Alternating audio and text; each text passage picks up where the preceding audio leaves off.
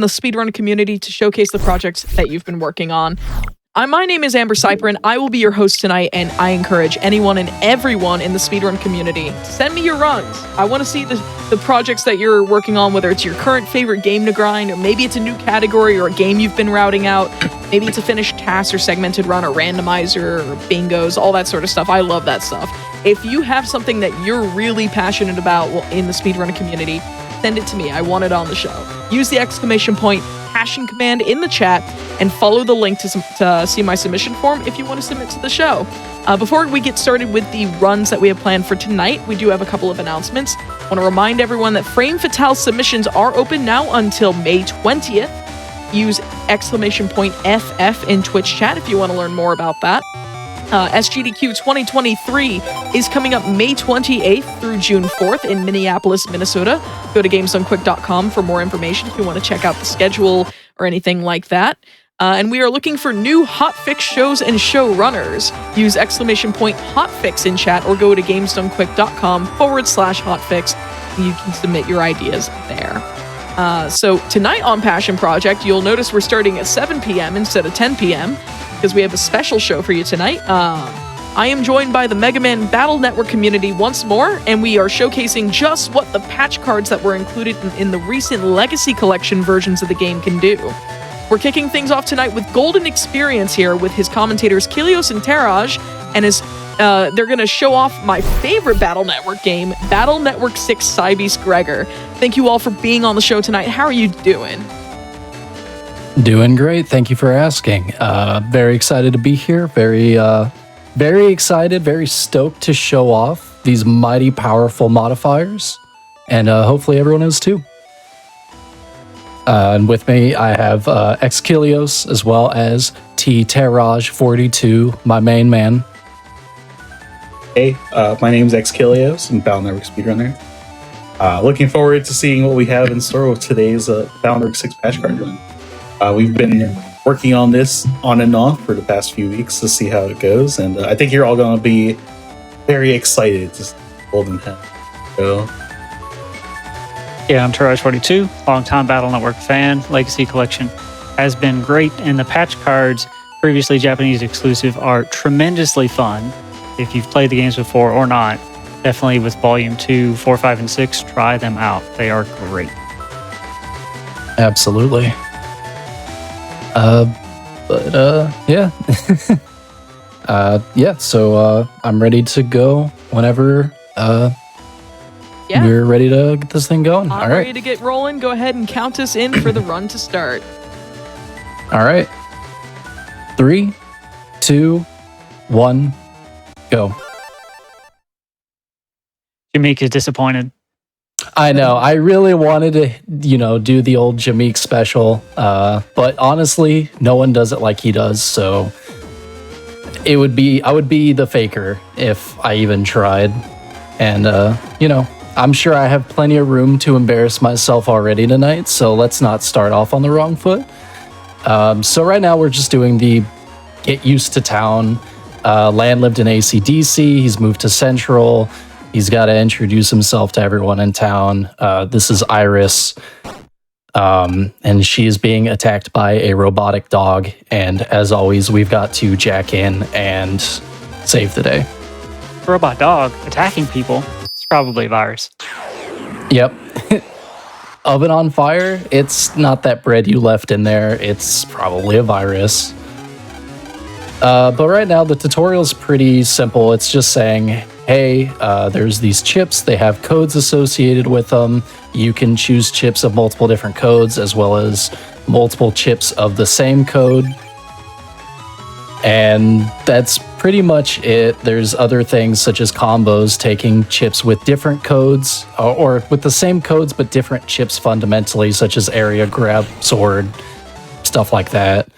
It's also going to introduce the concept of full synchro, which is when enemies attack, they have a frame window in which when you attack them, you enter full sync, you deal double damage on the next chip usage. A very, very powerful tool that we hopefully will be using throughout this run. Yeah, so compared to the last show we had when we were Battle Network stuff, Full Synchro is new in terms of that for the last Passion Project. It was the system that got changed. Like, we had counter hitting in BN2 and well, that usually just gave us bug frags. Bug frags have been changed, where they're from like certain data or from GPs, and you now have double damage from your Full Synchro. This makes your tips even. Counter hitting in 2? I can't believe Kilios is lying on the internet. That's true. I did say 2. I bet it's just 3. Who would go on the internet and lie? Yeah, Full Synchro was introduced in 4, and it's definitely, I think it makes the game a bit more active, which is cool. Okay, so we are coming up to the patch card section. Normally here we would just make a quick little adjustment to our folder, but instead we are going to start modifying like crazy. Let's see. So Golden has some notes. He's going to read through and focus on those. We'll talk a little bit through kind of what you're seeing. The way you get to this menu is from the Mega Man screen, which is normally where the Navicust is, and you can access a couple sets of patch cards. There's about 100 item cards, event cards, download chips, and then a few more special patch cards. The item cards are things like battle chips or Zenny that you can get. We'll be taking some free money and things for the folder. The event chips are mostly jobs. Download chips are like promotional event stuff, so things you could have won from tournaments back in the day. And then the patch cards are all collections of modifiers that change Mega Man's behavior in different ways. So you can change the Buster Shot into, say, a sword, or you can change your Charge Shot into a boomerang, the Boomer Battleship.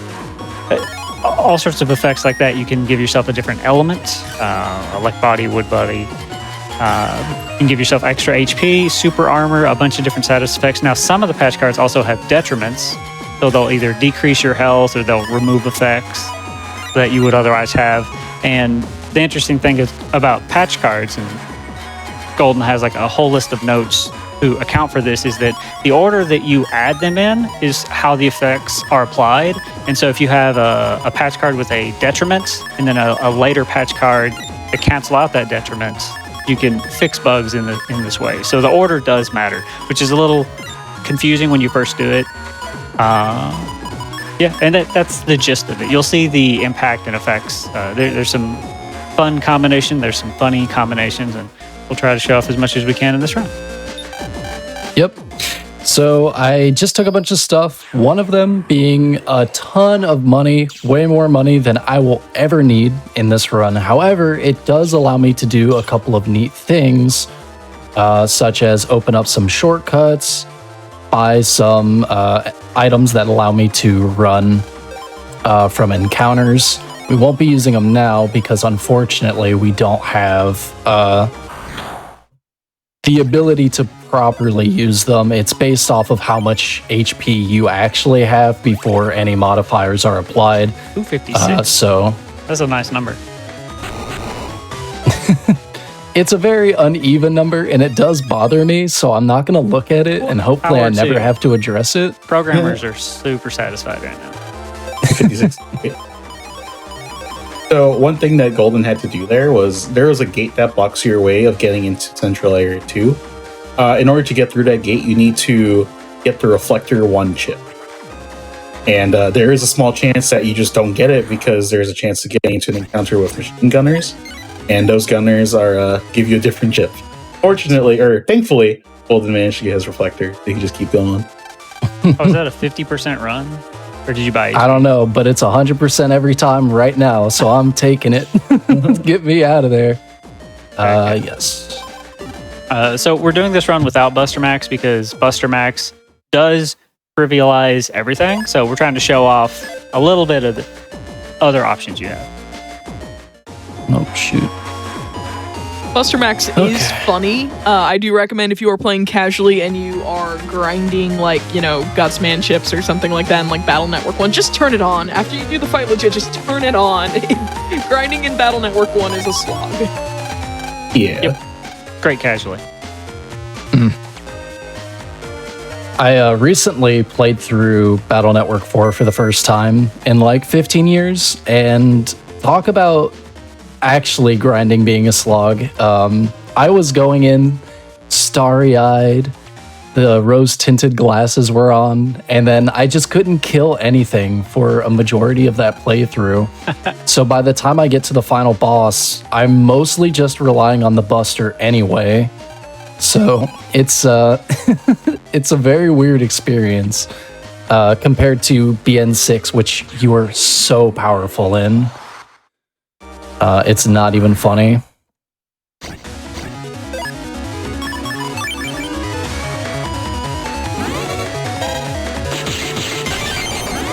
All right. So that's our first mod card that I'm showing off, and we're going to see a lot more of that later.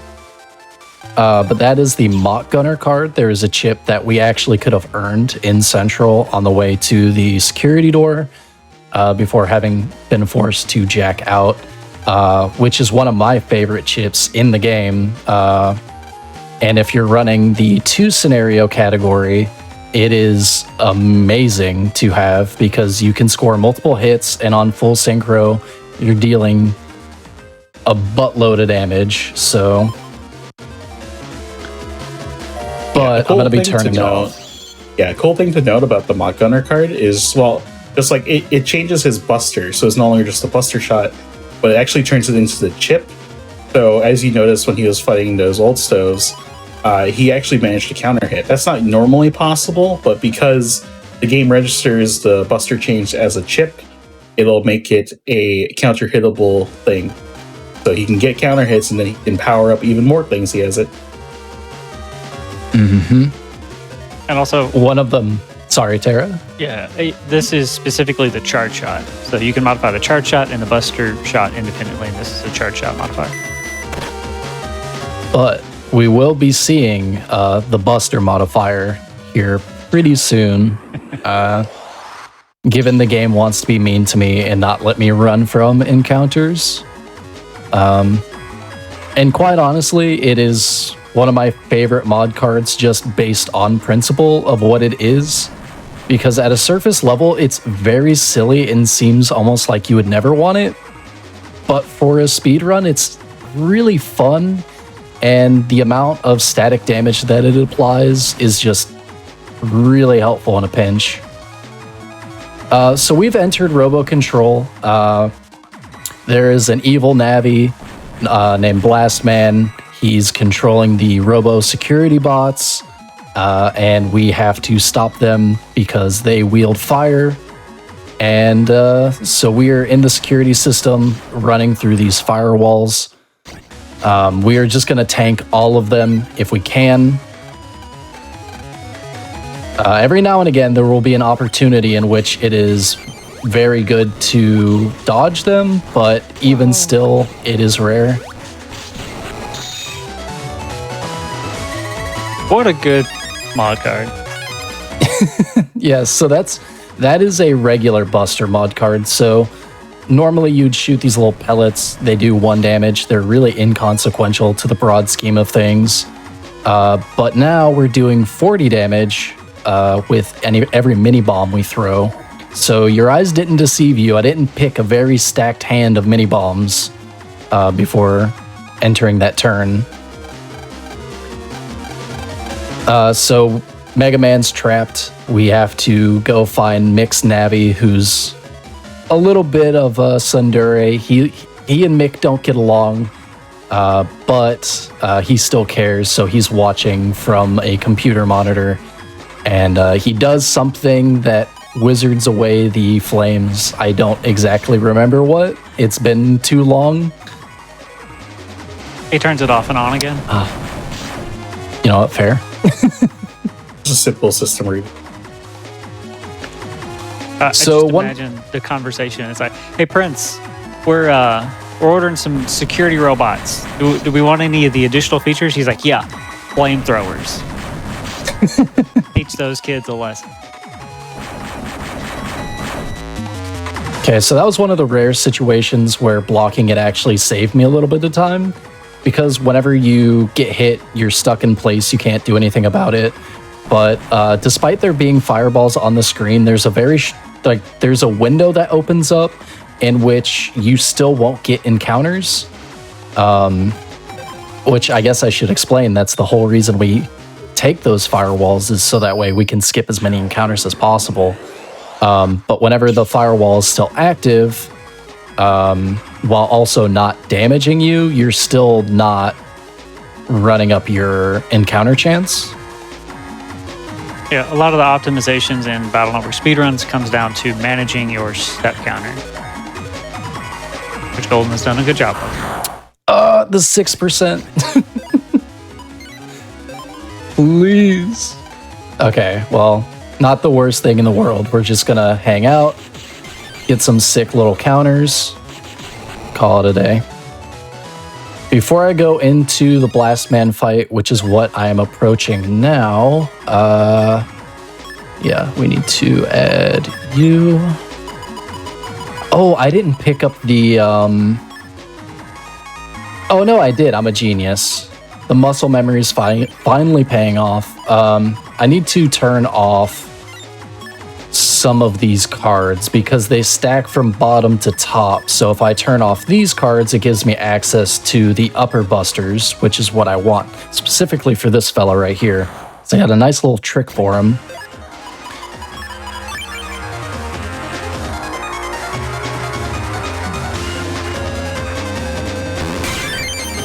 All right, so we've now entered full synchro. Not a big deal, but the counter is very nice. And bada boom, he's done. So right now my...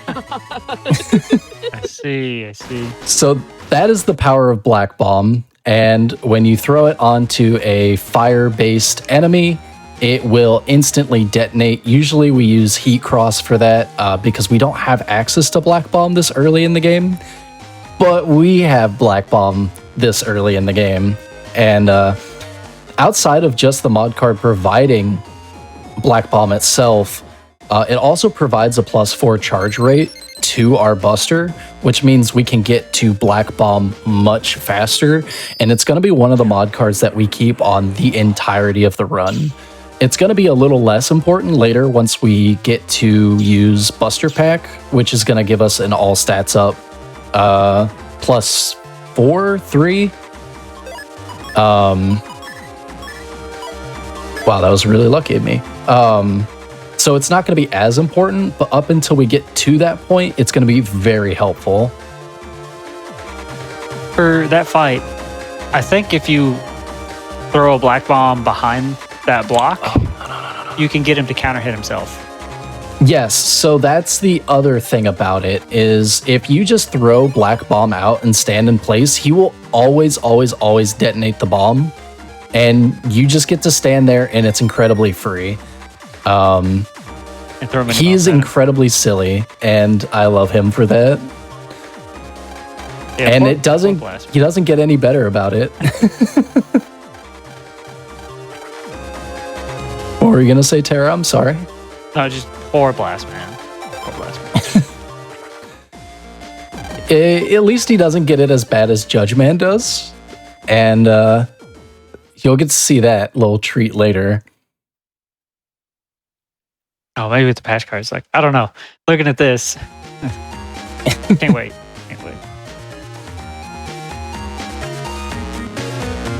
Okay, so enter Plata. Plata is a penguin. Pelican. We don't know where it came from. Oh, pelican, you're right. Plata is a pelican that has followed Mick to school, and we need to feed it, we need to house it, and we need to figure out where it came from. So right now, we are asking, hey teacher, what do penguins eat? To which he very easily replies, fish, because of course they do. So we need to go find somebody who can hook us up with some fish. Just so happens to be this kid right here. He has a grandfather who just so happens to love fishing, and he's willing to part with some fish. So we're going to make Plata a very happy penguin. Pelican. Pigeon. All right. I think. Bird. Bird up. One brain cell. Nope, that is not what I wanted.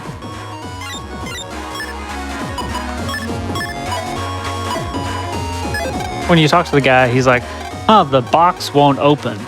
So Lan says, let me check. Yep, it's a virus. That's why you can't open your box. Yeah. Oh, those dang old viruses. So this fight is actually kind of dangerous. Casually, I died a couple of times. It can be a little spooky, but it's got some interesting setups. At this point, we should still have Reflector regged, which means we'll always draw it on the first turn without fail every single time. There's like an interesting strategy where you can get the Piranha to go down. Well, it's a chance. It's a 50-50 chance whether or not the Piranha cooperates, but it can go down at the same row as the Starfish, and you can trigger the Piranha to shoot at you, to which you reflect it. If you have a +10 modifier from the +10 attack chip, then you also get to kill both of them, which is incredibly nice because it takes out a lot of the complication of that fight. Not that it is terribly complicated to begin with, but here we are. Instead, I opt to zap them with lightning, as Zeus might, because they deserve it for ruining my rando runs. Yeah, Dull Thunder's great. The Cold Chart Shot. Also, chat has thrown out a few good puns, and I appreciate it as well.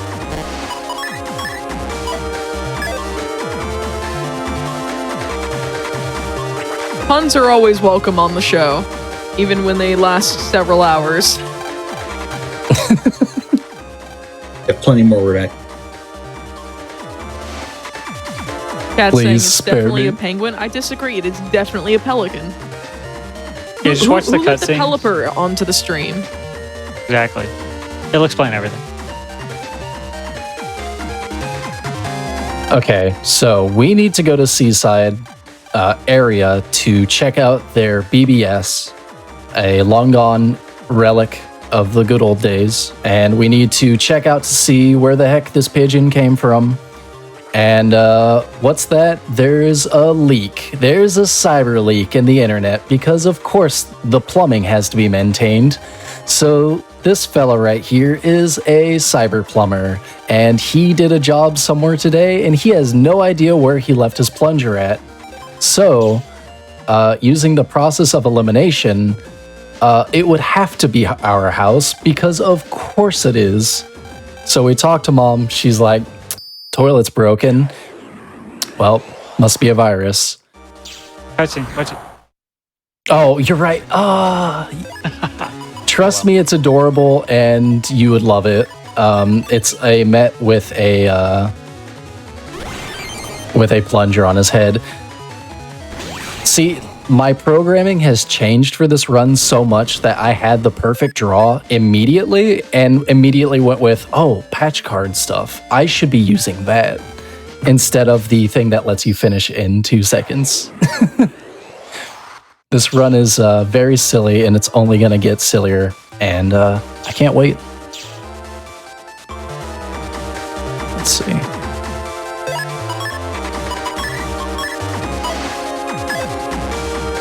Also, when you said BBS is a long gone relic of the past, I just remembered how NT Warrior or like the Mega Man.exe series of stuff was designed with what the future would look like.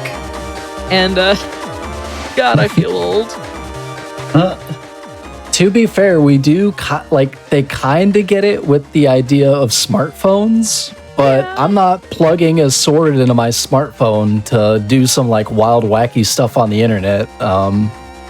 But if only, right? I mean, there are the keyboard warriors out there. I mean, that counts, right? I suppose. Oh, please give this to me. I need this. So entering Seaside, we have these little fellas here. They're called piranhas. And they drop a chip that we absolutely need called Train Arrow. I did not get the Train Arrow because of course I wouldn't. That is savagely classic. murdered that Battle Green mystery data. You got what you deserved. No. Oh, hey, now hold on. I did it because we need that. Hopefully we can pull it back. I really need this chip because if we don't get it here, we have to do it a little bit later. It's just not as convenient. I know how Rish feels now. I finally get it. Yeah, luckily we do have a really good backup to get this chip. So when Golden had an encounter with just a double piranha, that was the best chance he had at getting that chip because with only piranhas in play, the choice to pick a drop table was guaranteed to be one of the piranhas. Unfortunately, to get a train arrow, it is a 50-50 chance to get Zenny or the battle chip. We lost the coin flip. And we didn't even get a longsword S to show for it because I don't know how many times I've had a run get longsword S instead of the train arrow, and at least that's cool because Dream Sword, everybody likes that. We all saw it on the anime. It's cool. Proto Man, Mega Man, teaming up, double Dream Sword. We won't use it, but it'd be nice. At least it's a little consolation prize. But either way, we've deduced that Plata has come from the aquarium in Seaside, because of course, and we went to the aquarium to drop them off, and unfortunately they're closed. And we met a very interesting character named Blackbeard. His beard's white. Don't ask. I'm not sure. But here we're waking up and we are entering the Navi Customizer tutorial, which is kind of... Why does the aquarium have a pigeon? You know what? It's a good question. I've heard they can swim. We sure it's not a seagull? Yo, maybe. Oh, actually, that would make sense. It might be a water dog. No, those are seals. Oh, yeah, a you're seal right. later on. Oh yeah, Fanny.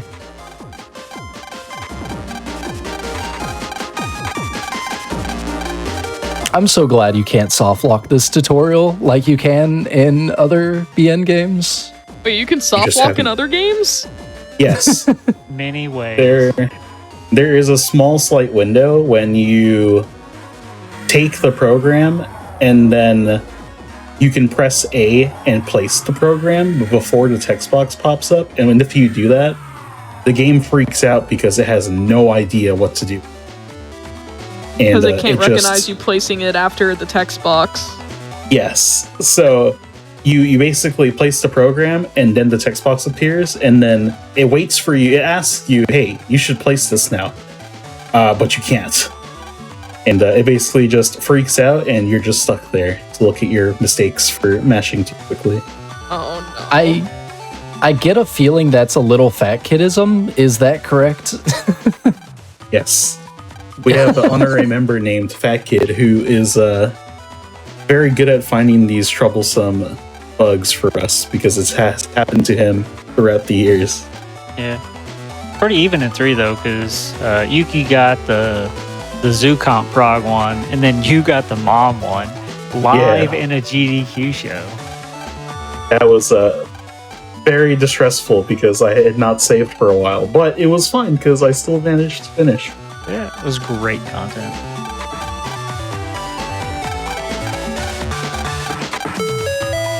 Golden talking to all of the fish and the dude. Yeah. He seemed like, he was enjoying the show. It seemed like, he needed someone to talk to about Animal. I can't see it from here anymore. But yeah, so we get a little free trip at the aquarium, and we saw a little show with Fanny, who is a seal. Elephant seal? Correct. I feel like that's Yes. correct. Yeah. And we're going to go home. No questions asked. Never. Except all of the aquatic animals have now escaped from the aquarium. So we need to figure out what's going on, as always.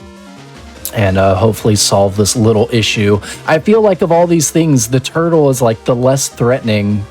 The turtles and the penguins, and yet everyone's like, "Oh no, that tortoise!" They're just hanging out. Yeah, they just want to chill. Like, I would want to do that if I was in an exhibit all day.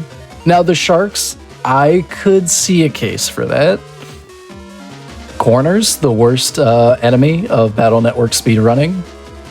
It's okay. Catching We me? confirmed that they're vegetarian sharks, so we're safe.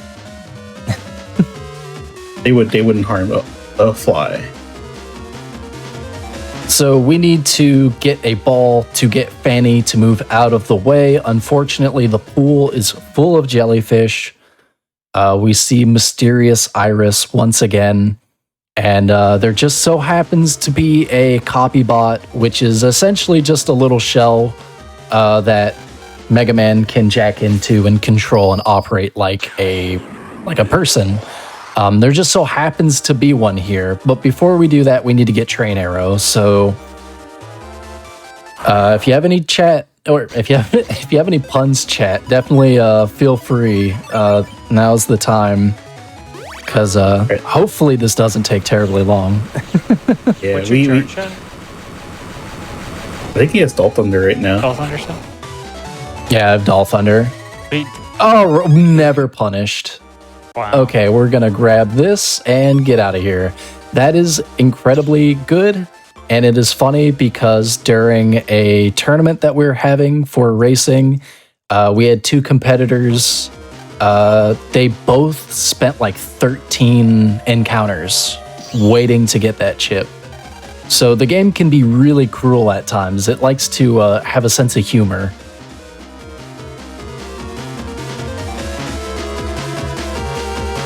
Very patient. Sometimes the game likes to clown around. Oh, get the toy! Get the It toy! sure does. Oh, right. Someone's making a Link's Awakening reference. Like, there's a walrus. Where's Marin when you need her? Oh, yeah. Chat, don't be mad. I haven't played Link's Awakening. Please. I do recommend. I think the Switch version is probably better for a casual playthrough unless you really, really enjoy the aesthetic of Game Boy Color. That's the only reason I hang around for Wario Land 3 anymore. Or Wario World. World? Land? Land. Because Game Boy, of course. Yeah, I was gonna say Wario World's a GameCube game. Yeah, I didn't play that one, admittedly. Okay, so we are now in the Aqua Rum pumps. That was weird. We're gonna talk to these progs, and the sharks are gonna pop up. We have to avoid the sharks. I'm gonna be pressing the L button every now and again. I've memorized where I need to press it. I've memorized where I need to go. By doing that, it resets our step counter, which basically just says, hey, you don't get any encounters for the rest of this dungeon, which is very nice because some of these fights are very time consuming. And this is the point where we can't really run away from things consistently anymore. I don't remember what the base HP value has to be to run at this point 100% successfully. And considering anything that isn't just 100% is potential time loss, and we can just circumvent it by pressing the L button and checking the aquarium for the answer, much better, much faster. Let's see, there we go. For chat's question, Legacy Collection is available on the Switch as well as on Steam, PC, and PlayStation. Golden here is playing the Switch version. I cannot believe that just happened. I cannot. Never, ever. Never, ever has that happened. Yeah, so even with all the L button presses, Golden managed to get an encounter. That is very unfortunate. It's supposed to be complete. Well, obviously, it's not completely safe, but it's a very safe window to get out of there without needing to press the L button. I would have said before, 10 out of 10 times, it'll always work. That is not the case. Yeah, just to go over it one more time, essentially what we're doing with the L button is when Mega Man and Lan are on and off the screen, they are counted as two different things. So Mega Man has a step counter he has to worry about once he's online on the internet. Lan doesn't have to deal with that. But since it's a screen transition, because normally during this scenario, you're supposed to be running around talking to any of the little animal exhibits to try and figure out where these progs will have to go. Step counter resets because you're going back to the overworld, so it counts as you as not being on the internet. So your step counter just gets reset to 0 every time you press the L button to go back to the overworld and come back. Thank you. I don't know if I was clear when I said it, so I'm really glad you clarified. I'm out here fighting for my life. Yeah. Golden just so happens to make a setup that allows you to not get any extra encounters. Normally when we do this, we have like maybe 2 or 3 L button presses. I think Golden's is a little more safer to allow for no checks, and normally everyone risks a 6% chance of getting an encounter. So it's just very unfortunate that Golden didn't get the encounter. It must have been something with like a step counter bug. And speaking of Golden, Mega Man is Golden because of one of the patch cards that Golden is using. Gives him elect body, so he's electric element. With all the benefits, there are none, and detriments, Yep. there are some. Oh, there's a big one. It's called Honey Bomber. That is the scariest fight in this game because of elect body. But it's funny because when I was picking the patch cards, I was looking at everything and I said, what element gives me a benefit that I'm willing to take for what the element suffers for? And elect just seemed like the safest play. And when I was doing practice runs, someone was like, oh, you're yellow, like you're golden. I was like, yes, that was planned. It was all intentional because this is the golden experience. So It truly is a golden experience. so far things are going pretty well. Besides that one mishap, we're looking pretty good. Yeah. Which I wouldn't even say that was so early. That wasn't even where you're supposed to press the button. I was supposed to be able to walk like 20 feet. All Goldens in this encounter. One thing we have to talk about these comps is whenever you are running through these comps, there are 2 different types of sharks. There's the pink shark, and then there's the blue sharks. The pink sharks have a set rotation that they travel around. Like there's like a certain path that they follow, but the blue sharks, they are they're hunters. They're trying to reach for you. They want to make sure your prog doesn't see the light of day. So they will try to follow you until they reach you. So sometimes we have certain different like step movements we do just to make sure that the blue sharks are not in our path, so we can just have a straight shot path to getting back and turning these in. Yes, there is one shark in particular that can high-five you and just not grab the prog at all. And there's genuinely no reason for why it does it. It will actually swim right at you, get to your feet, and then turn around. And it's the scariest thing. And every time you will be in the process of having turned around yourself. I'm going to save here just in case, even though I'm pretty sure I don't need it. Yeah. The blue sharks have like a bounding box, an area they patrol. So this is Moist Man. He is the worst boss in the game. That's a savage charge shot, though. All Thunder is so good. I wanted to use the. Sorry. What'd you say? No. Good job. Thank you. I wanted to use more mini bombs there, but I just didn't want to get clowned by the missiles and have something happen. But that fight is pretty safe, to begin with, normally you'd only be going in with like 110 HP, but because of the mod cards giving me some extra HP, you could actually just stand in place all day and you never break a sweat. But he is incredibly annoying.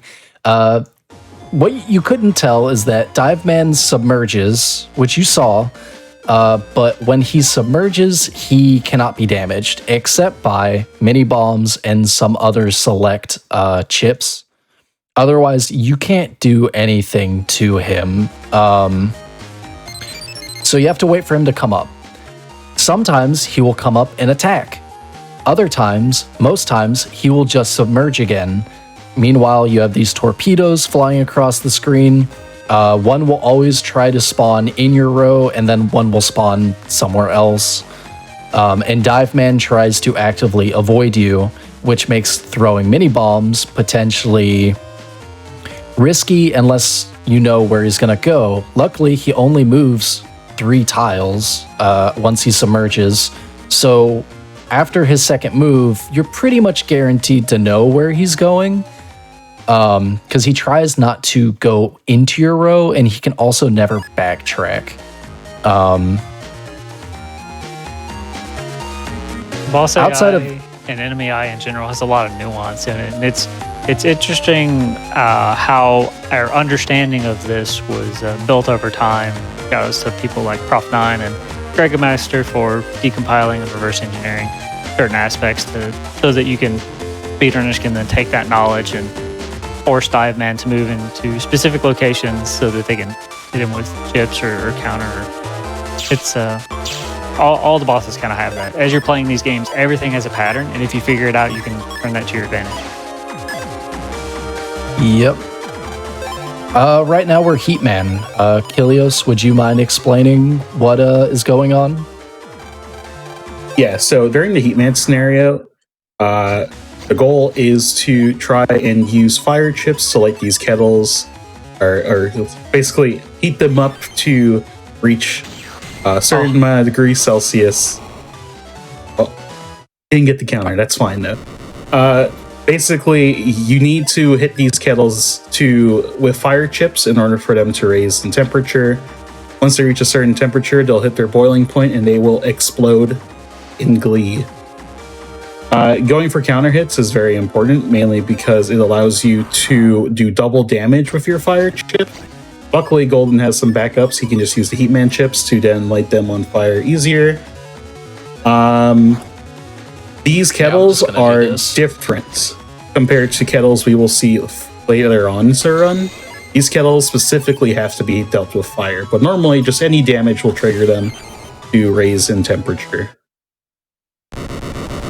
But Golden's going to be going for a bunch of counter hits because the last 2 encounters have very specific setups to try and get the counter hits, as well as to just get these kettles all set up. The final fight that Golden will be getting to will have 3 kettles.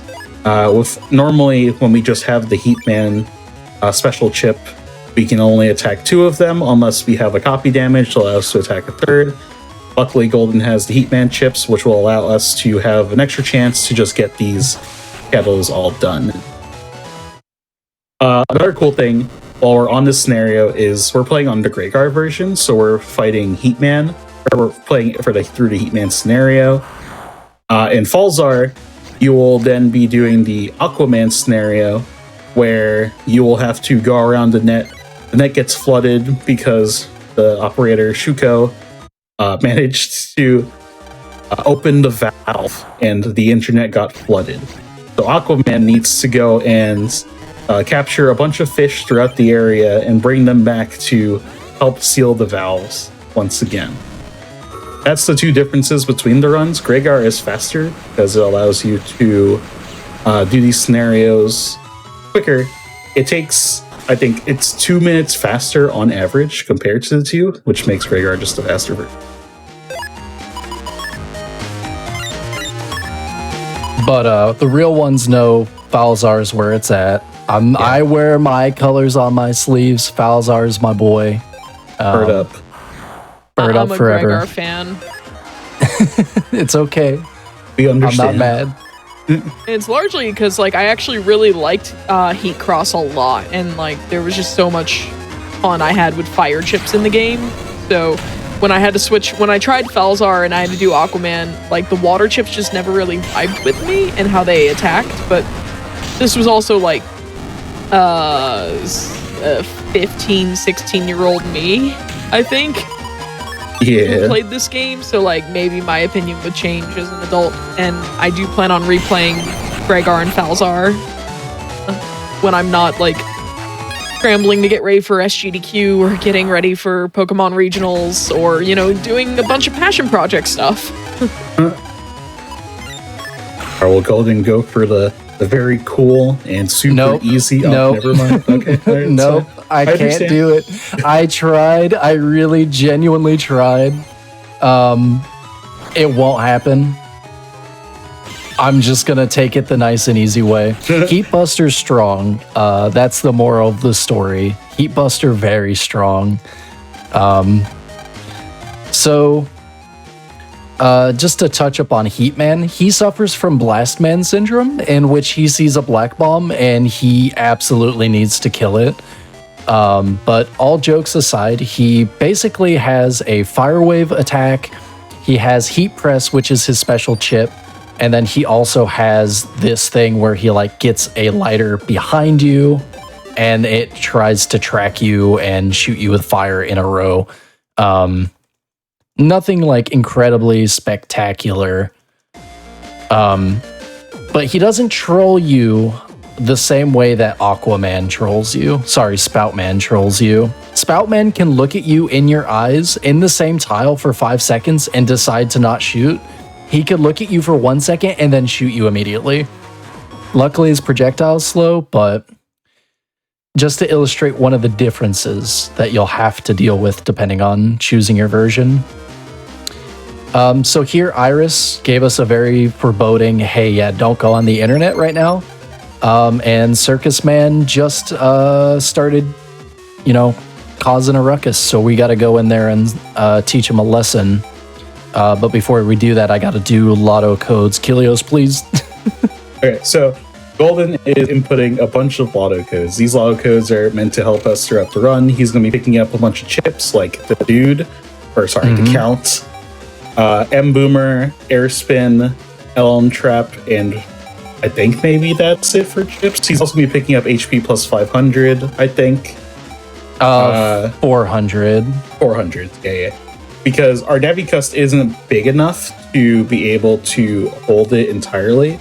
Luckily, BN6 has this cool function where you can play around with stuff off of the Navicust and it just gives you a negative effect. Yeah, so we're going to be taking HP bug. Yes. He's also going to be getting this thing called Buster Pack, which he mentioned earlier gives you +3. So our Buster will be able to do up to 130 damage with Heat Cross, and our charge is going to be basically like almost instant if we just use it with the Black Bomb as well as anything. One thing to note is the Buster changes and all that are limited to just normal Mega Man, so once Golden were to use a cross, he would lose those features. However, anything he puts on the field beforehand would still be on the field, so he can technically use a Black Bomb and then switch to Heat Cross and then light it on fire.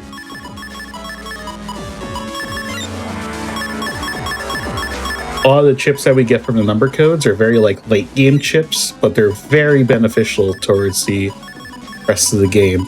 Also allows for us to just have like a bunch of strong chips available.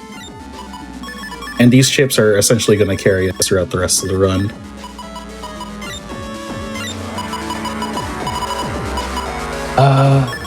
Take you back. Okay. And then Navicust.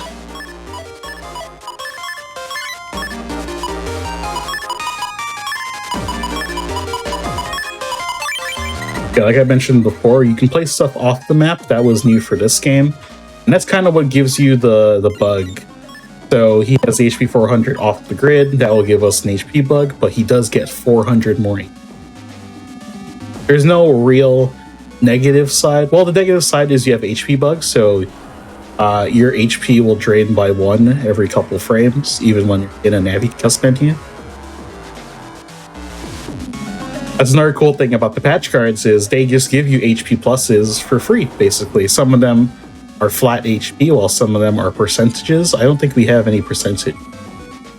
No, I believe one of them is an HP minus percentage, but it's very inconsequential. That's why we have that odd number for our HP.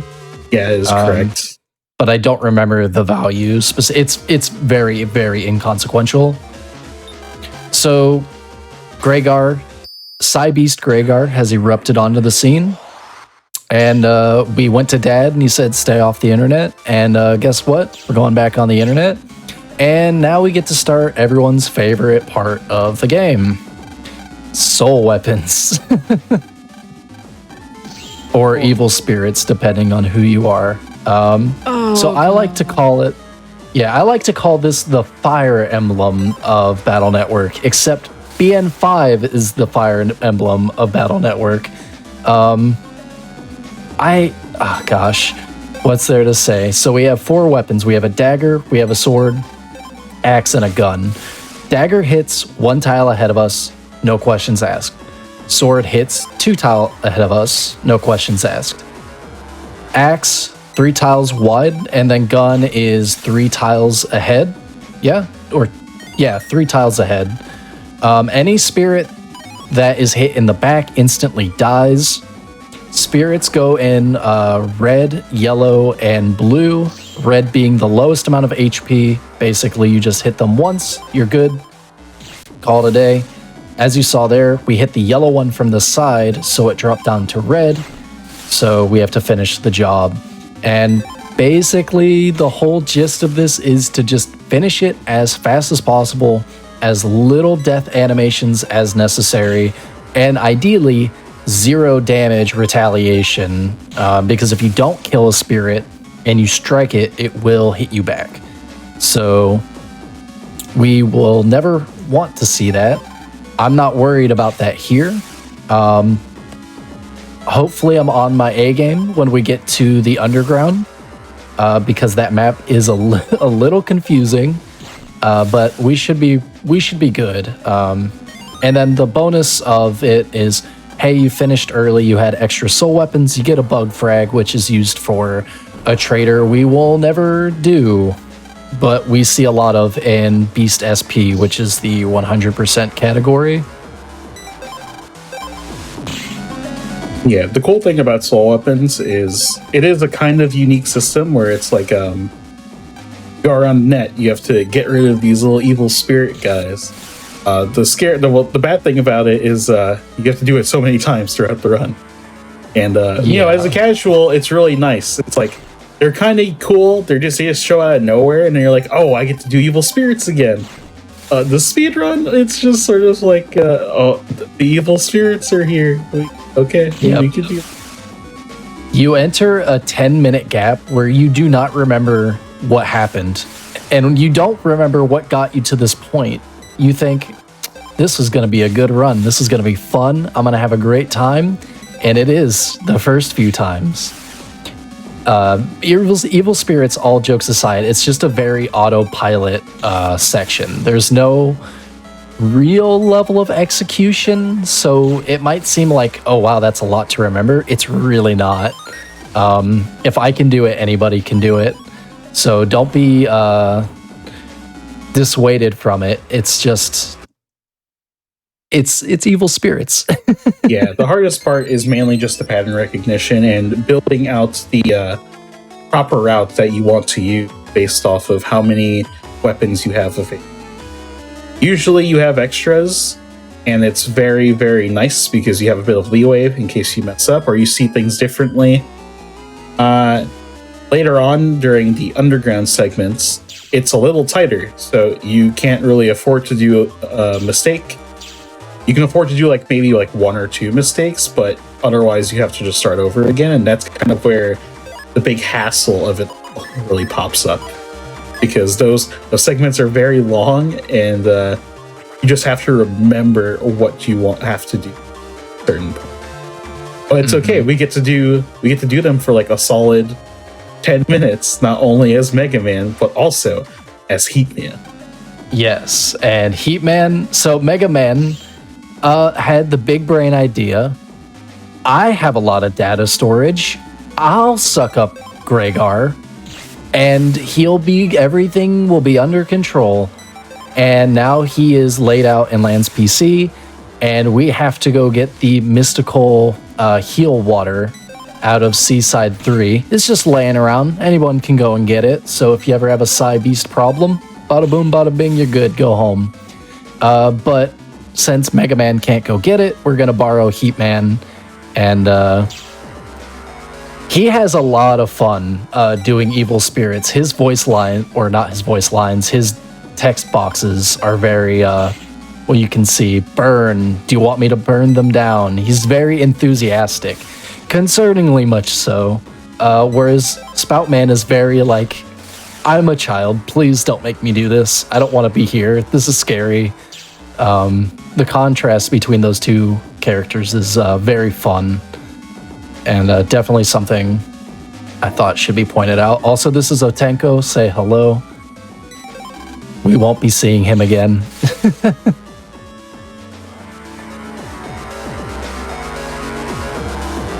Oh, yeah, I guess that's another thing to bring up too, with the introduction of the patch cards and whatnot from the Legacy Collection. We just need to also remember that those were basically JP exclusive version stuff that we were able to gain access to once the collection came around. Otenko and all the Boktai stuff in this game are basically, most of the content was JP exclusive. The Count, or the Dude as we like to call him, was also a chip that was exclusive to the Japanese version. And it's a very good chip, but its data was taken away in the English version. And although it was taken away, there's a rare chance you can get it. And if you do get it and use it, it crashes the game. So. No. I cannot believe I just did that. Flip and slide. So, Golden took a little bit of a detour. He just really wanted to show you how these slip and slide panels work. They send you away. That's yeah. They're very fun. Yeah, that's definitely. I hadn't made that mistake all week practicing, if you believe it or not. And many people who know me would say that's a fib, and I promise I'm not fibbing to you right now. This is the speedrunner's curse. You practice all week. Fans. Yeah, you know what? You're right. It's for them. But I do actually like using them for a little bit of faster movement, just going down a little bit. It doesn't save really a lot of time at all, but it's 1 second I don't have to be holding the D-pad, and that's my thumb saying thank you. So, also earlier we opened a door. That was the door that requires train arrows. So to actually progress with the game, you need train arrow. It is dastardly, to say the least. Speaking of dastardly, this door. It's a three fight gauntlet. It's not that bad. Ideally, you just want a lot of counterplay. We'll see if I'm tough enough to do it. Yeah, so the thing with this 3 battle door is, like I mentioned earlier, how there is a difference between the Spoutman and the Heatman scenario. For the Spoutman scenario, you are in Central area, and in order in Seaside area, and in order to get to Seaside Area 3, you have to do this battle door. So the Aquaman scenario does this early, before we have access to the lottery codes, so they don't have as strong of a folder. Luckily, Aquaman's special chip is very good for this certain scenario and these 3 fight gauntlets. So Drip shower is very good. Aquaman scenario gets to do this door early, and once these 3 fight gauntlets are done for Heatman and for the Heatman right here, this is where the 2 games once again realign up. Ooh, can I get this? Yes, absolutely I can.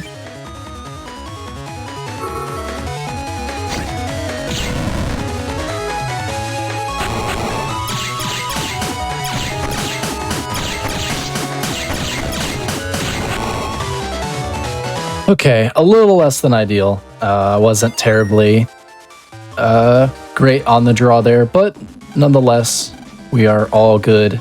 And we're right back to soul weapons, in case you missed it.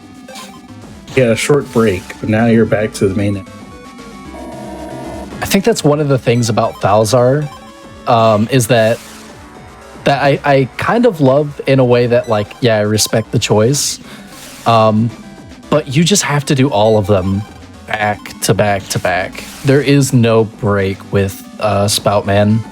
It's just because you do it early, so there's no reason to have that little break.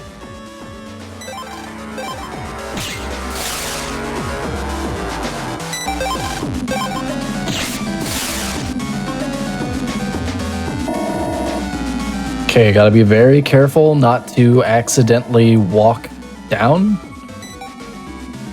Yes.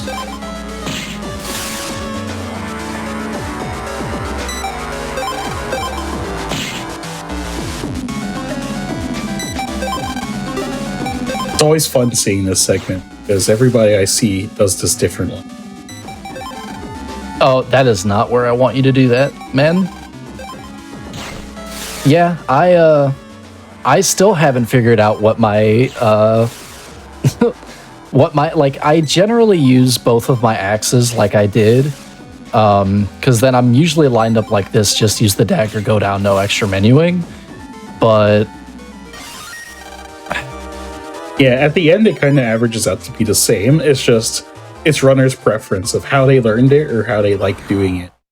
Kind of is usually how it is. There is a faster way of doing it, pretty much, but it's just like movement frames, pretty much. Mm-hmm. Okay, if I'm fast enough, I can snag this guy.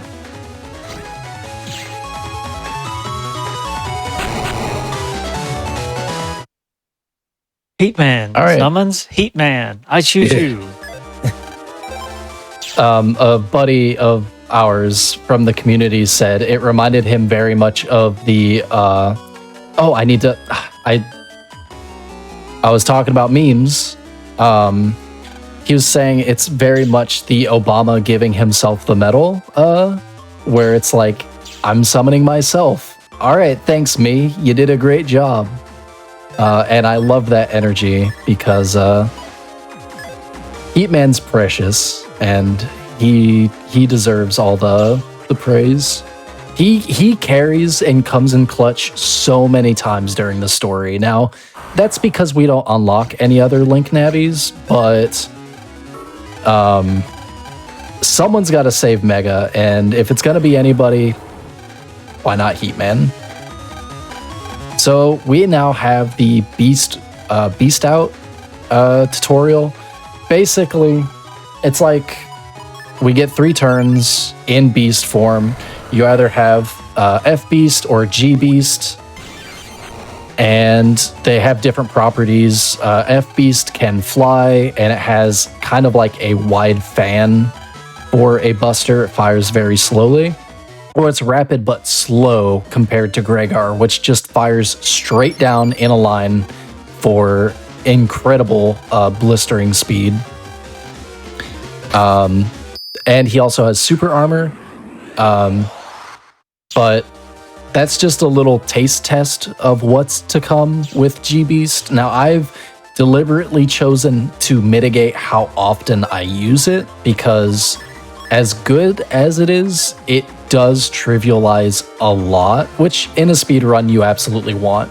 But I feel like for a patch card showcase, G-Beast kind of needs to take the back seat a little bit. But he will come in, and he will have a very pivotal moment later in the run. Now we're just taking our casual stroll through the internet to go fight Circus Man, who is just happily waiting for us to try and beat us up. Fortunately for him, he doesn't know we have black bombs. Funnily enough,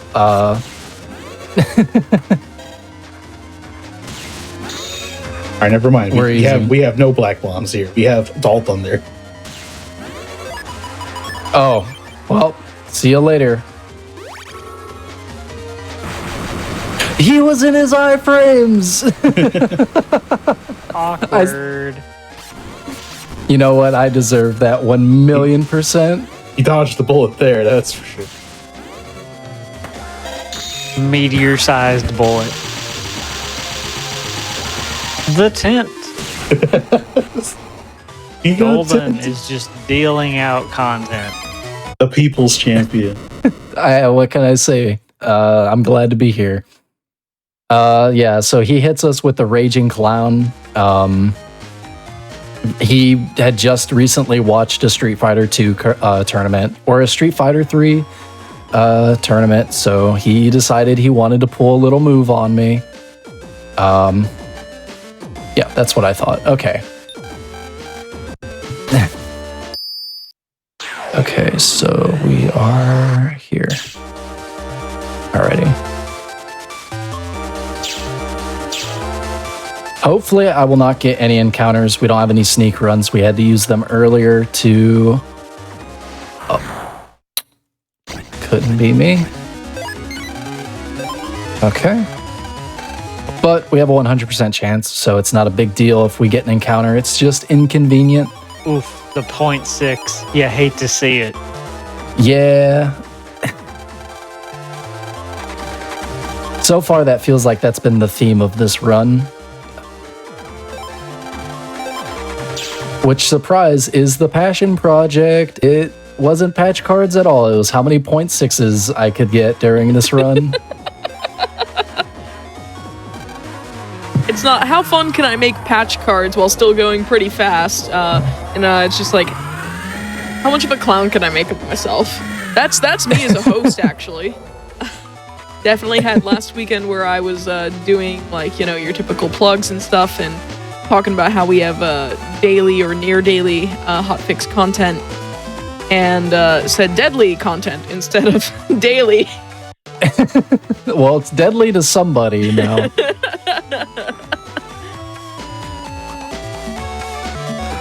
Oh boy. So we're doing expo trials. We're given little hints. We have to find these expo navies. They're hidden in cute little places. This one, they're in the Cyber Seal, or they're around Cyber Seals. There's seals in the background. We're in the internet. It's cyber. Do you get it? Next, they're saying something about fish that don't swim, which is actually a very weird translation thing, because it's called fish sticks in the Western release, but I believe it's supposed to be takoyaki in the Japanese release. Yeah. So that's like octopus ball, like fried octopus. That's like in a little ball. And now they're saying we have to find crawfish, something that looks at crawfish. And I just happen to know the place, and conveniently, it's in our school. So we're gonna go get that and move on with the trials. Which it's kind of like Chekhov's gun in this sense, in that one of the things I do really like about the story for this game is they do a good job of setting up things like, oh, you're going to jack into the security camera. Oh, guess what? You have to go there later. Whereas, like, if you didn't know where it was specifically, or you hadn't been introduced to that content or concept, you probably would have figured it out. But just it being like, hey, go here now because you're going to go back later.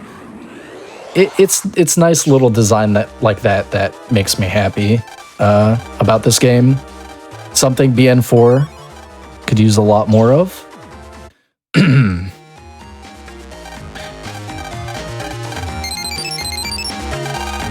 Okay.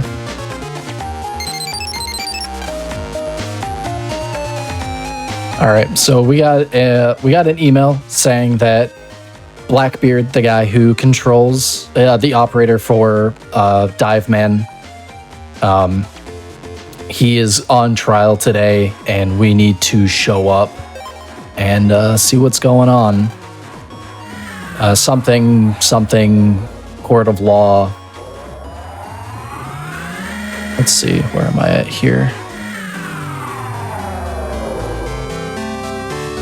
Okay. And we will be introduced to a character named Prosecutor Ito. Also, mysterious man stops us, but because we don't have our credentials to get inside the courthouse, of course, we need to go on the internet and do that. So while we're here, I'm going to use an unlocker to grab Black Bomb F, which is very... it's what we use in the any percent run anyway, but it's especially nice to have here because it's just a ton of damage. It's 250 damage on explosion. Very nice, very convenient. Cleans up a lot of those trickier fights later in the run, which you'll see what I'm talking about. In addition to our own Black Bomb, but because of full synchro, it is actually allowed to do double damage, so upwards of 500. So, very good.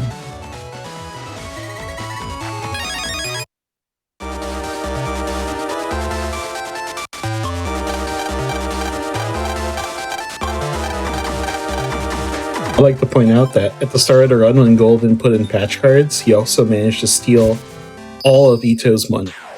That was very nice. Cashed in his salary. Apparently, he makes what, $15,000 or 15,000 zen? 30,000 zenny. 30,000 zen. You think it's per case per year? I wonder. That's a great question. I would hope it's per case because he's apparently very good at his job.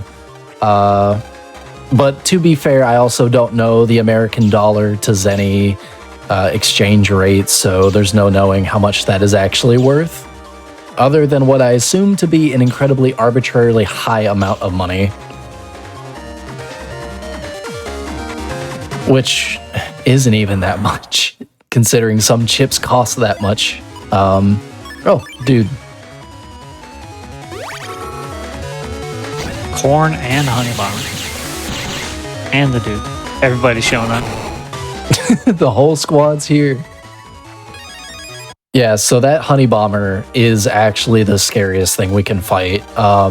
For me, because of this setup. Basically, they just exist. They don't do much. Stronger versions of them later will move around, but they will never attack on their own.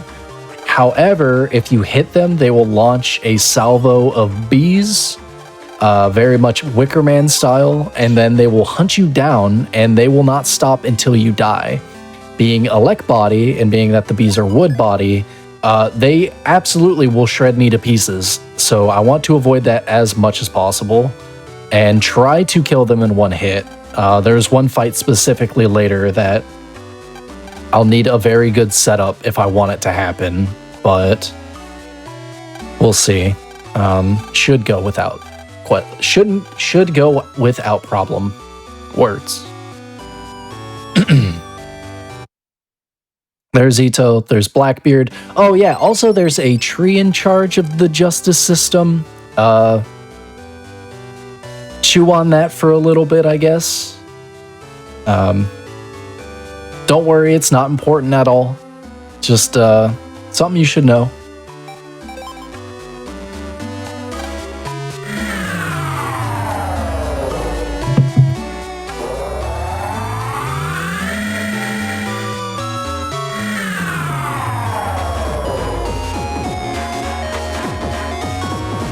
So, we got an email from Dad. Dad said, hey, I was at the school, I was doing some work, let's walk home. You walk 15 feet home together. And suddenly, we get an ominous email from our mother, and something's up with Dad. I wonder what it could be. Kilios, do you have any idea? I think Dad went out for groceries. Oh no. But like, So, electronic group. oh, the future is now. So Dad's accused of hacking the judge tree, and we have to go bail him out, or else he's going to be tickled. And that is, 100% real. He's gonna be tickled. I don't remember what the exact punishment, but I'm pretty sure it's tickling for what X amount of time or something, or like some arbitrary number. You're slightly off. It wasn't tickling. It was electric shocks for 1,000 hours, but close enough. So Different kind of tickle. Yeah. I'm sorry. I feel like that's just really dark for Mega Man, and I guess my mind had kind of put the kid gloves on it, but much crazier things have happened in these games. I like your interpretation more. Now canon. Please no. So we talk to Ito. He says, hey, you need to get proof that your dad has an alibi. And we remember, hey, he was at our school yesterday, so we need to go talk to Joe Mock, who is our teacher. Also, we have a teacher named Joe Mock. He's the coolest character. And so we're going to go talk to him and go take a look at that security camera and see what's up. Maybe we got some footage. Maybe not.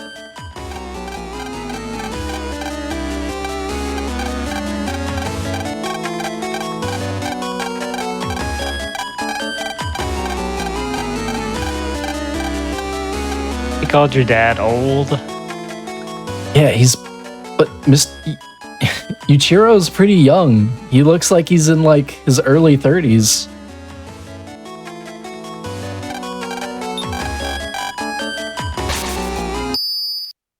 Or is it Yuichiro? I'm trying to remember exactly. You eat Cheerios too? Oh, you.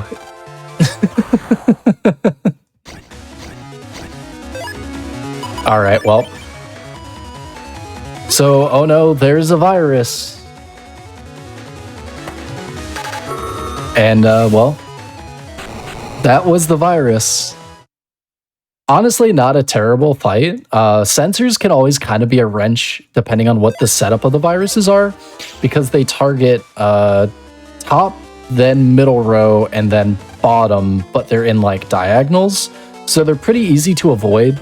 But if you have things that are just firing shots off like corn, they can kind of be a menace. There's one fight later that has them, and it's definitely not the worst, but it is a little concerning.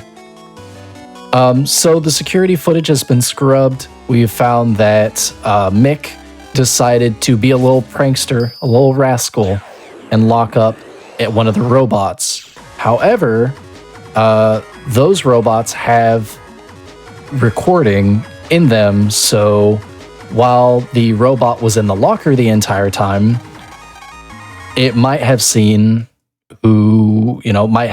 seen Lan's dad come to the school and work on the cameras. And surprise, it does. But it also catches Prosecutor Ito scrubbing the footage out of the security camera and placing viruses. I went to Seaside. Placing viruses in the camera terminal thing, data receptacle. So we have to go confront Ito about that.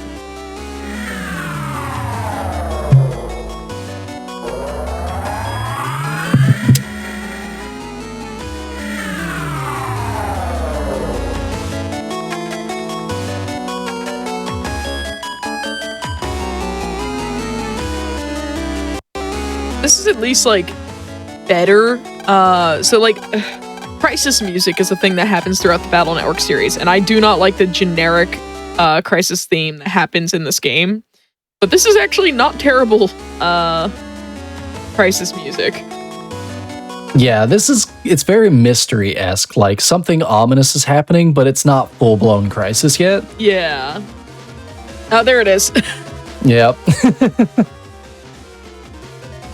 So Ito is insane, and he wants absolute justice, but he's also a member of World 3, so he is declared he's going to punish everybody ever, and we've got to stop that.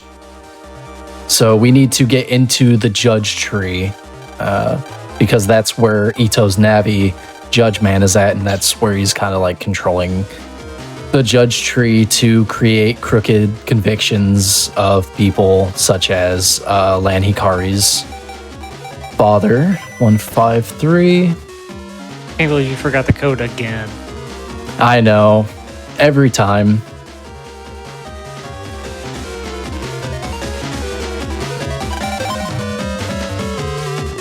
Okay, I do need to focus on this part though, so I am going to get a little quiet. The topic of crisis music, I believe one of the things that they did change in the Legacy Collection is that for 4 and 6, which played it in the post game, they no longer do that. So that's one nice change.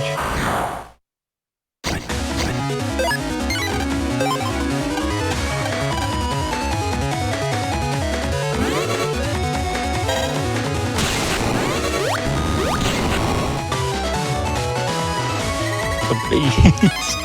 That was way too spooky.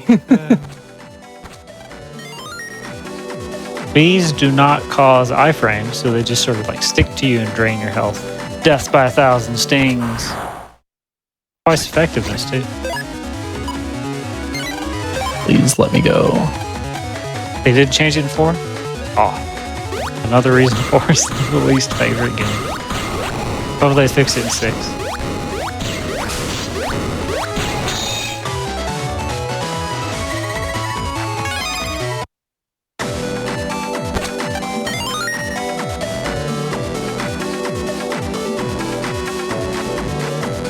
Golden does play with Joy-Cons, actually.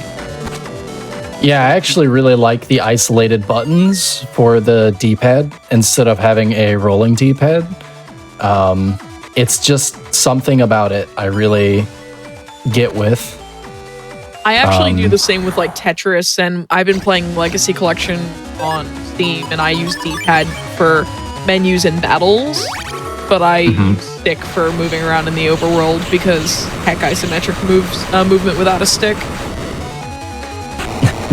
I can't do the stick. It's fluid, but something about it is too jarring for me. And if I want to hold a hard direction, I find it's harder for me to do it on a stick that isn't the GameCube controller. Oh, I see that, yeah.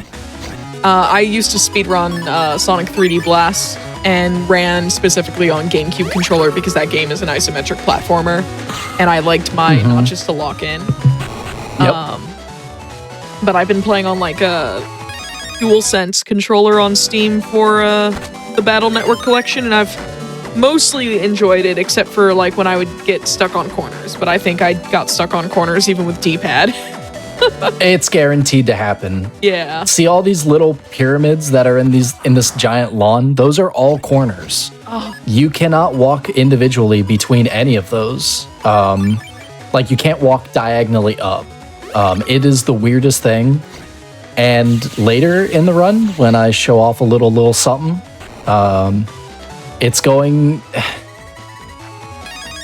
it is going to be the bane of me. Okay, we're picking that up because it is in my way, not because I actually want it. And I really don't want to step on grass if I don't have to. No, Mom, I don't want to go outside. Leave me alone. We're going to pick up this BMD. It has a Navi-Cust expansion. Basically just makes the grid bigger instead of it being a 4x4. It's a 5x4? 4x5, it's X and then Y, so it's 5x4. It makes it so that HP 400 is no longer bugged. It's very nice. So now we'll no longer be taking passive damage. All right, chat, I need your prayers. So here we go. No! Out of the corner. The corner. I was just talking about that too. I saw him. This man, he stepped on grass. Oh my god, I didn't see him. I was afraid he was going to come out of nowhere that time. Okay, so we are at Judge Man. He's a boss? What? Where'd this guy come from? This Legacy Collection DLC? I didn't know that this was that we played Yu-Gi-Oh here. Golden, what's going on? Yo, nice counter. That's what I was trying to set up for. I couldn't get the charge timing correct. I see. But yeah, that's why I really liked All Thunder for that fight. It's the same principle as Heat Buster, except you get the counter for it, which is very, very nice. Heat Buster still just wins because the charge is so blistering fast. Pun intended. But I think All Thunder is just a very fantastic option. Let me think. I need to go to Seaside. Oh, wait. I need to go. I didn't talk to Quiz Kid.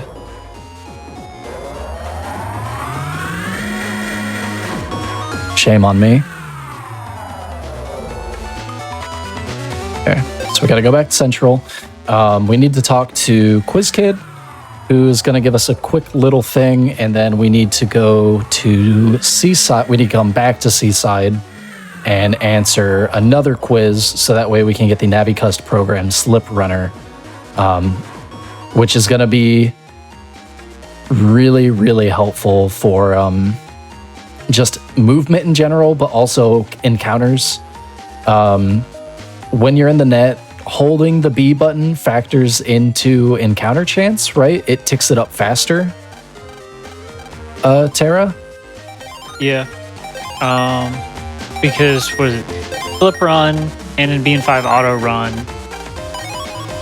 The game says Mega Man needs to move at running speed, but because you're not holding the B button, the step counter thinks you're walking, so it updates at half the rate that it would otherwise, which gives you exponentially less encounters as well. So Golden's correct. It feels nice. Okay. So I was supposed to get that a little bit earlier. Luckily, it's not terribly inconveniently out of the way to go grab now. But I need to grab that because I need to make a folder edit, as well as a Navicust change and a patch card swap for upcoming shenanigans. We're coming up, I guess I will touch up on what we are coming up on. Oh, wrong way. We're coming up to Sky Trials, which casually can be pretty tough. And in speedrunning, you need to have really solid draws. Luckily, we take chips out of the lotto codes, so that way we can have an easier time. Things like M Boomer, Air Spin. Wait, what? I didn't get the confirmation sound. That was weird. Doing commentary and quiz at the same time. I was impressed. I was feeling impressed. You have to imagine how I felt.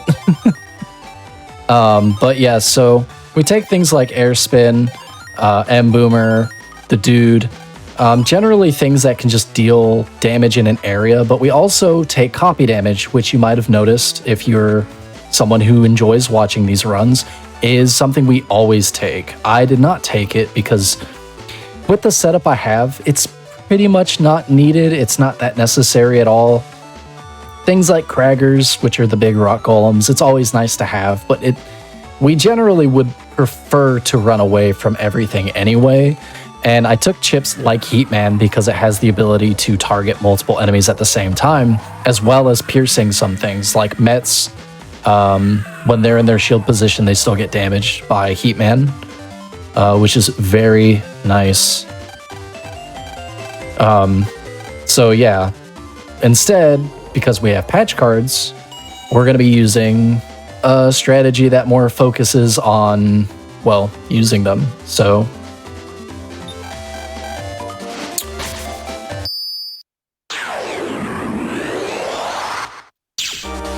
okay.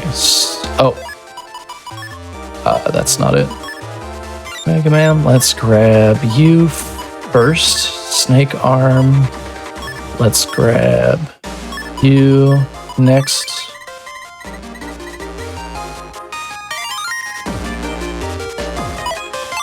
That was a little bit of an oops. Okay, go up. I'm gonna need to go in here.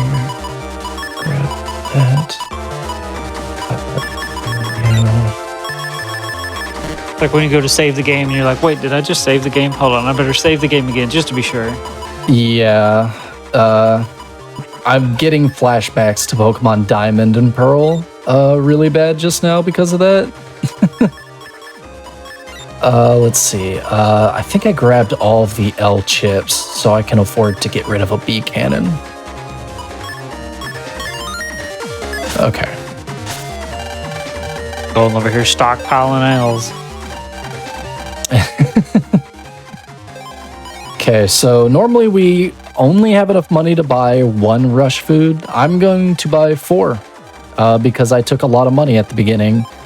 Usually you get to do this if you were able to find a yellow mystery data. I'm pretty sure that's 4 now. Yellow mystery data, they can hold money. They can hold a plethora of other things.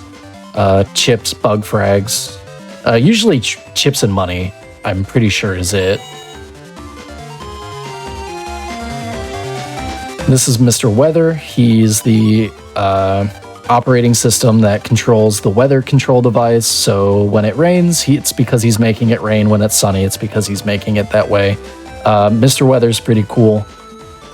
Nice little guy. Okay. And then we're gonna go jack in here. Okay. They're like, we're terrible at predicting the forecast, so we're just going to control the weather instead. Yes, we have all this future tech. I need that. And we're I almost forgot this guy. All week I had remembered to get this guy. I almost forgot him. I didn't forget him. We absolutely need this banner. That is a shortcut for later. Bookmark your favorite site. We'll be back here later. Let's see. Okay.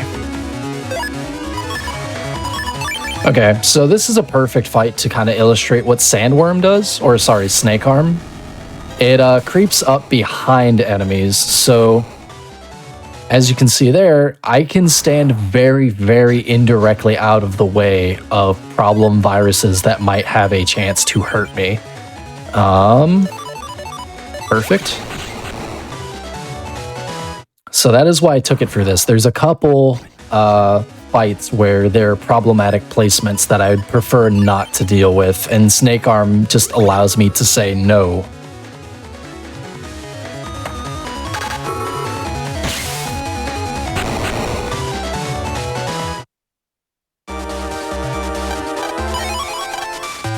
But as always, it'll still be faster just to use chips.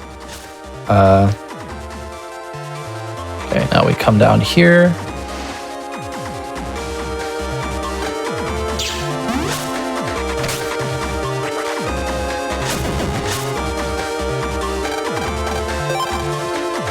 Okay.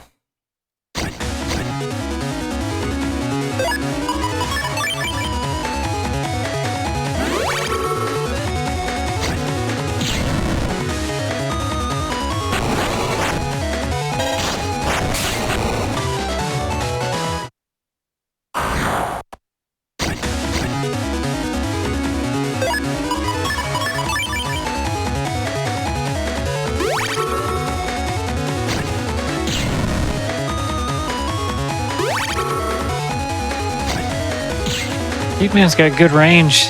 Shame he doesn't have that much range when you're actually playing him. Oh, I know. That's the shame about his Buster with the kettle situation, or with the kettle scenario, is he's very solid. He just, he has a very stubby cone.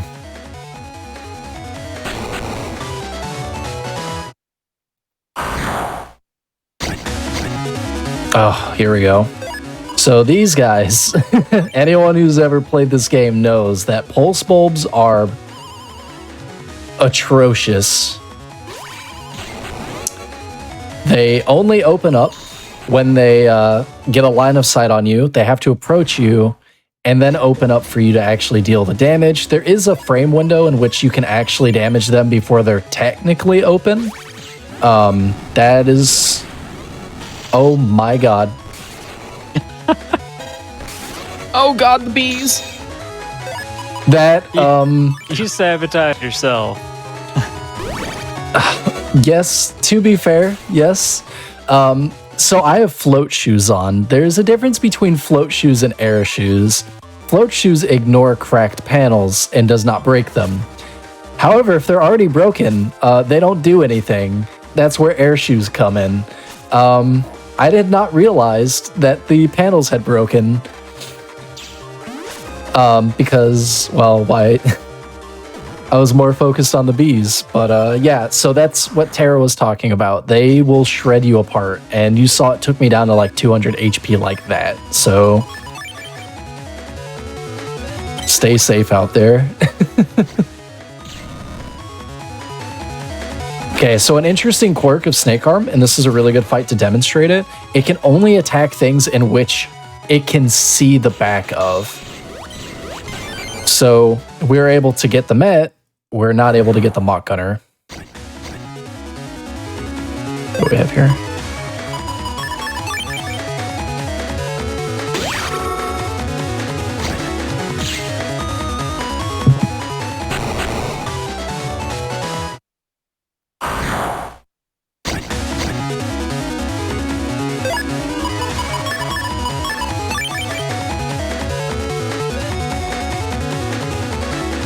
That's not where I wanted you to go.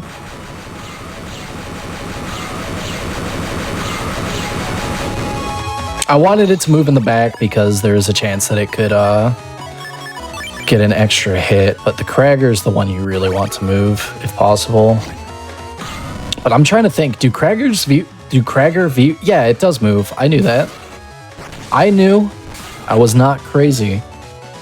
The first versions of them don't move, they stay immobile, but later versions like that one absolutely do move. And this is where you're gonna see Heat Cross for the first time. Ooh, Heat Cross! One of the things about Heat Cross is that it allows multi-hit. So if they enter a segment of flame, they'll take another tick of damage. So you can just melt through enemies. It is very nice. You...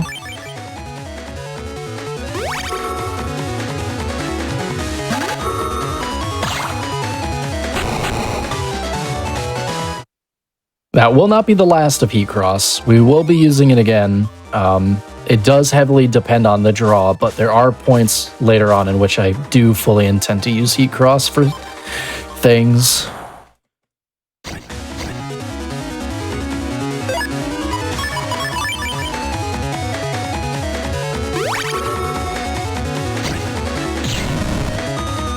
So as you can see, the Met was very clearly down in the guarded position. Heatman ignores that and says no. We would have preferred Heatman SP there, but take what you can get.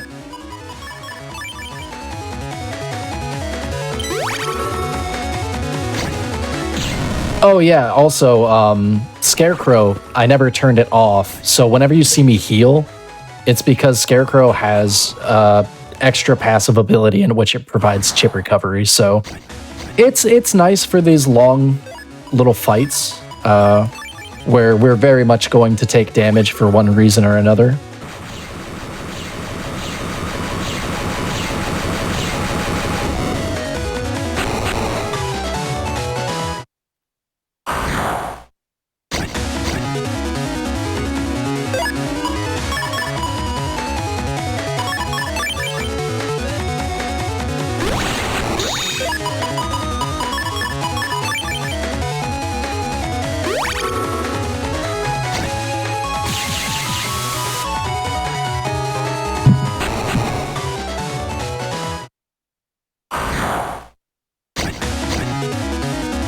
Okay, so shrubbies have a tendency to hide behind obstacles.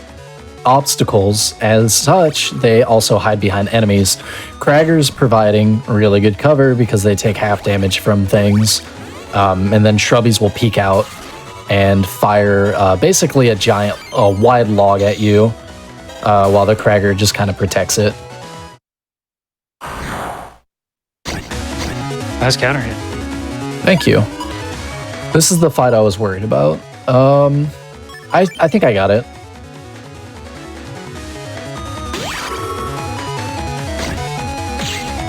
Yep. Okay. That fight normally is very much a pain in the butt. You can just get the wrong draw there.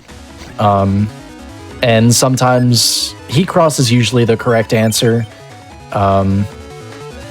But I've seen people get trapped there and die, so I don't trust it. As I don't think anybody should.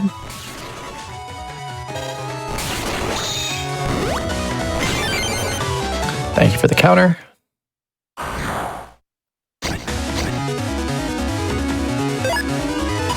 Okay, well. The Heat Men have all showed up.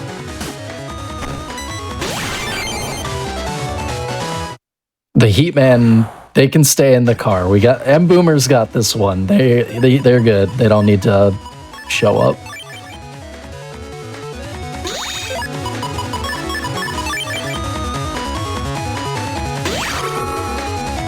Oh. That's very cooked corn.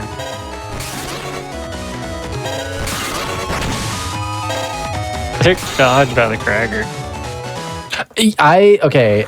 The Kragers have Ultra Instinct, and they have a very good knack at dodging me, so that wouldn't be the last or the first time they've ever done that little trick. Okay, if I'm fast, I can grab him. Okay, no problem.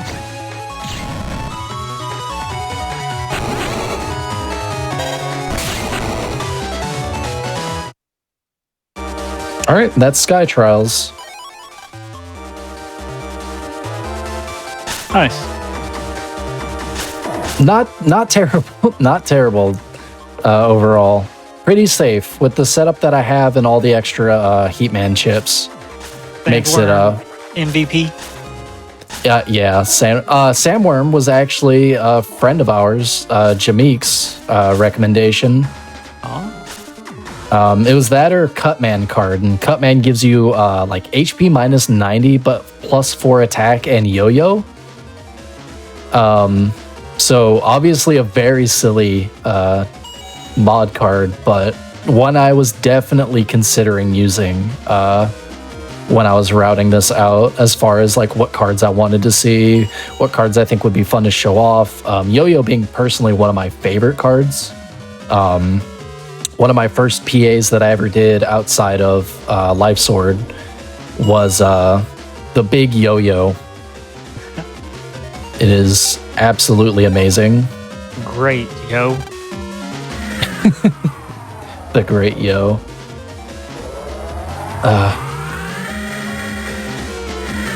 The funny thing is, I don't even think it's one yo-yo. I think it's actually 3 yo-yos fired out in like a line. Oh, by the way, Mixed Navi got kidnapped. We went to go save him. There is a cult that worships the Cybeasts, and Mega Man is now incapacitated. So once again, we're going to the Undernet to save our pal from nefarious plans. I'm not really sure what they want besides just to like worship him, maybe draw the beast out, cause some havoc, you know? But either way, Heatman, once again, going to save the day.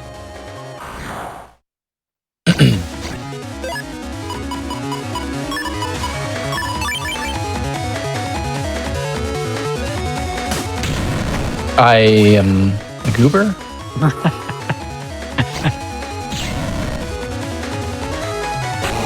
It's okay, just hit him with your charge shot.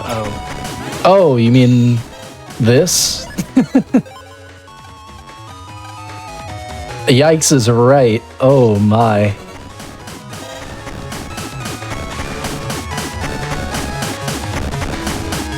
Can I please leave? That'd be appreciated. Let me off Okay. this ride. Oh, you could have bustered him 18 times. Think about it. You know what? You're right. But he only had to needle me like 2 more times, and That then is I would true. have been cooked. Okay, we're gonna try to get you to fire. Thank you. So one thing about an interesting thing about element trap and scarecrows is that scarecrows, when they are hit by electricity, they heal. They do not take damage. If a scarecrow procs element trap, the element trap will launch electric damage. Therefore, it doesn't work on scarecrows, so we needed to get the that is, he doesn't touch grass. I really need you guys to cooperate.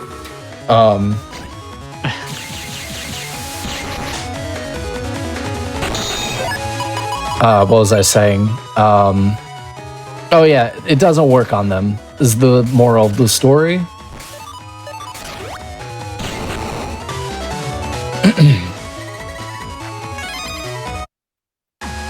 So don't do it and think that it's going to save you. It will not save you.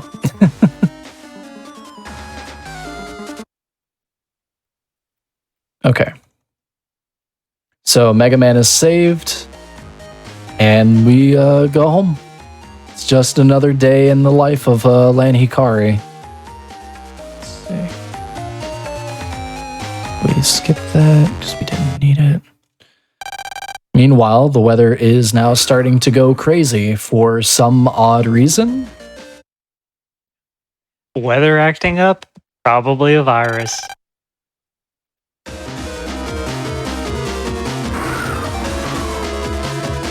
Which, to be completely fair, Lan is a fictional character, but also incredibly brave.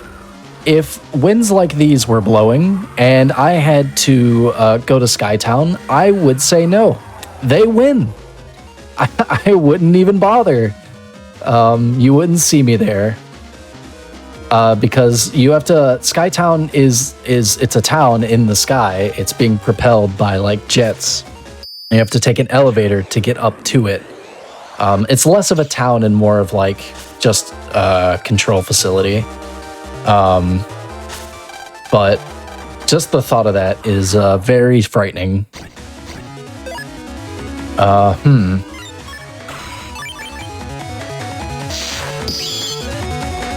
Heat cross did good. Oh, It's fine.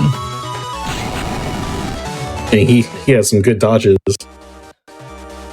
Oh yeah, that's the thing about shrubbies too, is if they don't have an obstacle or an enemy to hide behind, they just kind of panic and run around, but usually they'll move in like an L shape and then they'll stop for a second.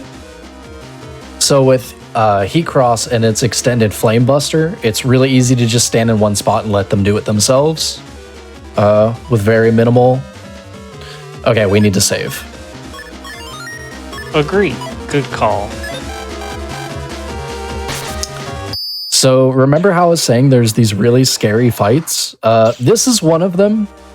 This is by far and away the fight that has killed me the most when I was practicing for this. Because of that fan and the starfish right there. They are absolutely the worst. And I hate them. Oh my goodness. Yeah, so the scariest thing about this fight is the starfish can bubble you, and the bubbles do not cause iframes, so they can just keep going, and you can just get stun locked and keep getting hit, along with the little piranha plant as well. It's a very dangerous combo.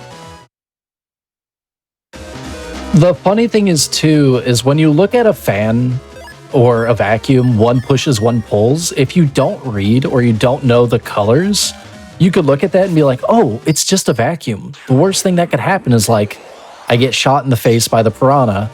And then you realize that those bubbles travel in an L shape. And the fight suddenly becomes really, really scary. Luckily, it didn't go that bad, all things considered. I would take what happened over what could have happened any day.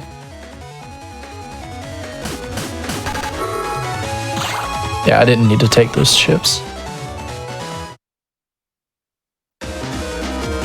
Okay.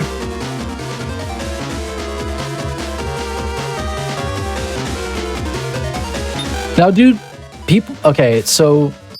Kilios, did you do it in the order I'm doing it now, or did you do it reverse order whenever you were in the tournament? I do it the order you're doing it right now because it puts us back on the path. Mm-hmm. Okay. That's what I was thinking. I just wanted to make sure I wasn't crazy. I also just like to get the scarier fights out of the way instead of That's true. Completing 3 and then failing the last one for whatever reason. Yeah, it is nice that the scariest fight we have to deal with is usually the first one we have to deal with. Mm-hmm. There are like safer strats that you can do, but it's still a very scary fight. Yeah, it's definitely one of those things that Gregar the Gregar version does not want to heat cross for. And you almost always want to heat cross. If you don't have like a quick chip solution.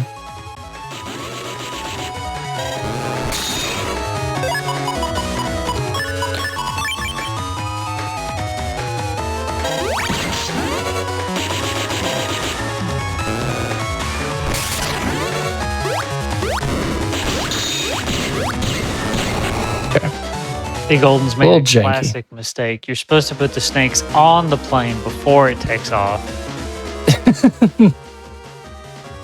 I cannot say I expected that. I didn't. And you know what? You got me. Usually the V1 viruses, they're slow enough that you can catch them with the snake arm. Sometimes the faster ones you can get them if you time it correctly. I just could not get it, unfortunately. You gonna watch this cutscene? Oh yeah, we're absolutely gonna watch this cutscene. So there's a little bridge, we crossed it earlier. It collapsed because of course it would. It exploded. Yeah, well, yeah. So it was detonated, it falls down, and Lan has the bright idea. Mega Man should jump across this gap and then catch me. Except, no, it's not that simple. Lan has an umbrella that was given to him by Mr. Weather. And, well, enjoy.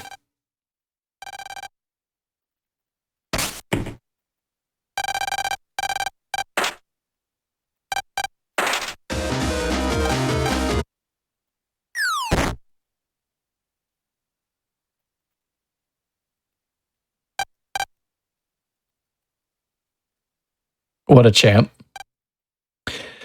Anyway, so yeah, that one of my favorite things about this game is there's a patch called the Dab Patch, and there's a very famous GIF of Mega Man jumping across the chasm, and he dabs as he's coming down, and it tickles me to no end, and there's really no good excuse for it, other than it's just incredibly silly. Tara, do you want to explain weather comps? So you talk to the frog, you get on a cloud, you collect the rainbow macaroni, and then you make the clouds taste the rainbow and win. Yep. That Rish would have been proud.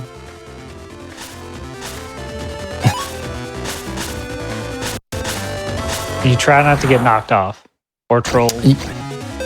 Yeah, it's simple this time, but Comp 2 is where things tend to get annoying. I don't know. I've seen this first cloud outsmart Kilios, so. It is true. This cloud is very horrifying.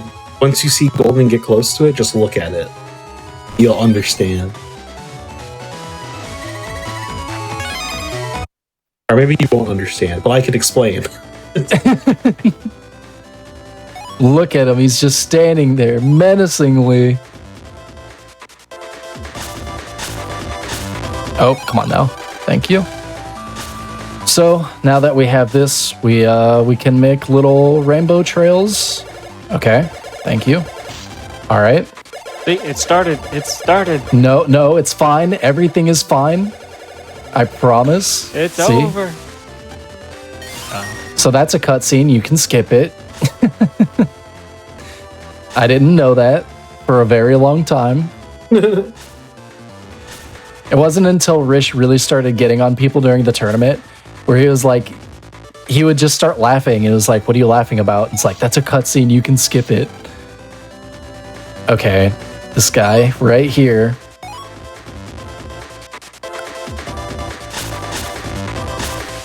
So, I'm not sure if people noticed it, but in WeatherComp 1, the cloud is very slow. Like, incredibly slow. And then the clouds in WeatherComp 2 and 3 are a lot faster. So, I always WeatherComp 2, we don't. There is no WeatherComp 3. Stay away from me. Please. See, look how scary these clouds are. I said these ones, not WeatherComp 1. You know, he got a couple hits in, but I wasn't also afraid. A cloud.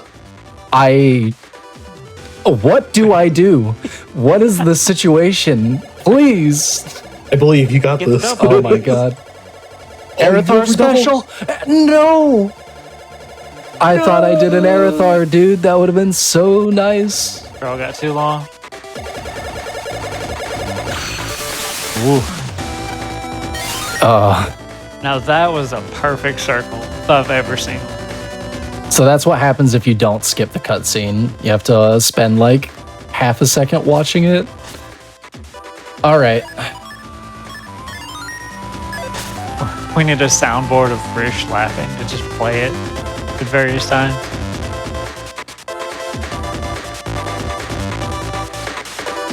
Come on now. Oh, before I get this, I should do this really quick.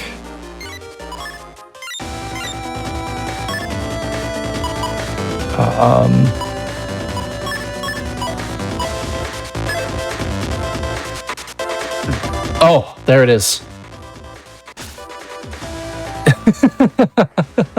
Wow. He did it. I get. So, Sorry, continue.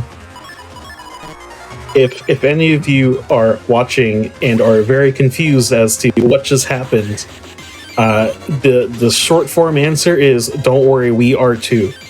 The long form answer is there is a gap that is on that slope that if you are to line up, I think it's like a pixel perfect lineup. You are able to set up and line up to clip through that, and then we're in an elevated state where basically You're like above the map.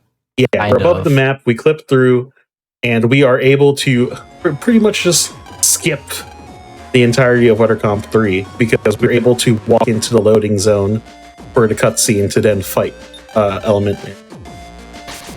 And that cloud will stay there forever until we actually clear it. But we never need to go back. Well, that skip is implausibly precise, and it was discovered by accident. Yeah. Blackjack skip. That's so funny. Which the story is that he was doing a run and he had gotten an encounter somehow on the exact moment that would line him up. He walked straight up, or no, he went to do a slip run, and because of the lineup, he just zoomed straight off the map and got soft locked. Into the infinite void. I still feel really bad for him, but at the same time, it's such an amazing contribution that it definitely will live on. It's an amazing contribution. It saves us like 3 minutes or something over having to just do all of all of Weather 3. Oh, absolutely. Because that's when it's pain. stupid annoying. That comp is so annoying. Greentown. His pain in one run saved us years of effort. Oh, I don't doubt that one bit because I remember the weather comps just being utterly garbage compared to like some of the other dungeons, if you were will or comps in this game. Weather was not fun.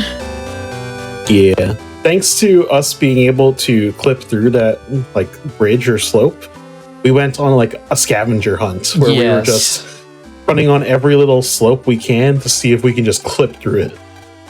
And the answer is we couldn't. But yeah, it there's some tools that we've used to deduce where that corner is like one of the only, I think it is the only corner actually where there is no wall in that little gap. But every other ramp there is. But we checked every ramp possible. We tried for soul weapon skip. I tried for dive, for aquarium skip because there are little ramps in there. But also the extra caveat is even if it did exist, the ramp has to be an X coordinate above where you actually want to go. So if the ramp leads up to where you want to skip to, you can't do it. It'll take you right under it. It's a very finicky thing. But we did find one in BN5 as well that is useless. Sorry, I'm just checking my notes really, really quick.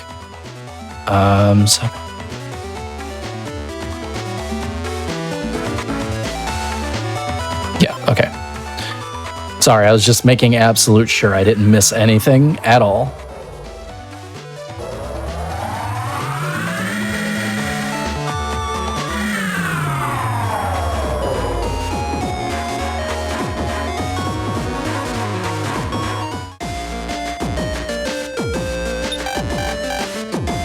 Oh yeah, we're in the Expo trials again. So at first it was the scavenger hunt, then it was the sky trials, now it's find the moonstone, which is in the undernet.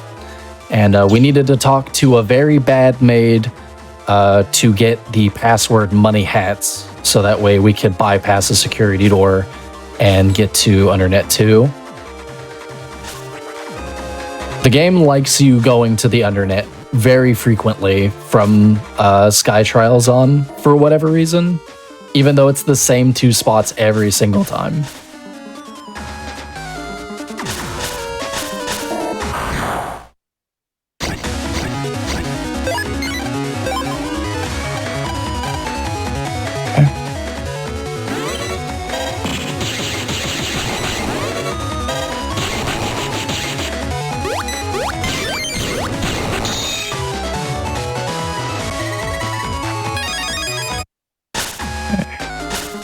Yo, nice train arrow. Thank you, thank you.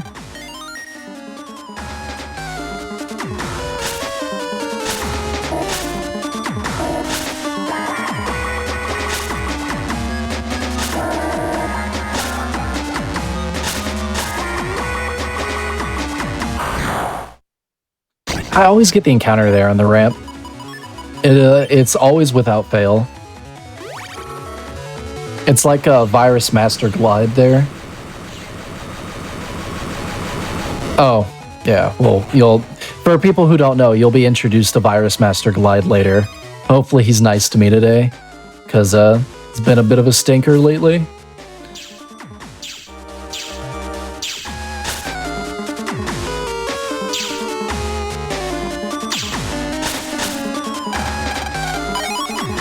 Okay, Moonstone acquired. Now we go outside, and we gotta talk to all of the losers, 2 of which are 2 of the other Link Navi operators for Charge Man and Erase Man. Unfortunately, we will not be seeing them this run, but you will get to see them in the credits, so that's nice. I remember being a kid when this game came out and thinking that Erase Man was like the coolest thing ever.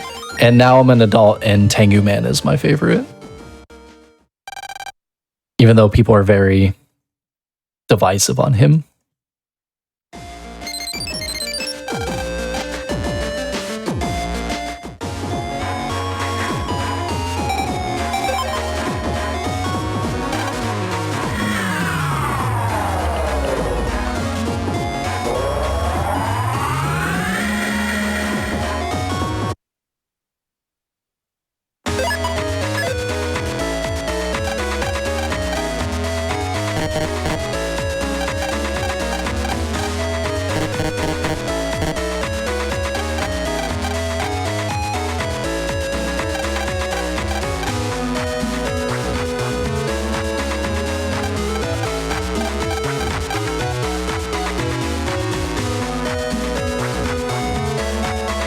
It So is we're nice back. that the final zone that we get unlocked is pretty much just us going back to our old hometown. And Yes, I was about to say, we're back at ACDC, and we get to see our friends again. So if you thought this game wasn't going to have a role in it, don't worry. She's here. Gutsman, he's here. The whole gang's all together. So normally we would use a thing called slip walking in this area, which is essentially just I don't know exactly how to explain it other than it's a very funny animation glitch where by trying to slip run and talk to an NPC at the same time, you are able to enter a like locked frame of the slip animation. And by doing it, you get like less encounters. But you don't move at the same speed as you would with slip running. But in the Legacy Collection, you can't do it. So rest in peace, slip walking. yeah, there are a lot of things they didn't fix in the Legacy Collection in terms of like bugs and glitches, but anything that just is basically game break, they did patch up. Slipwalk, if you were to happen to run into a warp while you're still slipwalking, you would be forced into a negative state. Game would freeze. And you also, trying to do it off of a GMD in the Japanese version Yeah. crashes the game. Well, soft locks the game, not crashes it. And the Legacy Collection is a port, essentially, of the Japanese versions. So. But we found Blackjack Skip too late. They didn't have a chance to fix it.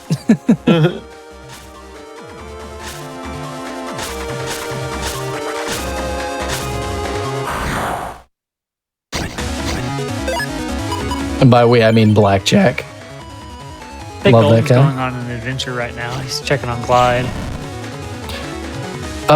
Not quite. Well, yeah, that not quite. We're going to hang out with the gang. Glide by himself is a little bit later.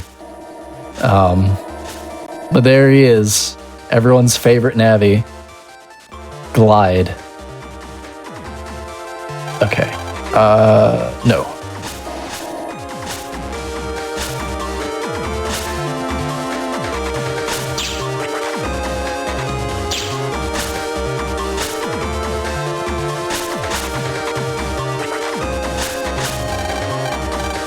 Someone in chat brings up the question of any preference for running on Switch versus PC. There is practically no difference between the versions that you would choose.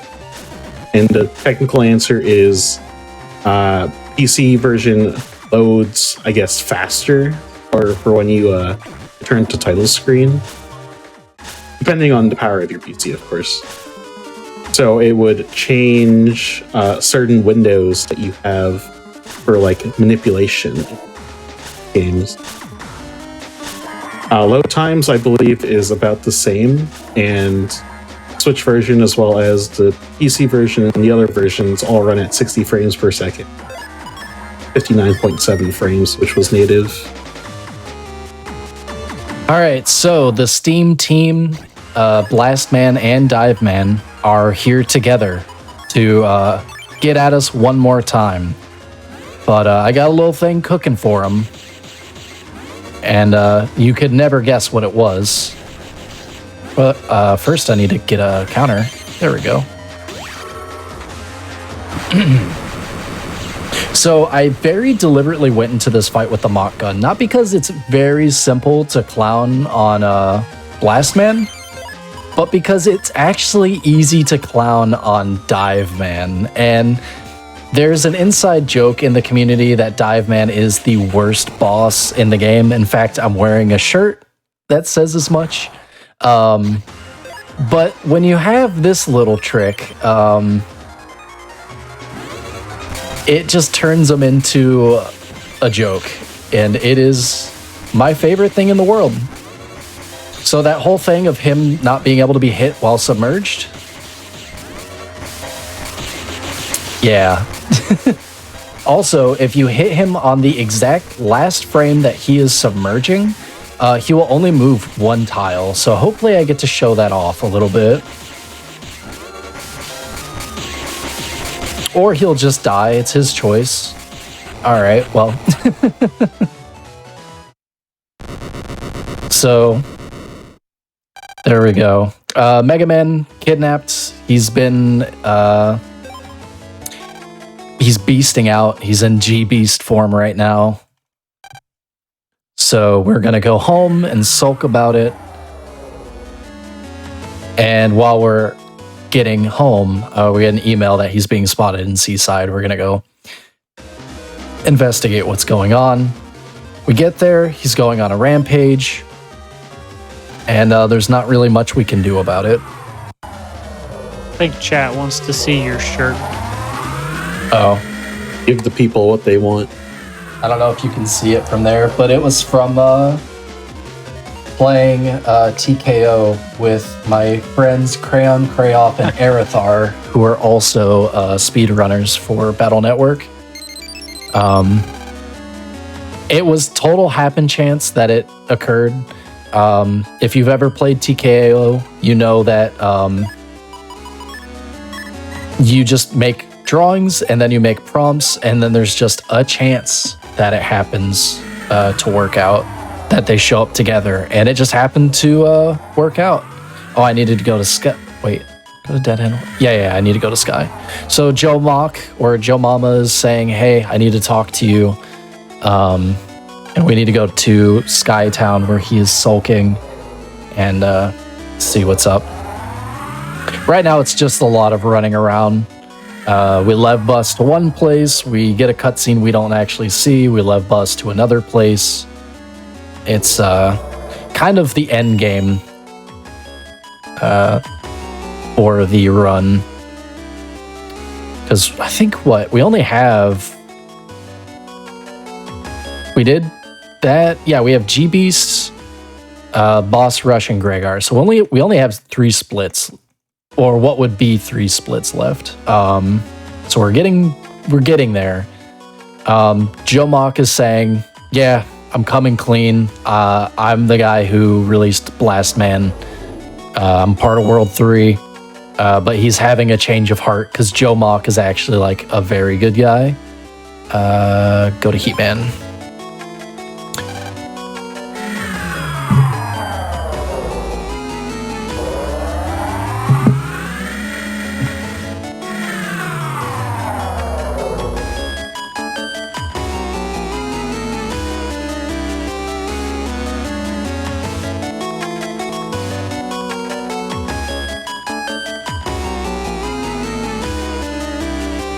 So another thing I guess I should mention is that story-wise, the members of the World 3 that have been defeated so far are kind of growing discontent.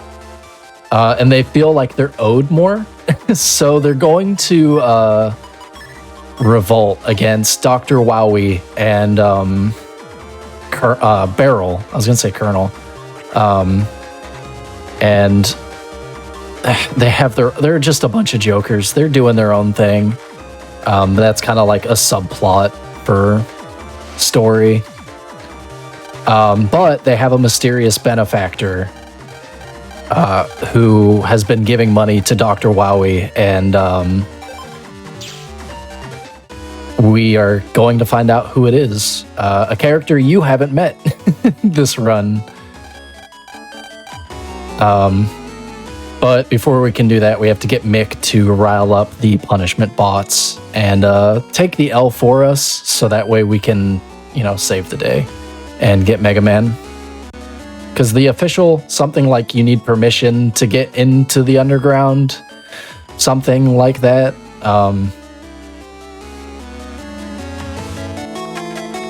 But yeah, so it's Mayor Kane. Here he is. He's dealing with Blackbeard. He's going to prison. That's actually just the cutscene. Chad shows up, does the cool guy thing, and leaves us to do the rest.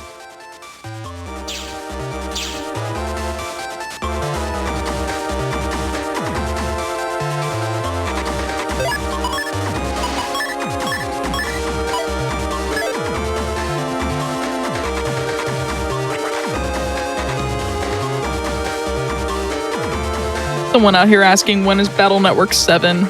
I wish. Star Force for 4 first, please. Okay, guess what, guys? It's everyone's favorite time again. It's soul weapons.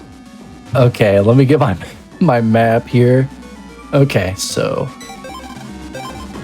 this is when things get tight. We really can't afford to screw up here. So if I'm looking down, it's because I am triple checking that I'm using things correctly.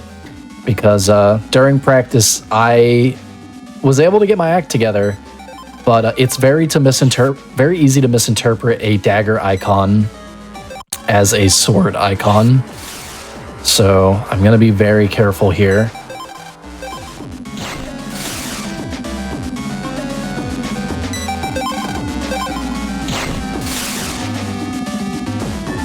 Yes.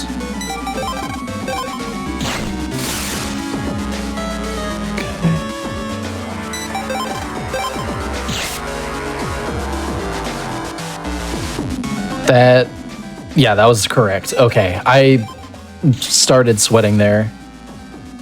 But you have to, or else you take the retaliation damage. Okay, so we got that. Then we go here. Shoot you.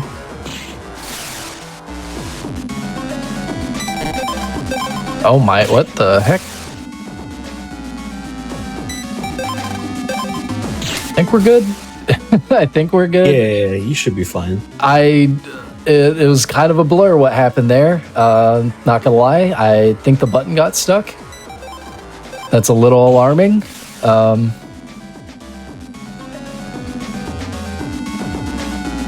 Yeah, we're good.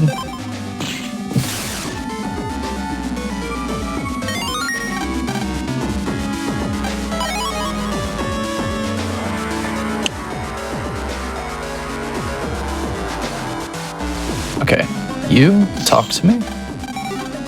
Oh yeah, when you reload your weapons, it reloads all of the enemies. I don't remember if that was mentioned or not. That was so long ago, it feels like. The last time we did soul weapons, but not long enough. Let's see. X. And then dagger. Okay. We'll shoot you first.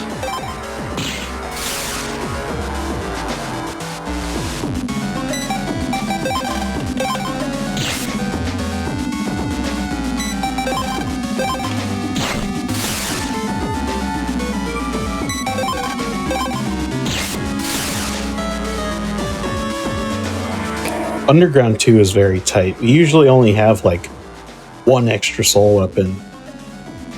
Yeah, it's really unforgiving. Which is why I'm like absolutely making sure I don't screw this up. Dagger.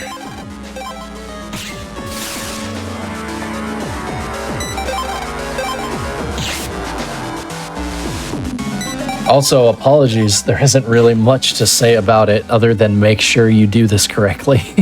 Yeah, don't worry, it's soul weapons.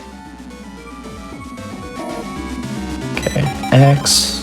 Yeah, no, these segments are just very... Once you've seen one, you've seen them all. Yes, you can imagine the commentary for the tournament we were having. It's like we would be so lively and jovial, and then as soon as we get to soul weapons, everyone just kind of checks out mentally. Yep. For the next 15 minutes. So yeah, It's, we're just gonna be here for about 15 minutes, fighting some fires, and just end this segment, please.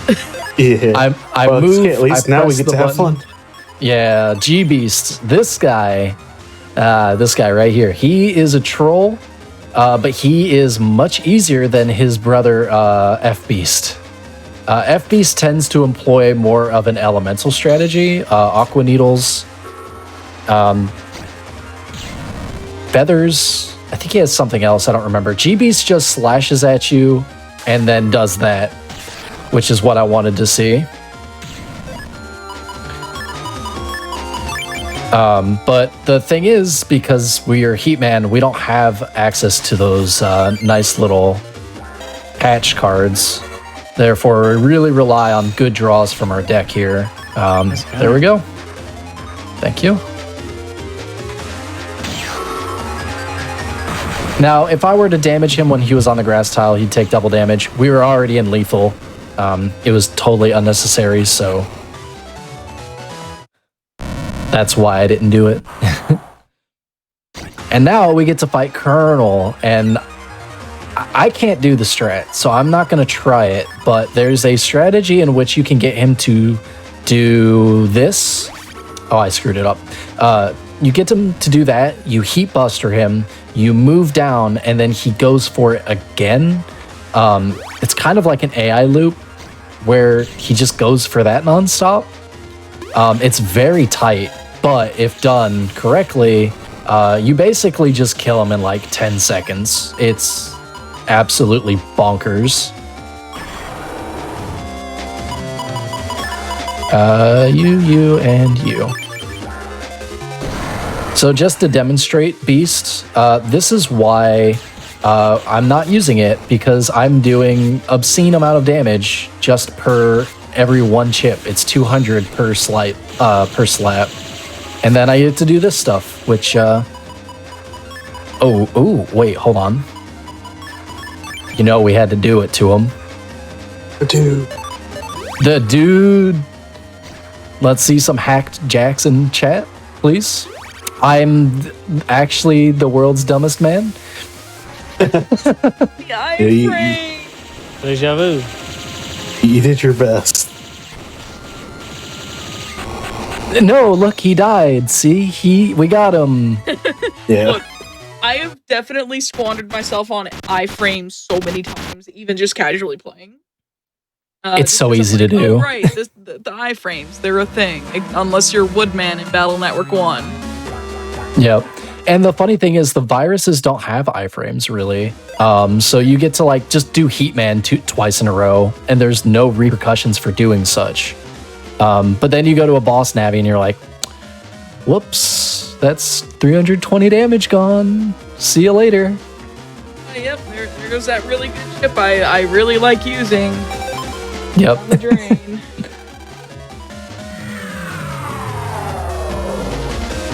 That's kind of the thing I really like about Doll Thunder is, some chips in general just inflict paralysis or stun. So you don't get punished for getting the hit and then following up, especially if you do the counter. But unfortunately, the reality is screen dimming chips cannot counter. So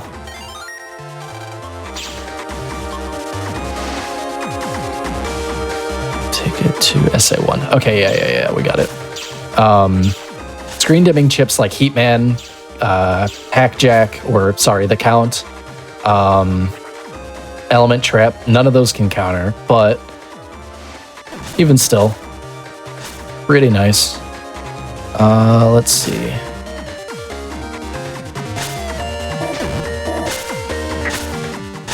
Okay, so we need to go back to Undernet and fight some guys and look at a bulletin board and save Joe Mock.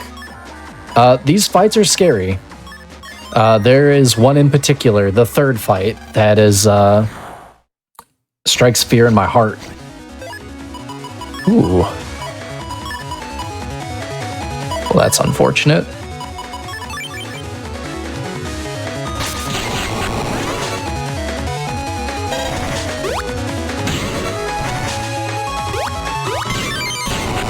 Okay.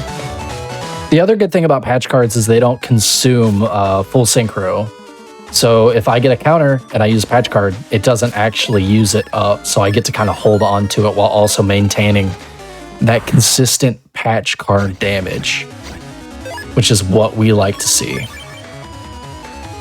This is the annoying sensor fight that I was talking about. Armadillos, they're They're not the worst. You can kind of wrangle them around. It's very easy to get caught off guard and get zapped by that thing, and then the armadillos just start going absolutely insane. Miners. Yep, I already on it.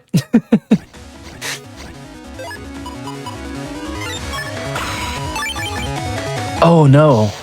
Oh no, this is fine. This is fine.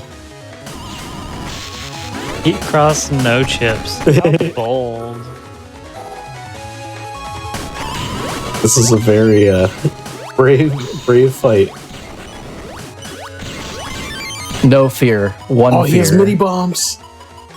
Never mind, he's safe. Or maybe not, actually.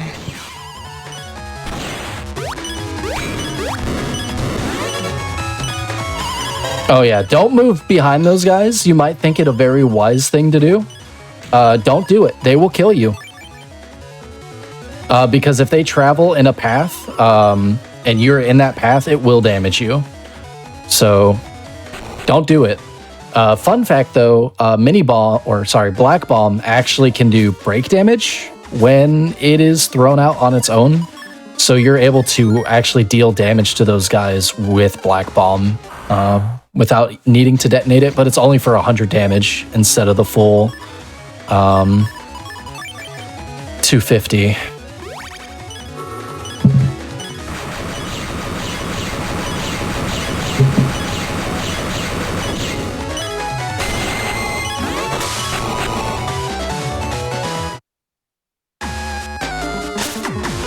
Okay, this I've seen kill a man many times, so let's save here.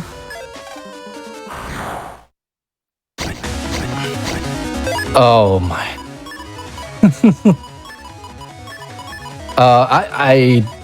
What do I have? Oh, you can make this work. I'm sure I could. I see a winning strategy in your hand. But I mean, your Charge Buster. Oh, the Chaos Dunk! How could I forget about Hikari's Shut Up and Jam Gaiden? Chaos, please! Oh. Okay, well, This is Someone not got looking dunked. good. don't worry, we saved. It's all good. Yeah, this fight is really terrifying at 46 HP. Normally we usually take a damage. We usually just take a hit.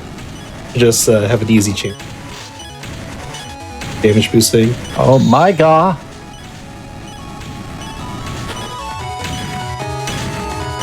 It was more like 2 health at this point. Yos. Nice. The Triple. triple delete. Let's go. We love Chaos Dunking. Chaos Dunking, shout out to Charles Barkley. We love you. Thank you for giving us the Chaos Dunk. If it weren't for you, I wouldn't be here today. But that was going to be the theme of this run. It was just going to be that. As you can see, it's a little trickier to do than one might imagine, and it doesn't always work. So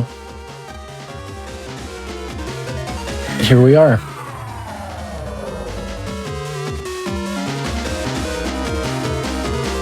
Oh, we gotta go down here.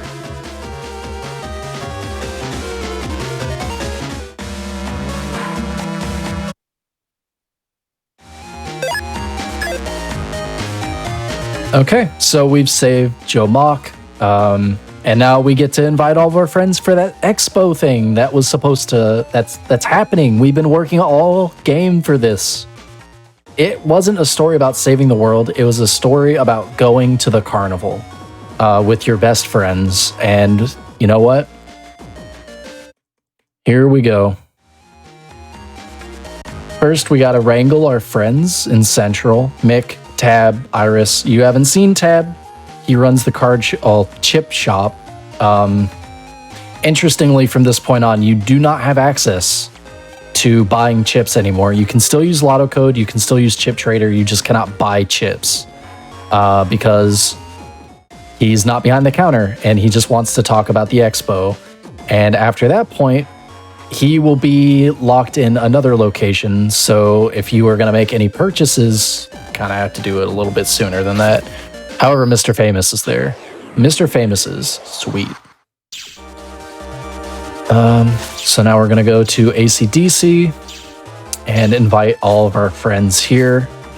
Protoman, Glide, Dexman, Gutsman, and Roll. Dexman is a rogue, NetNavi. That's what I imagine. Not rogue as in like no operator. I mean, D&D rogue.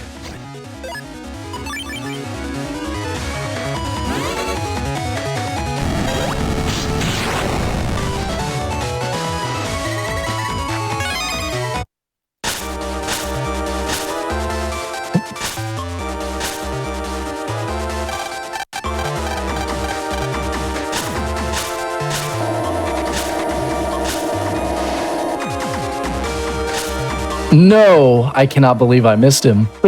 Please, no. Okay, I didn't get Viromaster glided, which is okay, but I still got the encounter anyway. So there's because of the way that slipwalking works and the way that like you do the order of the friend navies, there's a proclivity towards there's a tendency to get virus encounters as soon as you slap into glide. You like slipwalk into them and the game's like, here you go. So Glide has the nickname Virus Master Glide because of that. And yeah, so if you needed, I need to go to bed. Yeah, I need to use my head here because it's tomorrow. Apply your head to the pillow.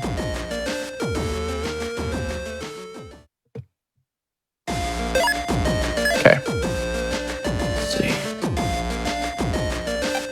Oh, Mom. You can't forget to talk to Mom. It's the final day. You're right. I was too busy looking at my computer trying to look at notes instead of living in the moment and spending time with my mom.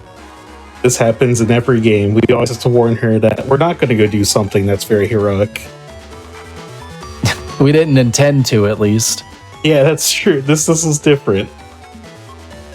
Dangerous? No, we're going to the park. What could possibly be dangerous? We're going to the zoo, Ma. What do you think? A mountain lion's gonna get out of that cage? Oh, also 7.85 second loop. Enjoy.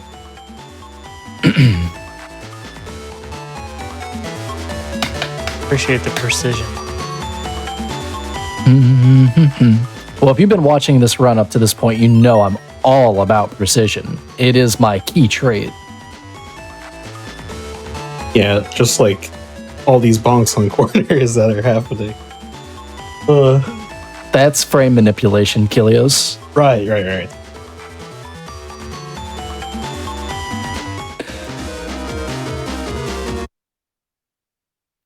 Are you gonna do the thing?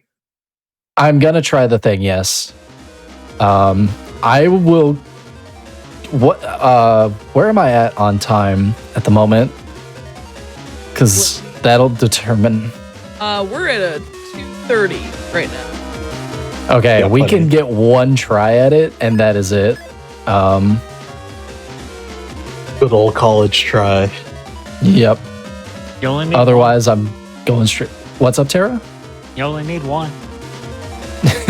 I haven't gotten it yet, so I've gotten very close. This is you know what? I'll let it do the talking when we get there. I won't need to say anything.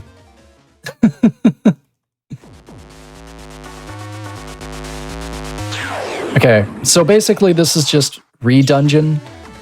We do little snippets of dungeons we've done in the past, except they all have like little quirks about them.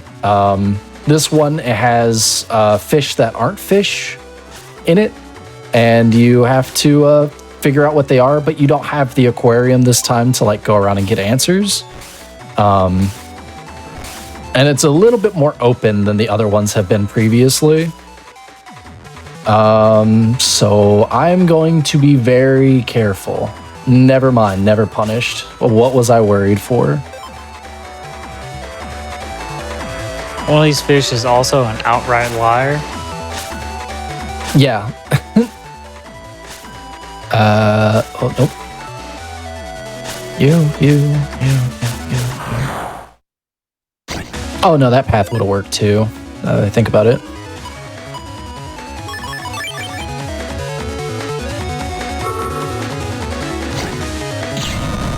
Every time Golden gets into a battle, I try and pronounce his chip codes based on the. I've had Baja before, Arah. and I have a Baja Blast on my desk currently, so maybe it's fate that it should be that way. Oh boy. Where is he? Oh, We found him. target Oh, he's sighted, coming. ladies and Or did gentlemen. he find you? We got him. That's the only one that really spooks me. The two on the first one are a little annoying, but they're not that bad. That one, he just comes out of nowhere whenever he wants to. I know he has a path, but I just choose to believe that he is the master of stealth.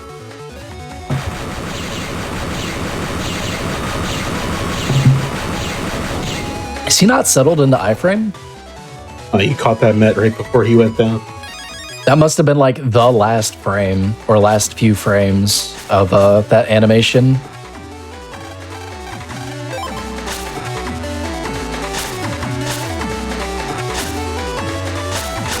I almost slip ran into that guy. That would have been a little embarrassing. Content. All right. If you guessed mermaid, yep, it's the director. You were wrong if you guessed mermaid. But you know what? You tried. So next is Pav 2, which is the thing. This is the thing. This gets everyone excited, usually. Oh, 'cause excited it's for a, the thing. it's a content machine. And you know what? If I'm not a cog in the machine, I don't want to be anything else. I love content. But we are genuinely going to try here. If I don't get it in one shot, I'm going to just do it normally. Okay.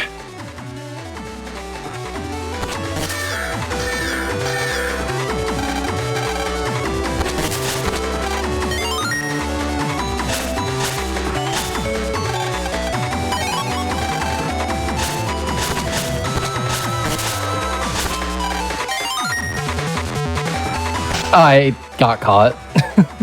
No! So that's called gavel skip. Basically, by doing that, you don't get any encounters in Pav 2. It is very, very good and very helpful. However, I illustrated very clearly earlier when we were in the judge tree comps that every single one of these little corners will catch you. So you'll have to worry about getting caught on every single little corner and also avoiding the gavel, which the gavel does not sleep, he does not tire, he does not need to rest. He will chase you down, and he is unrelenting. So When you try that at home, it helps if you play the Benny Hill theme while you do it. yep. I personally prefer Don't Stop Me Now by Queen, but I always do get stopped now, so You tried listening to the lyrics. Good advice. let's see. I'm going to go with Scarecrow.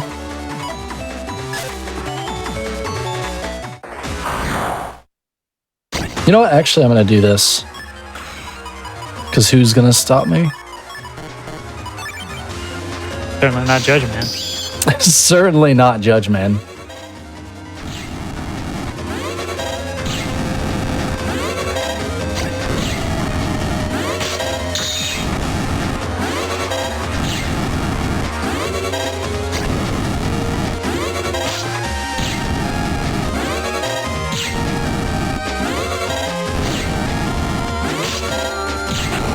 All right, well, that's Judge Man. Judgment has a very strict pattern to his attacks. But then there's some runs where he just ignores that pattern and just does an extra attack, and you're like so confused when it happens. Yeah, I've seen the book come out when I was testing out patch cards, and the book is not great. It's like you never want to. Game. Nice. Game. Where's he going? What is he cooking? Where is he going? I was pressing up right. Please don't punish him. They Oh, no. There's a punished him. nightmare. There's a nightmare. He's been punished. So This is- one big thing about BN6 is we don't really have the HP to run from any fight. So right now our base HP is like 140, and our base chance of running from the start is a 25% chance. So it's very, very scary when we get the nightmare encounter, because we also take out all the swords in our folder, so we can't actually kill the nightmare. I, for some reason, had thought the nightmares were only in the English version. Very incorrect. I learned to fear again on this day. Yeah, they're here. It's just there's less encounters that happen. Yeah, that's true. You just so happen to get the encounter. Let me on. Thank you.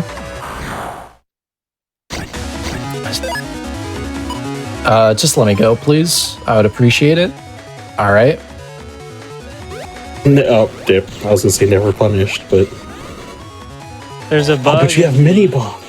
Run chance code where if you fail to run away, if you've got a 25% chance to run, which we do here, and you fail to run away 3 times, the next 3 attempts are guaranteed to fail. You have to attempt to run away like 7 times before it'll work.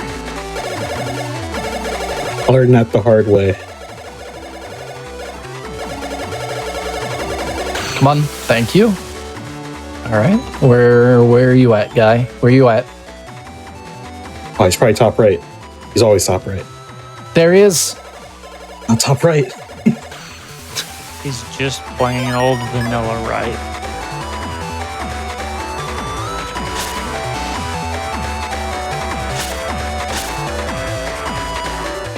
Time for Element Man.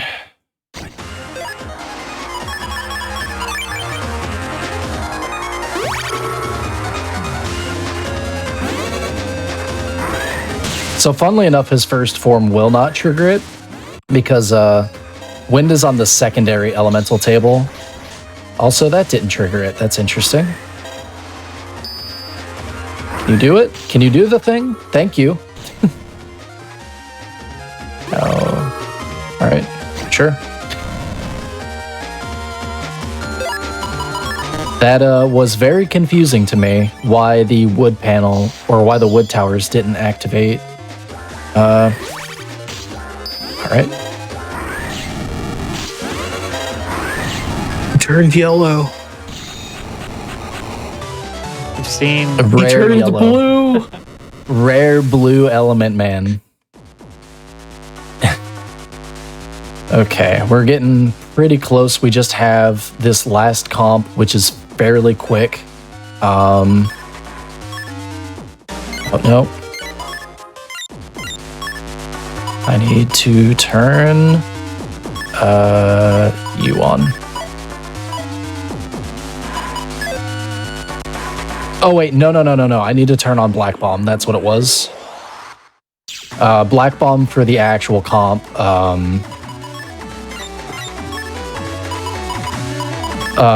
Mini ball or gunner for Circus Man himself. Someone asked how easy it's to learn BN6 over the other BN games. I would say BN6 is probably the easiest one to learn of the games. All of its tools are accessed to you early, and they work very well. It's very And- consistent. Yeah, it's just very consistent. There's not much you have to worry about other than 1 or 2 RNG chips. And then the fights are very, like, they just work.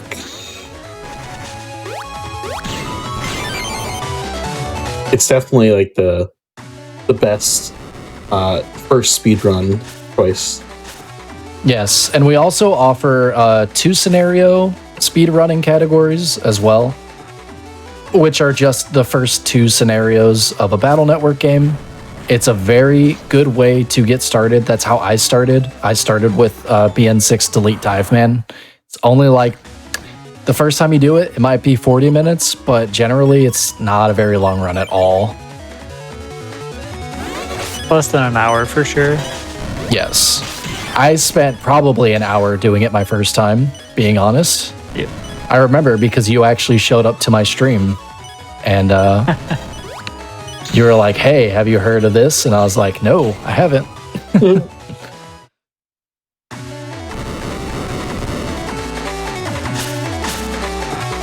I will always encourage people to try speedrunning if it is something that interests you. Because it's just a really good way to meet really awesome community members, as well as just learning interesting things and trying yourself, like testing yourself and seeing what you are capable of achieving. Which may sound corny, but if you know me, that's just kind of how I am. Nope, there's no more corn. Corn's gone. I know, I This fight has absolutely been suggest very nice. people get into speedrunning, even if it's like just, hey, let me do a run with a timer and go off of the Oh casual my. drive of, oh god. We're good. Okay. Sorry, continue. Heart spray. Anyways, do recommend, like, you know, putting a timer up, do knowledge, like, do something, do a run with, like, very little knowledge, like, other than your casual strats if you've played the game a lot, or if you're, like, brand new to the game, maybe do actually look at a speedrunning guide if one's available. But I can't help but, like, recommend if you've ever thought about trying speedrunning, give it a shot. You can even try randomizers as a way to get into speedrunning. Yep. Yeah, that was 1 HP in a dream. Oh my god. Well, luckily I had undershirt on, so otherwise that guy would have dealt 100 damage to me and probably would have killed me. So it's all good.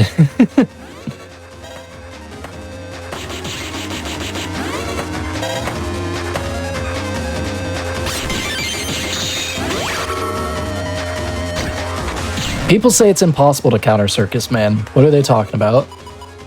It is impossible. He only has like 1 counter hit window. He's too good.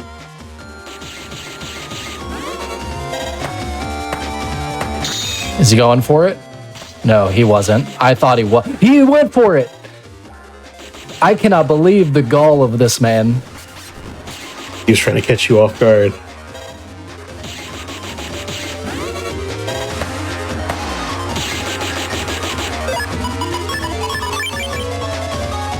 He is cheering you on, though. All those claps. He's telling me to finish strong, and I'm gonna. Okay, now let me actually wait for him to enter iframes, or exit out of iframes, so that way... Third time's the charm.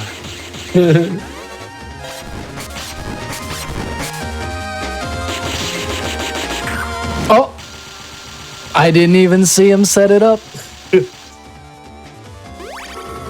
He's Wait, doing is it this for the gonna hit? fans. Got No. tinted. Bingo. No!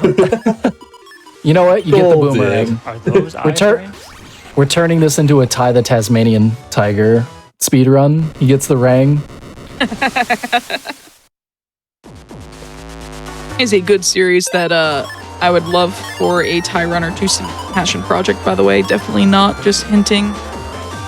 I like my animal mascot games, dang it. That's a game that's very near and dear to my heart. Same. That was a Blockbuster rental. Wasn't And a I remember being Blockbuster like, rental for yo. me, but it was a pawn shop purchase for me. Ooh. Very nice. Okay, so we're grabbing 2 more patch cards, and these are the last ones of the run. So we're getting Number Man, because he's going to give me a custom +3, which is basically I draw 3 more chips. And then I'm going to take Nightman, He gives me HP plus 20%, which nullifies what Numberman does. He gives me super armor, and then he gives me attack times 2, which bumps my Buster attack to 8. We're going to be dealing 400 damage with that bad boy. Let's see. You...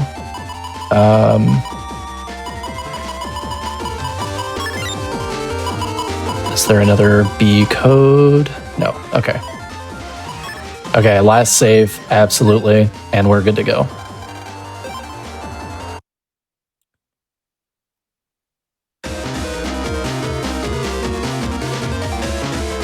It's time when Gregar dies, right?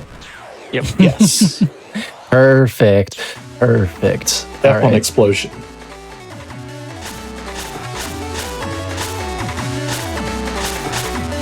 All right. Let's get it going. Kind of a ideal first hand here.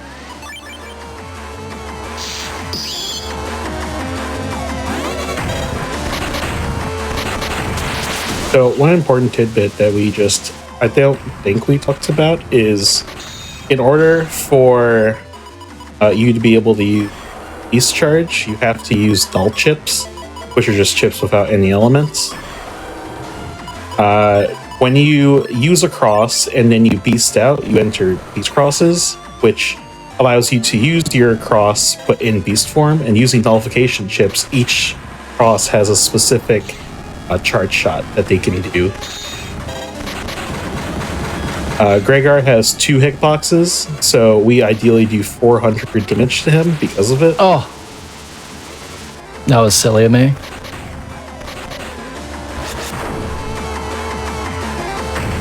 Come on. Get him onto those grass. Yeah. Brother, it's the... Oh, I thought that was the dude. I was so excited. But we're going to finish him with a Chaos Dunk. Don't worry. I see that panel. I'm going for it. Where's he at?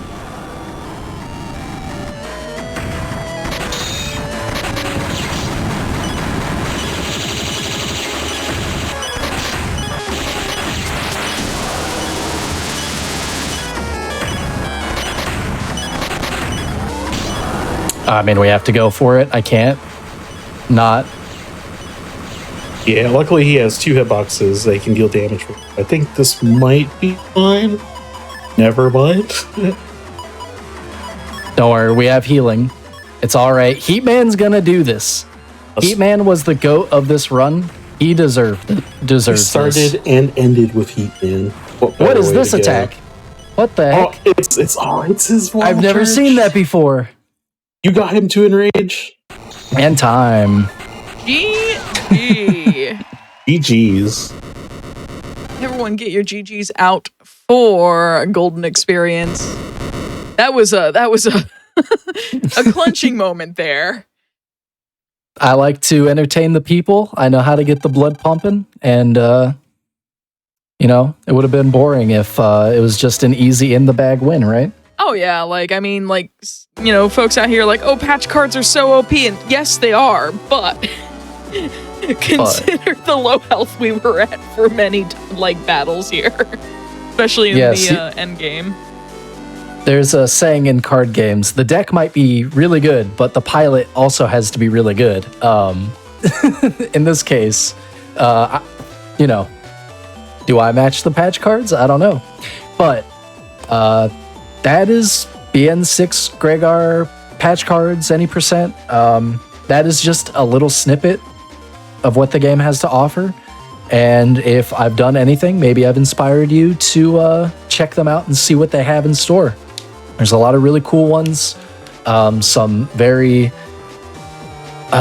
interesting setups you can do, some very interesting loadouts, and I highly, highly, highly encourage anybody to just give it a shot, even if just casually. So, yeah, and I imagine like with more like optimization, or like you can honestly make a run like this. Like the beauty of patch cards is like, yes, there may be one like very optimized strat that just like completely bulldozes the game and gets the fastest time possible.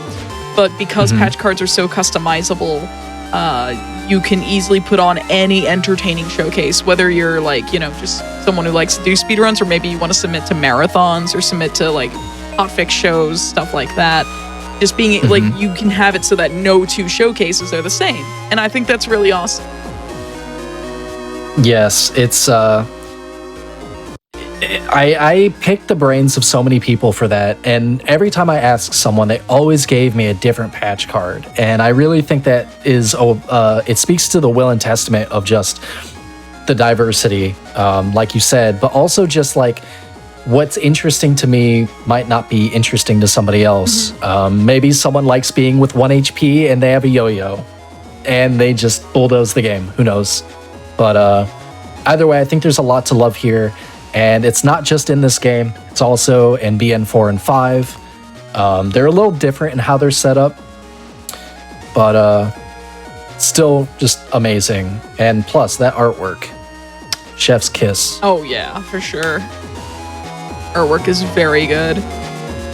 That being said, we're actually going to be sticking around with the Battle Network crew right after this break, because coming up next, if you liked what patch cards could do in Battle Network 6, we're going to be doing some showcases of what some Navi battles look like in Battle Network 5 coming up next. And we're going to have Tara commentating alongside Golden Experience, while Kilios carries us through some Team Proto Man stuff over the next couple of hours. So stick around right after this break. I just want to remind everyone one last time that, or one more time, that your subs, your Prime Gaming subs, your gift subs, your bits cheered here on the GDQ Twitch channel do help support Games Done Quick Hotfix. So do please consider subscribing if you're enjoying the daily speedrunning content, not the deadly speedrunning content. Although we may have had a Mega Man die here in this last run, but we will be right back with more Passion Project after this break.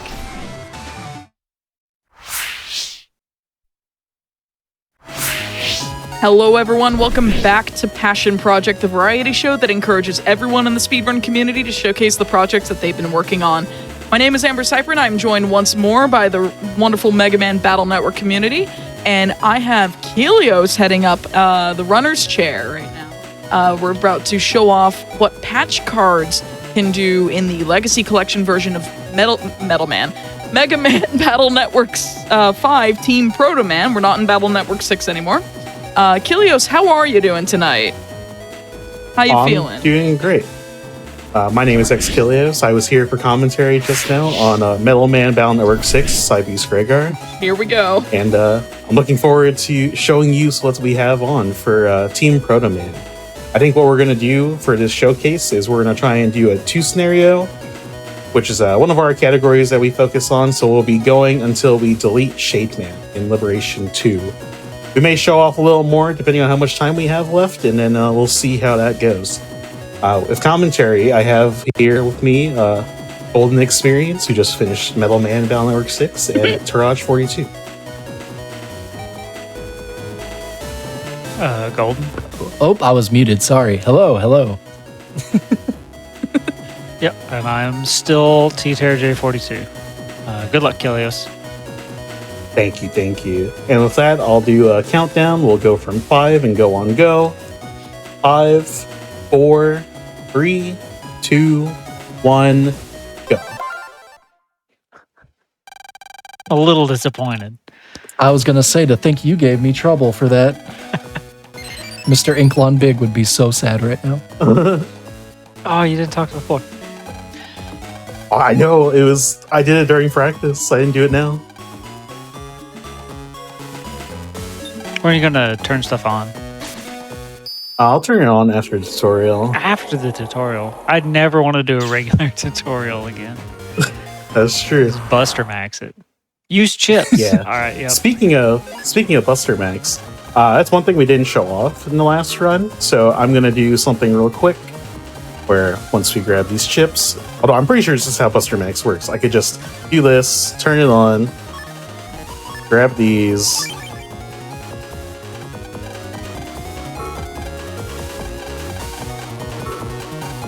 Now, whenever we're fighting viruses, Metal Man now does 100 damage with his Buster. super I strong. love that. Yeah, Yeah, so it's just- a times 100 multiplier, so it increases with attack plus program as well in the future. I believe the only thing it does not apply to is the charge buster, correct? Yes. Or conversely, the only thing it applies to is the P shot, the lemon. Oh, well, that's a super lemon if I've ever seen one. The strongest, mightiest lemon.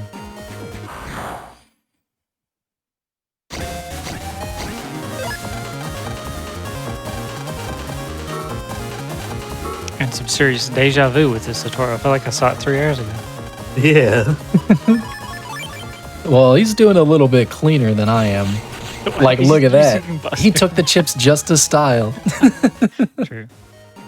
All right. So the specific patch cards you have access to is different in each game 4, 5, and 6.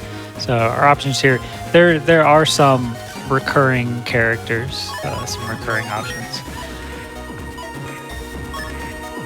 And we'll see.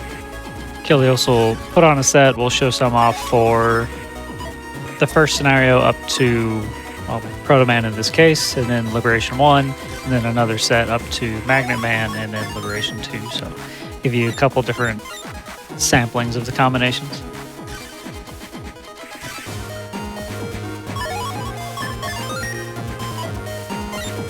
So that was Cactikill, Dominerd. It's Maloko, right? Yes. Yeah, I keep wanting to say Makoko. Oh, you're grabbing Raoul. Okay. Star. Ooh.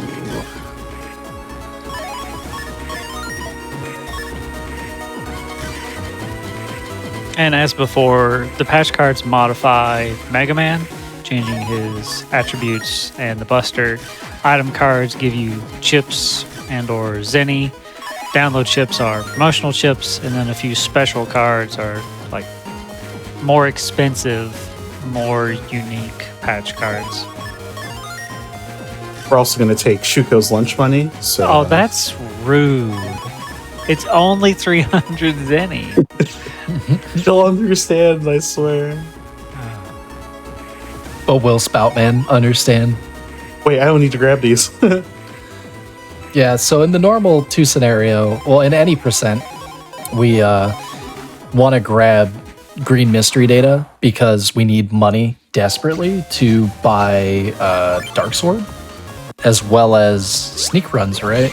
So, out of habit, he showed his colors very quickly and was grabbing goodies.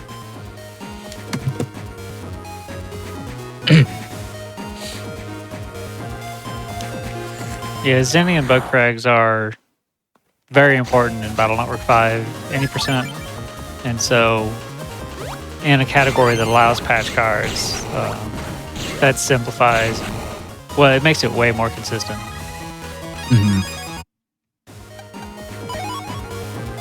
Oh, also Buster Max does not apply to patch card modifiers, so mini bombs do not deal 400 damage or 500 damage. They only deal the 50 or 40, however much it is. It's enough to kill.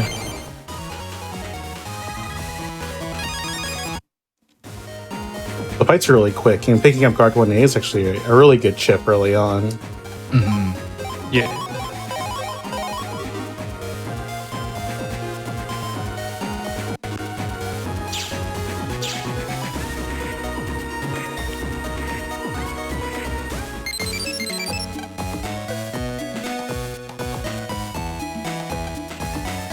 I forgot. Didn't talk to Mom.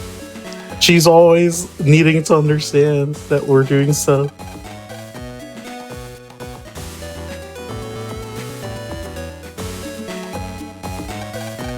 Did you still pick up all the HPMs, or Yeah, I'll pick them up just because it will help, because I have Ninjoy on, which allows me to have Sneak Run on by default. wait? You also bought Snake Turns. You gonna turn that off at some point? No, I just forgot until just now. Yeah. Several of the patch cards also function as Navi Customizer programs. especially the attractor ones like fish or battery. So that could be useful. Sneak run, especially, at least in the context of a speed run or casually. Also, in the Legacy Collection, the Dex, Mai, and Male, or Dex, Yai, and Male comps are actually different. And it's a little confusing to look at if you've only ever played it in English. Yeah. Due to size constraints, they had to make them smaller in the English version, as well as they had to remove 2 areas in the English version. So in the Japanese version of the games, all of that is restored. So we get these cool looking areas as well as more.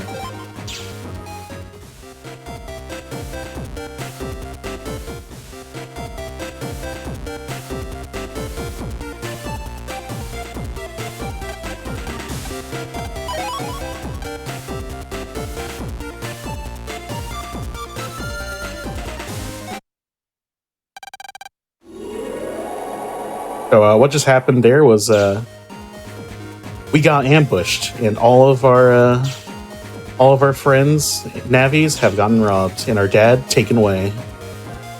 All my dad's gone. All my dads are gone.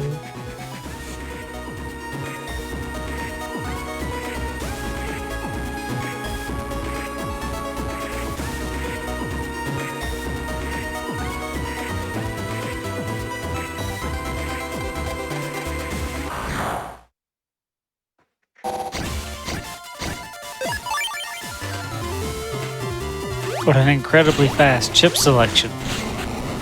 It's true. Like, oh no, I forgot to take chips. Oh, that Dominerd. That's I my have to go favorite. off patch all card. our tools.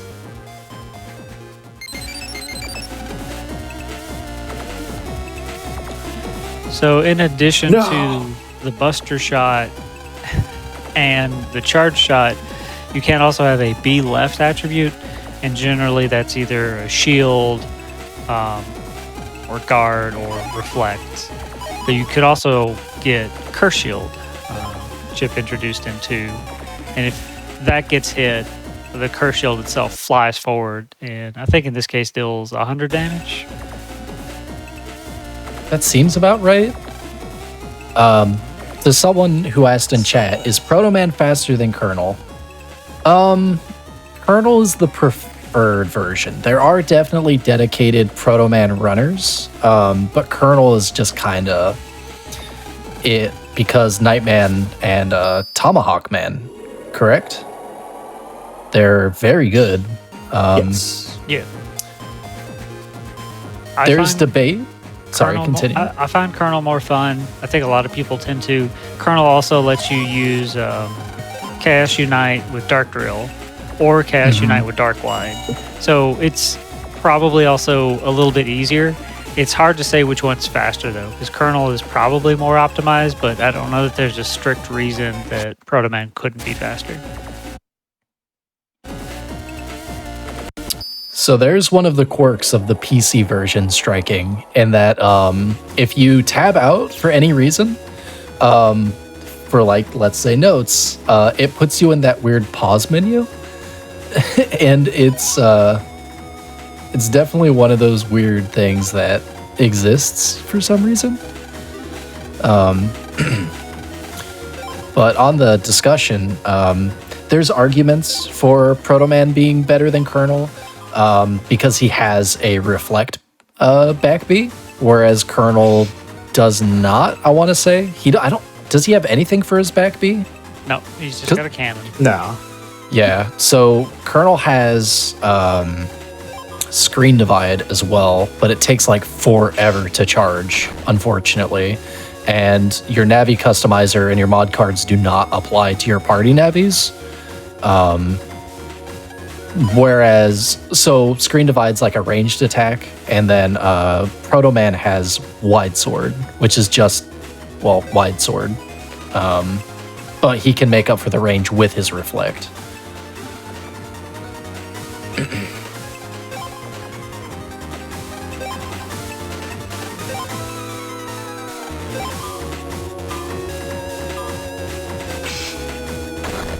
you can see here that Scilab has very secure passwords.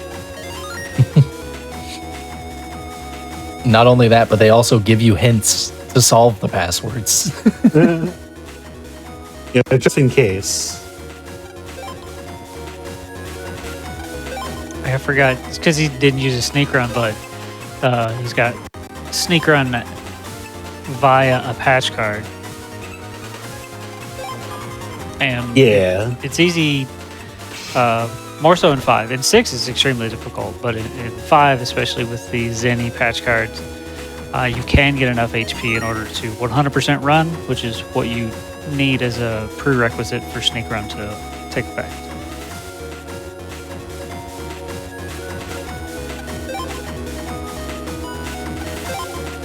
Cat has a point. This is basically Wordle security. It's true. Battle Network was ahead of its time.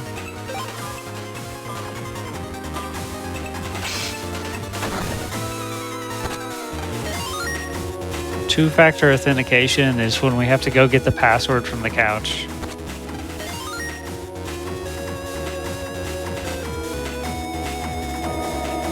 I'm sorry, the password from the couch? Yeah, it's fun. We just Yeah, it's it'll make the- sense. Okay. For the record, I have not played a lot of Battle Network 5, and I specifically haven't played Proto Man at all. So that password from the couch, just like, oh, there it is. Yeah. Sorry, sofa. That's my mistake.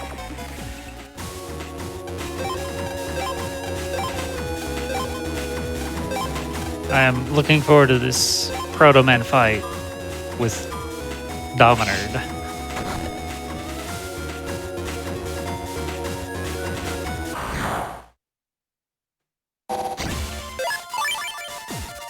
Kilios forgot to take chips again. I've been sitting here cackling to Oh. myself over all of this. Oh my goodness. Okay. Oh yeah, you have Moonblade. I forgot about Yeah, that. so this is his charge shot. Wow, that is so effective against Proto Man. Wow. Moonblade, as a charge shot, is basically a circular sword that hits all the panels around you. Very nice. Good fight. Good fight.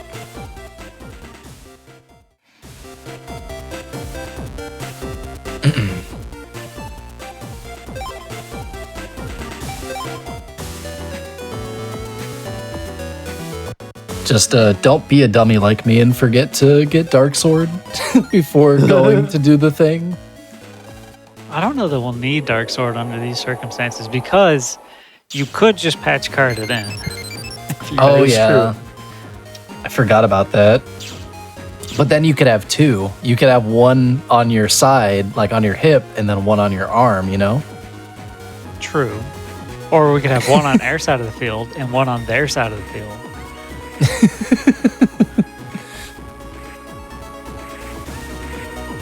That actually raises the question because of the karma system. Would it be possible with the Dark Sword patch card to get Dark Mega to show up early? Like, I know story reasons he shows up later, but is it replaces your possible? charge shot, so I don't think you can fail it in the same way. Okay, yeah, that's fair. Yep. Dark chips are more relevant once you get to like the third and fourth liberation. I guess optimized routes now do generally use Dark Sword on the second boss fight. Mm-hmm.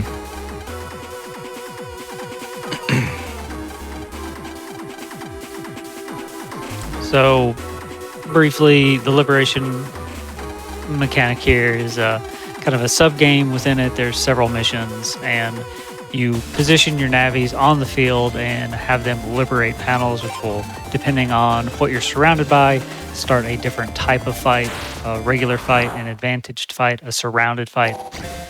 And then you've got 3 turns in order to win the fight. Otherwise, you fail the liberation. If you win, you clear the panels and you can progress forward. That was very that was a good Buttery fight. smooth. Also, turns end when the custom gauge fills, so Yep. you're on a timer.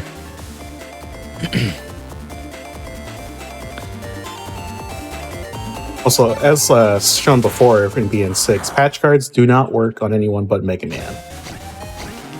So I still have to play the game normally. It's further, yeah.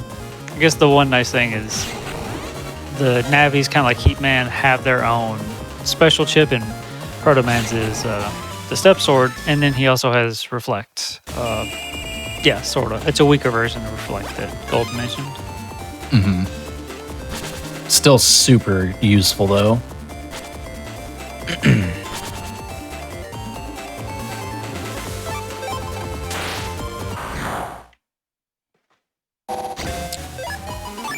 Part of the thing of why, besides just the raw sheer damage output of what? I guess it must do 120. That was that was nutty. Dominator Coke. But besides the raw output of just dark chips in general, in the speedrun context, you only use them occasionally. So the deteriorating HP over time is not as big of a deal as it might be if you're playing casually.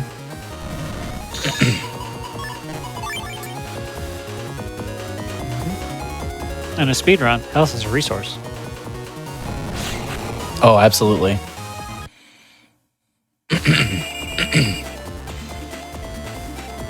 But another cool thing about Liberations is that each character has like a special ability.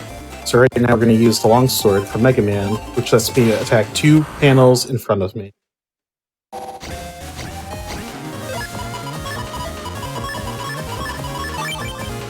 Are you going to show off the pause buffer trick to get the major hit on Blizzard Man? That was a nice triple. That was really good.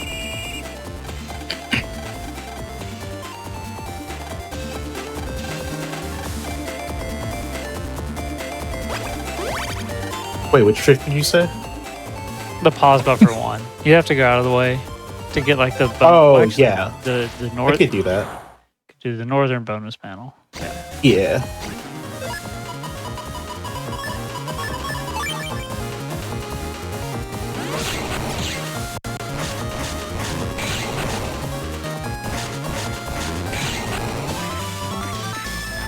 I love B left abilities.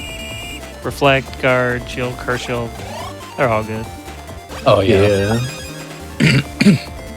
I would have used one if I was able to do them. Yeah. You just need to go speedrun Alpha Omega BN3.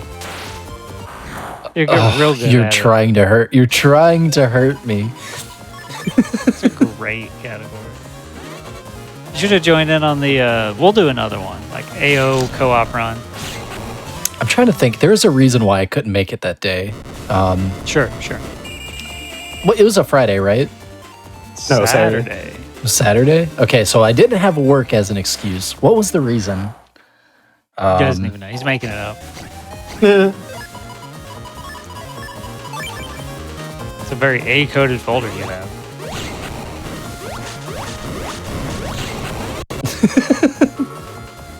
A big brute, just big brained you.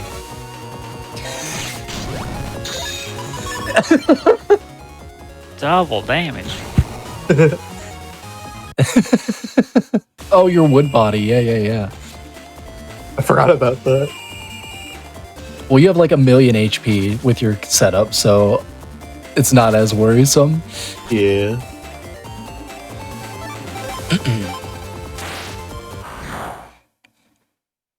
Bosses and liberations, if you don't defeat them in the time limit, you can fight them with multiple navies, but at the end of the round, they heal a large portion, but not entirely, of their health. With They Blizzard also Man, attack. it might as well just be this whole HP. Okay, so when you liberate a bonus panel, it cycles through a series of rewards in the same order. And when you take advantage of this Buster Max menu that pops up when you Alt-Tab or just press the menu button, the game freezes and you can buffer an input. The game will advance 1 frame, but you can do that to more reliably get specific rewards from those, whether it's the chip or a major hit for additional damage. Oh, Might need to be in the front to make that. He's so fast. Forget the second one. I don't think I could kill him with this, actually.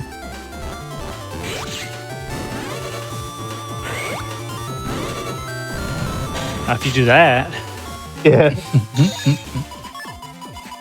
I have 3 mini bombs. Why did no? You don't need it. You got him. Cook him. Let's go. nice. Never punished. He's too good. Kid's a natural. He's been doing it since he was walking, dude.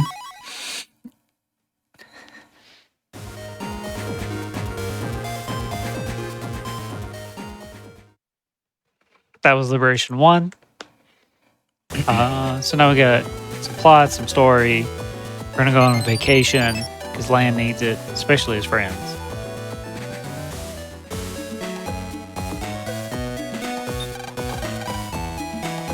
We go check the internet. You wanna listen to the or watch Mr. Prog say the line? Oh, I will do. I just don't remember which prog. It's when you get to Area 3, like you're on patrol. Mega Man Oh, says, okay, yeah. how are the repairs coming? And of course, Patch Cards Killio still has Sneak Run active. At what point are you going to change it, or are we showing other stuff off? I could try a few other ones. I just have to. No, it's the cutscene one at the end. I just want to talk to him. He was sad. Oh, yeah. He's such a thoughtful boy. In all caps, too. Really said it strong. Yeah. Logan's all choked up.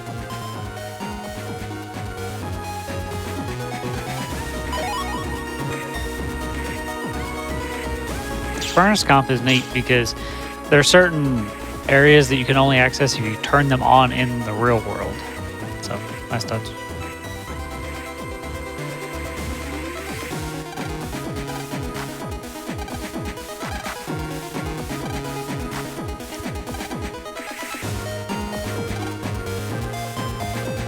That's a quote. Oh no, ring ring. Oh no. I don't remember the rest of this cutscene at all.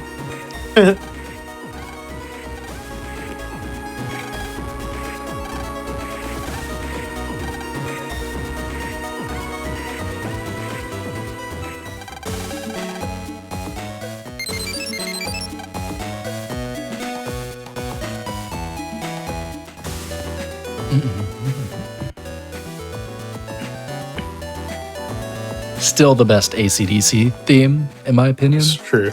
It's a really good one. Oh, it's Oran Island. Our favorite place. Oh, do you know the setup for the thing? The ramp? It doesn't matter, but It's a weird one. I never it's like got really specific. So in the BN6 run, I showed off that you can kind of boogie your way off of the ramp with a pixel perfect setup. In Oran Island, you can also do the same thing with another ramp, but unfortunately, you can't just bypass all of this because you have to do the Navicus tutorial. Otherwise, it would be very nice.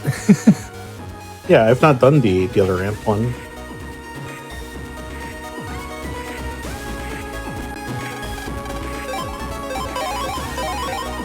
Yeah, I think Rish tried it, and he was the one that found out the flag issue. Mm-hmm. I was in the area. yeah, I was in VC with him when he was doing it. It was a sad day.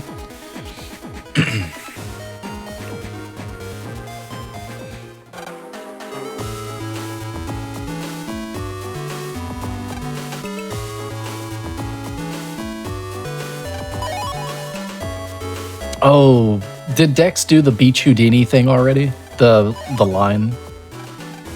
I don't believe so. I'm gonna watch this next cutscene because this one's a good one. Also, can we talk about how much of a jerk they are to Lan for no reason? Yeah. This is a good cutscene. They're just bitter that they lost their net navies. To be fair, I probably would be too.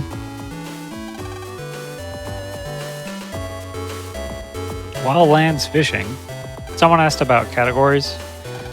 In the Team Being Discord, no one's made it yet, but we want to put a poll up to gauge current and prospective speedrunners how they would like to see categories held. There's 2 or 3 ways that we could do it. Some are more work than others, some are cleaner than others. So it's partly a matter of preference, but the boards have not yet been updated to account for the platforms of the Legacy Collection.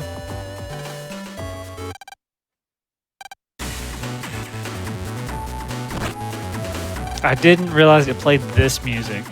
Yeah, it's really good. Yo! That was a whopper. Big fish. Yeah, I don't think Aquaman could have caught that. What's funny is he's on skates too, so like I'm surprised it didn't just pull him in.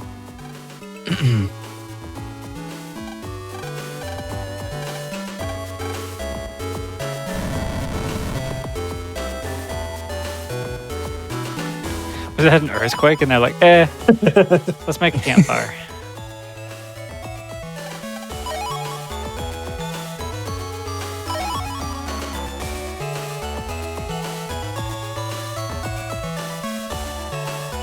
Luckily, Dex brought a fire starter log and some matches before he came down.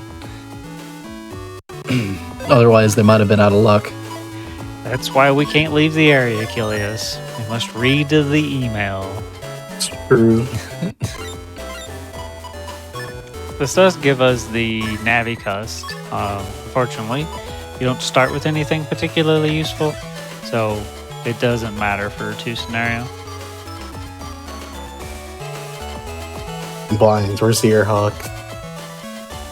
Oh, I think the picture doesn't really look like him.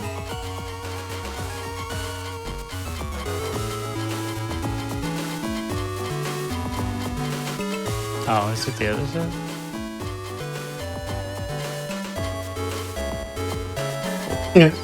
It's not here. I thought it would be the Airhawk. Is it the chip that you're looking for, or the like charge, Buster update? Buster update. Oh, there it is. Oh, there it yeah. is. It that was Leap? an Airhawk. Yeah, it is definitely him. It's I didn't just read the email.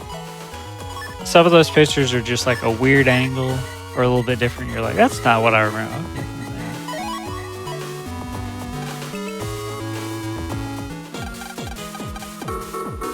On soft lock, Kilios. No, I'm trying for it. Does it work in No. 5? I don't think it does work in 5. That would be funny if it did.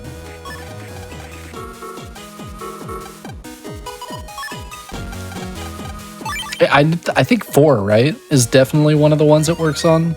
Yeah, it works in 3 and it works in 4, I'm pretty sure. Okay, definitely 3. 3 has so many soft locks. It's weird.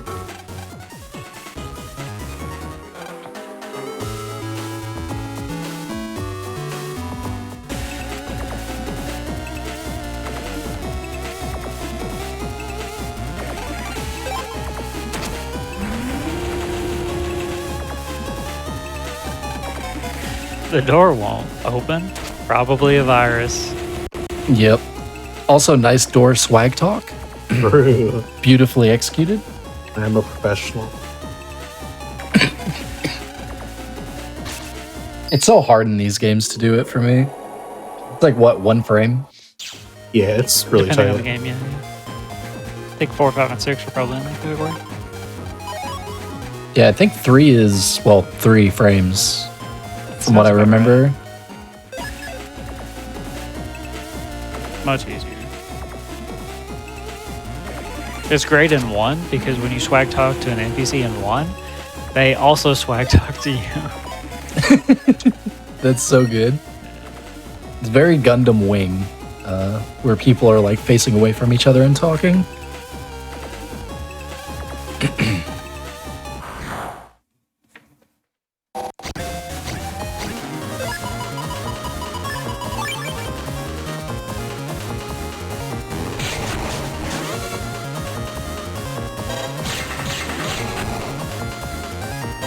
What a good chip.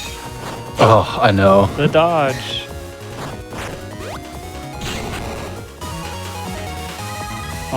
Whenever you change your charge shot to one of these other things, like Kilios had Moonblade before, and it charged a little bit quicker. The charge duration is proportional to that specific charge shot. And so you can have charge +1 in your Navicust, and either it makes no difference or it makes less of a difference than it does in your normal Buster Shot. So some of them are just slow, like this one.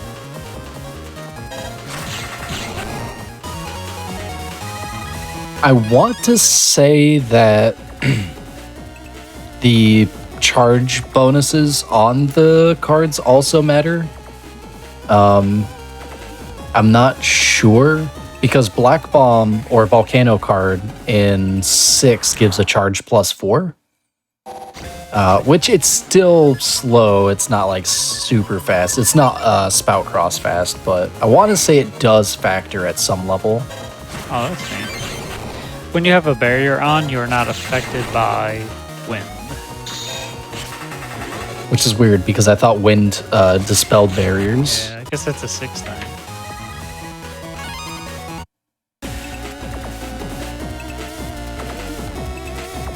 Might be an order of operations.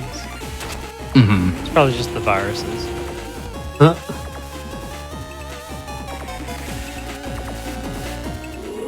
Oh, it's everyone's favorite part of the game. Oh boy. You guys win this round. So now Metal Man gets to punch rocks. Very in character. Mm-hmm. Nice bow Greg. Yeah, it's almost like if we were doing a full run, this would be good.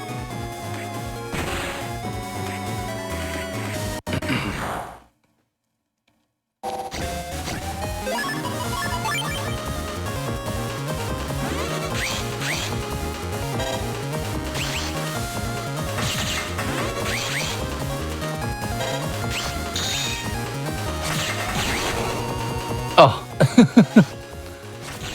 Geometry. Am I right? Yeah. Ooh. Oh, that's guaranteed. I don't know why I was like, oh my goodness, that's so good. I would be excited too, don't worry. And I love me some Invis. HP memory. Wow. How lucky. That can drop here? What the? I'm gonna farm this. Hey, you got it. And that copy damage lasted 1,000,000 years. It's so good in 5. 5 and 6. But so good in 5. I was so disappointed with how short it is in 4. Go look at 3. It's like Oh, you used I copy damage? Sorry, it's remember. already gone. Yeah, I remember that, and I took it out of my folder. It's a good reason, honestly.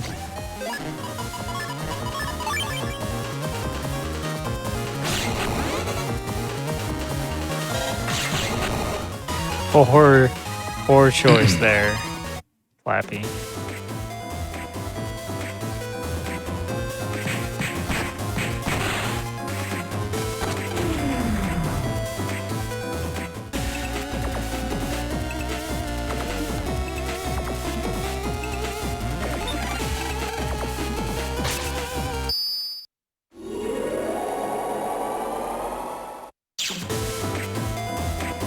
Wonder which one I choose against Magnet Man. I mean, you could use the strat and pull out Dark Sword. That is true. I could do that. Is Lance one of the options? I do not believe we have Lance in this one. No, I can not check on, it. Not on Buster. I think that's a 4 thing. 4 had some very interesting patch cards. I know Kilby's in 6. That's why I was wondering if it was in 5. There is Boomer, but Oh yeah. Could use Boomer. Okay, Boomer. it's a Just don't slow, worry. but I do enjoy that chip. I'm so glad that Boomer Star is in the bargain bin at Higgsby's. just put 4 of those in the folder. Thank you.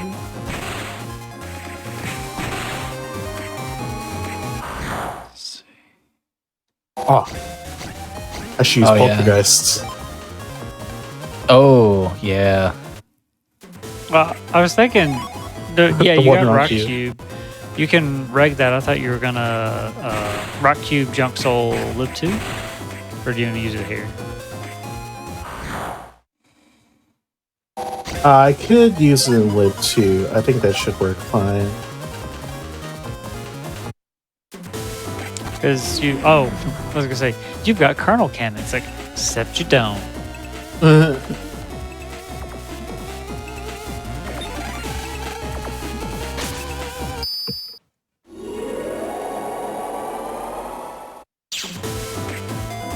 Yeah, there's also a Drixel mod card as well. That's pretty solid for Yeah, Lib yeah. 2.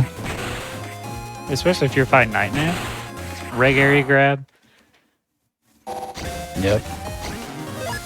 Also Drillman too. He gives air shoes and drill arm 1, Oh, but he gives you hull panel, which honestly if you have air shoes that's not the worst thing.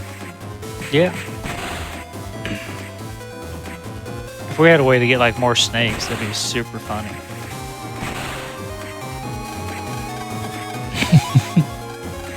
Like B in 6. Oh, you'd never. What would have been good in 6 is crack shot on your just B button instead of mini bombs. Oh yeah, absolutely. I agree with that. It's so silly. It's like, oh, I've run out of floor to throw at you. That would have been some chef's kiss good content. Oh, Sal's cereal prize gives you a boomer lance and anti-wood. Oh wait, are you gonna be using the antis? Yeah, I have the one from Rules. Okay. But there was no anti-aqua, I'm pretty sure. There's not too many chances to use it this early on. Yeah. You got an encounter as you fell on. Forgot.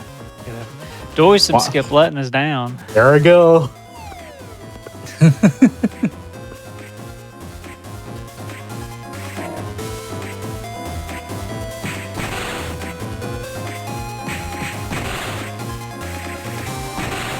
don't think that's ever happened to me.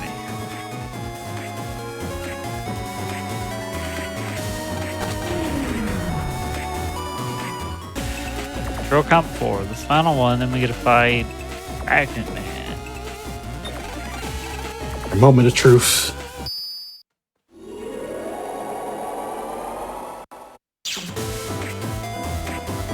You got this, Kilios. I believe in you. I did it. Oh god, Oh. I did it. Never mind. Any of the other rocks would have been fine. That one was not fine. Like, nope. I wonder how Kamari does it so quickly. There's a good rhythm to it, but it's different from GBA one.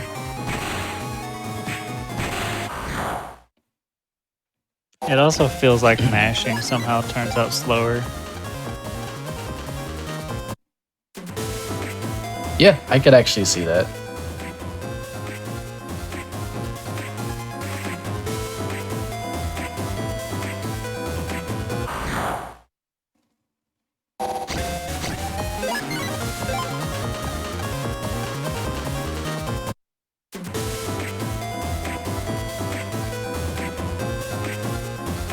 Oh, I hate when he does that.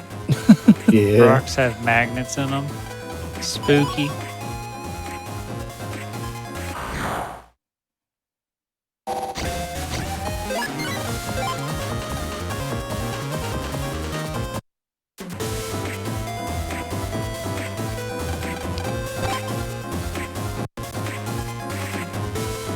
Do you have air hawk? How will you deal with this guy? I could use this one. Yeah, It's a shame it's like a little bit tedious to swap these out. Can't be helped. If that's kind of part of why I routed it the way I did, because like there's so many patch cards, and he's 70. Yeah. I shouldn't be surprised. Yeah. I think Gregar and Falzar are the same way. So you have 80 megabytes to work with. 70 takes up most of it.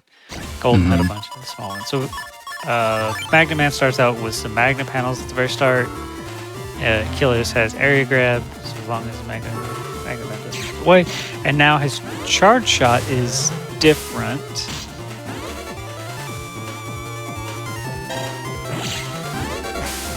It's just a dark sword. He went for the north-south tackle. That's crazy. It was the right play. Absolutely. Ilios, I think you should have gone in with Aqua Body. True. Would have been, it would have been worth the risk.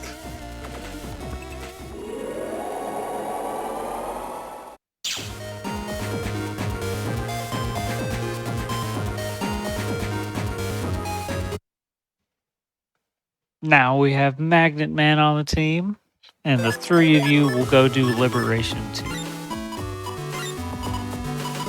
Magnet Man is very interesting in Lib compared to Nightman in the way that they kind of shake out in regards to their abilities. Nightman doesn't have an actual ability, right? His is just a passive. Yes, on the field. Hmm. He just protects anyone that's near him, blocking all damage. Yeah, whereas Magnet Man is a block all, but you have to use a command point and end turn, so he's not as efficient with like also clearing out tiles. But I think in the run you just don't even bother with it, right? You just go for it. Yeah, you really wouldn't. It is neat that it protects your entire team, but like maybe that's useful casually. I don't think it has any use in the speedrun. Throw shell. A good one. I have to find Buster Poltergeist. Yeah.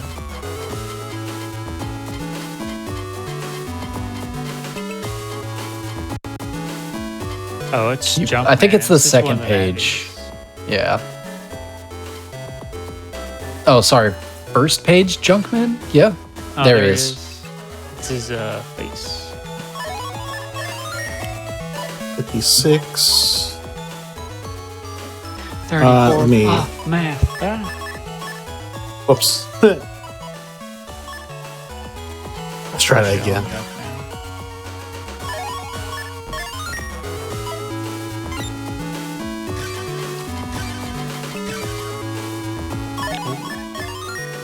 Enjoy mingling.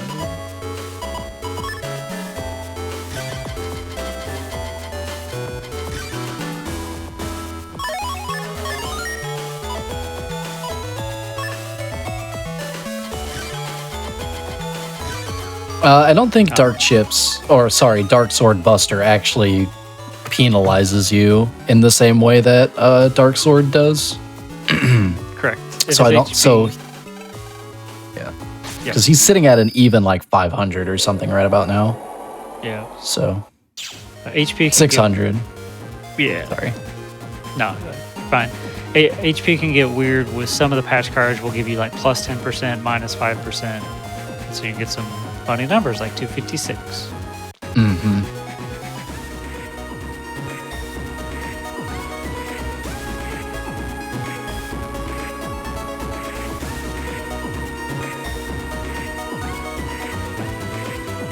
Do you have sneak right now? Yes, I am. Oh yeah, because it's Ninjoy. Yeah. So that was really lucky otherwise. Okay.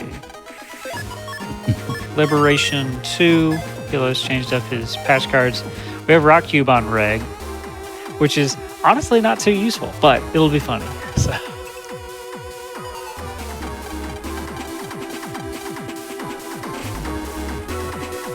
Rock shot sounds like a lot of fun, actually. We're gonna shoot some rocks. That's for sure.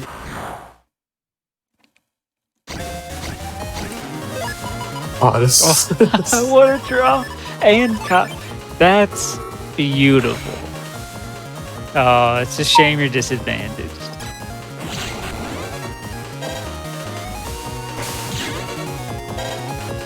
Can he still get the one turn?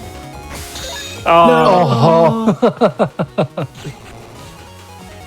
How did we get to the part so fast? Mod cards. Well, I think honestly, it's just Kilios being good at the game. Yeah, well, yeah, absolutely. I think that is definitely a huge factor.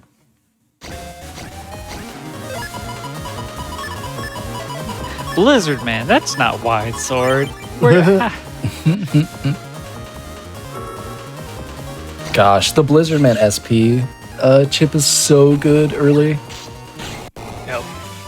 Fun fact about the Blizzard Man chip is it will pick objects up in front of it and increase the damage that it does. So you put a rock cube in front of it and then use it, do more damage.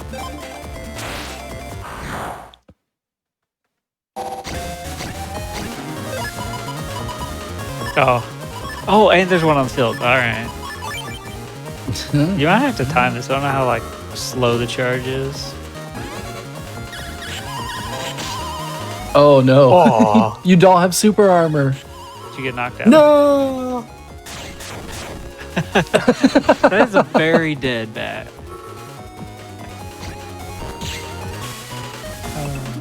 So Kilios' charge shot is Poltergeist. It picks every object up and throws it at things for 200 damage. Oh, love to see some cacti ball.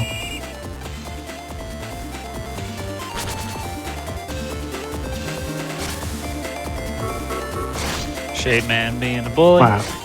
Only 60 damage, Shades, man. Come on. Wait, hold on. Stop bullying him. It's okay, it's just 20. Yes. Through a piece of paper at you. You're fine. Casually, that's scary as heck. It's like over half your HP. Or almost over half your HP. Oh, north-south tackle. Does Magna Man have super armor? He does, right? No. I don't know. I would think he does. Such a fun ability. Mm-hmm.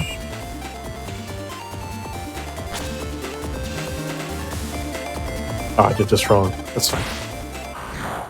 But it is funny to see that happen. Ooh, how are we gonna solve this without a drill arm? It's a rock. I went one further.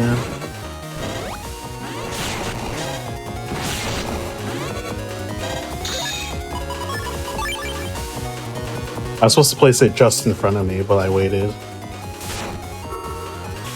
And moved back instead. Mm-hmm. I think there's only one required turn one in this, right? Yeah, it's against the bird later. Well, we could just use Magnet Man. Mm-hmm. Or a Predator Man. Either one works. None are required, but it depends on the route. They are faster. Oh, and of course they don't move. The drills have like a 50-50 chance of staying in their row or moving at the start. It's a 50-50. I've seen them stand there for like 5 seconds. That's crazy.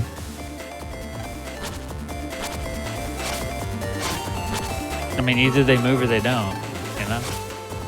I know, but the fact that they just stood there for 3 consecutive seconds on 50%, that's crazy. Like, the odds of that are like astronomically low. Yeah, well, you've watched Rish. Not wrong. Not wrong at all.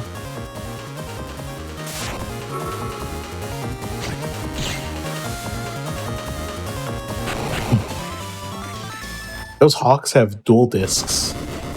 I just realized. The clothing on them is just a dual disc.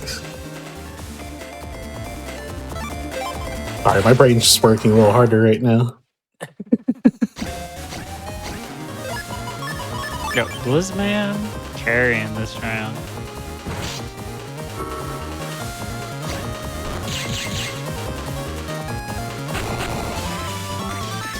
It's a pretty good fight for it, too. See it Yeah. twice. We have a lot of time left, right? I could just do Liberation 3 as well. Oh, but then you have to do all of Squirrel Comp and That's true. It's not that. Squirrel comp, but with actual comps. Unfortunately, did not get a field with a bunch of rocks on it. Kilios, cook him. Oh, 1 2. It didn't hit. Sir, I believe you have missed a sword. That's That makes no sense. He got hit on the panel. that's so good.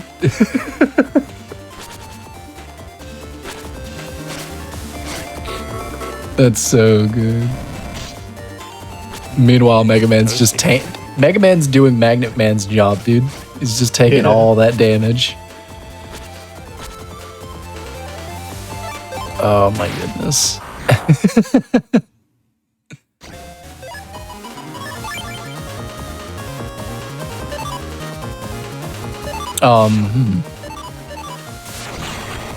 Oh. Magnet Man is just so cool.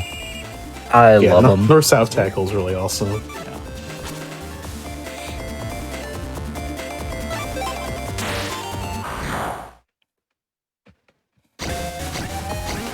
Oh, what a good field for Poltergeist. No. Oh, I did it too late.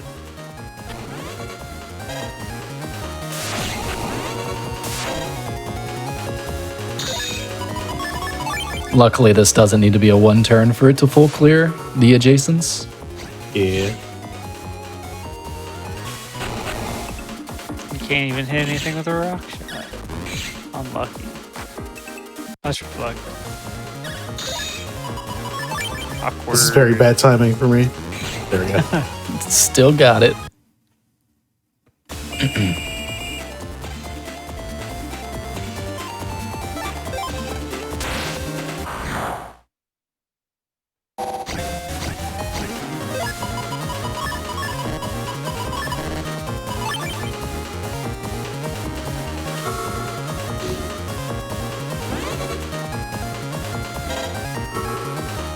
Who will it hit? Not who I wanted that to hit. Alright.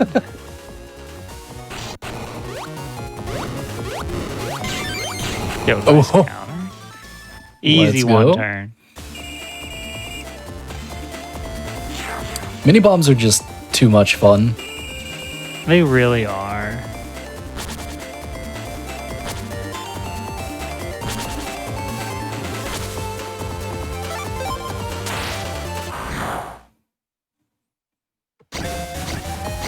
I'm sure at some point, I don't know when, but we'll have like either a 2 scenario or an any percent tournament, not tournament, race. Definitely in 6, maybe in 5, where you have to use the mini bomb match card. I'd be down for that. I believe Fat Kid's already obligated to do that race. I forget who else is. That sounds like an Arathar thing for some reason. Not sure though. No. You He's too juked smart. yourself. What was he cooking? He's too smart.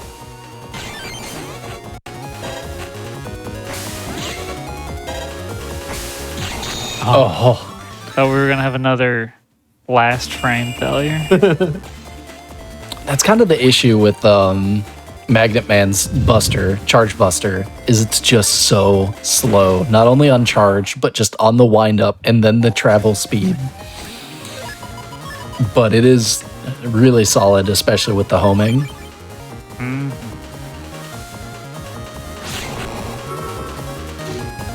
Who will it hit this time?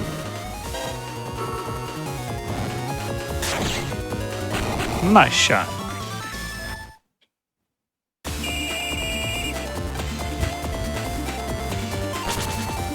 One turn, you'll have an even battle against Shade Man. Shame we only have one rock. We got one rock and one vampire. Let's make it happen, boys. The funny thing is, air shot would do more damage than poultry. Yeah. A projectile-based rock does 200 damage.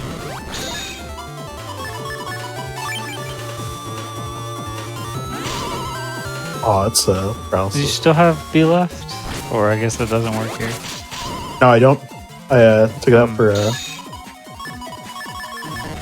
That's unfortunate. Final turn. Nice counter. Just throw everything you've got. Don't stop throwing. Oh, north-south tackle finish. Be good. Here comes the cleaner.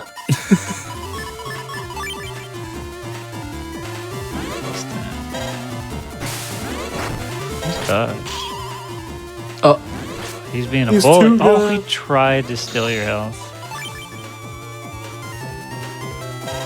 This little trick for anyone new to the game is if you pick OK with no chips, nice.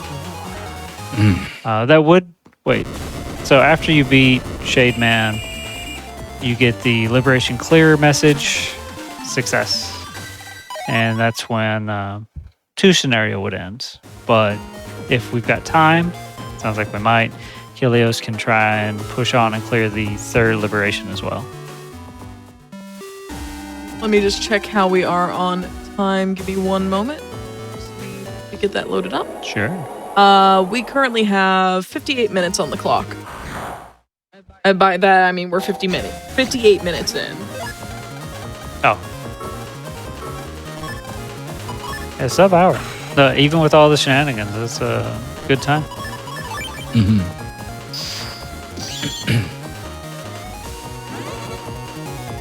This fight is way less good.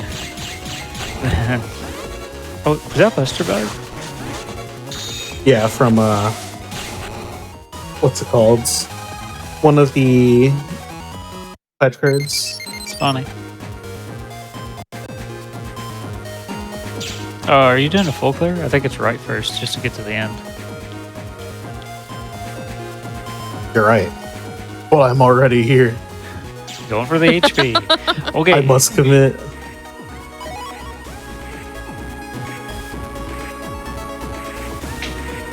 I will say, as nightmarish as these comps are, the goodies are bountiful.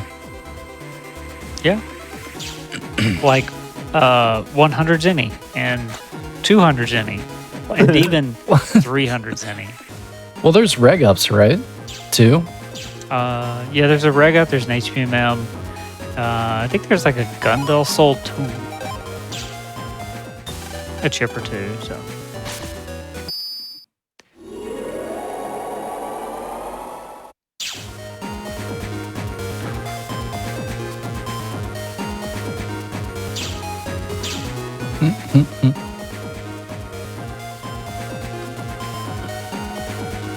These comps are also different because we don't have to normally run around that much. Yep.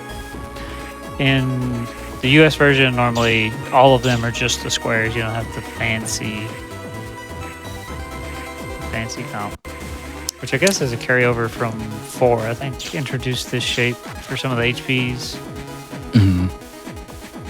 I know in Double Team they have the fancy, hallway rooms, I guess you could call them. I think I went the wrong way. You somewhere, I guess. You saw 15, not 16. I don't remember these patterns at all. No, we're good. I just had to go left instead of right there. 400 zenny. I just wanted to show everybody where Fast Barrier is, if you need. Yeah. So Very now helpful. you don't even need the Mocha Rush. Mocha Or Moloco. Rush. Moloco. Look, it's a transformer. I love that his shades are built in. Yeah. Oh, are you doing number trade? Just Buster Pack. Gotcha. I always get to number trader and realize I don't have any notes, and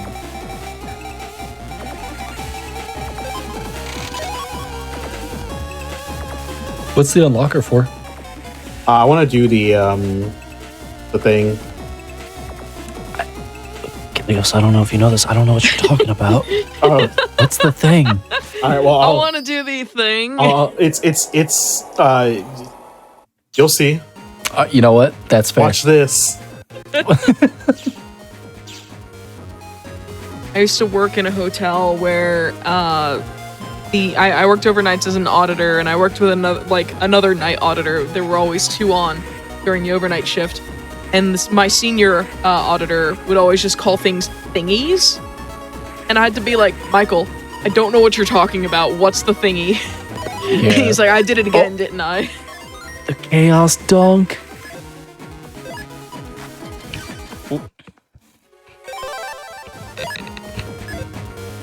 Oh, this. Oh my god.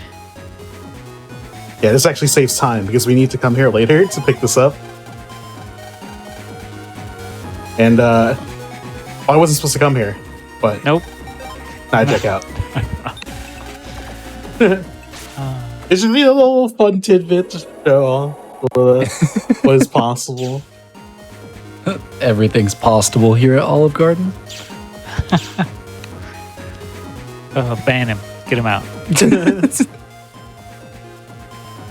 Tara, I had to not say the thing. There's so many times where I really wanted to say it.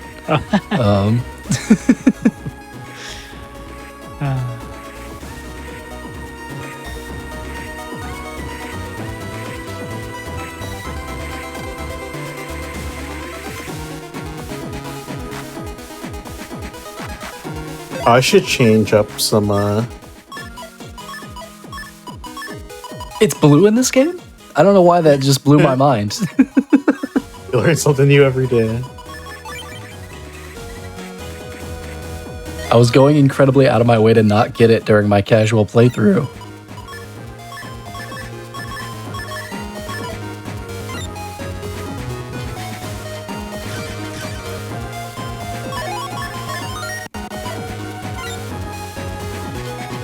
We could show off. I'll grab you. One of the special ones that's too big to really justify is the Serenade card, which gives you Reflect, but oddly enough, it's on a charge shot instead of Be Left. That's super Yeah, weird. that is awkward. So we don't really use that. I guess we probably won't show it here. Well, actually, maybe we will at the very end. Barring time. But you can be in 5 depending on if you're playing Proto-Man or Colonel. One of the special cards gives you Base Cross. And it's a little different depending on your version, what the charge shot is, and the other benefits. And that one's really cool, especially casually, because it gives you triple Buster. So if you're playing with Buster Max and you Base Cross, you basically just press B once to win. Most Yeah, fights, that's it's great. That's the de facto best way to patch card Buster Max any %, which I felt like would probably be a little boring. No, for sure. It would be. But it would be fast. Yeah. The thing that rubs me the wrong way is in 6 you don't get the Buster or the Base Cross sprite unless you use the other card that gives you, I want to say, Heels Rolling? I don't remember exactly. Name of the attack is Hell's Rolling. Thank you. That would have been And a that's perfect fight for Poltergeist. I'm so sad. It's true. Does Poltergeist pick up the fan? No, but Kilios still has Rock Cube Greg, so he had 3. Yeah, I'm sorry. BCC changes a person because in BCC fans count as box chips, and those get affected by poltergeist. So Oh yeah, yeah. So does like Ella Ball and yep, a bunch of Ella Ball, auras. I want to say too. Anything in box, Let me Sparker. pick up the aura and throw it at you. No, my stand. You're hitting me with my own stand.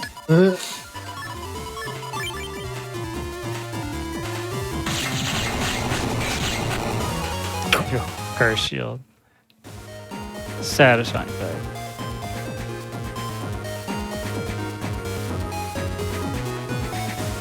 Oh yeah.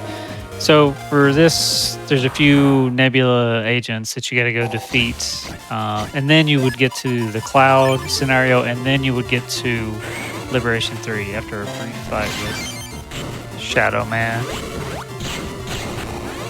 That's Gyro what we're Man. working towards. Yes, Gyro Man. Playing the other version.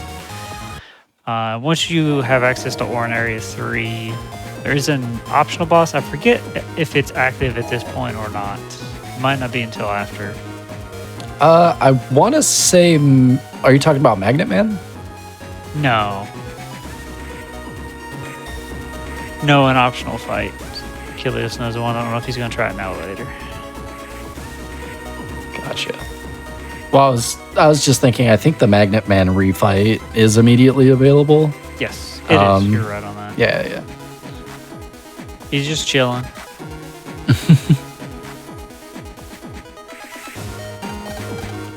I could try it now. Yeah, I'll try it now. We're in window. Sounds good to me.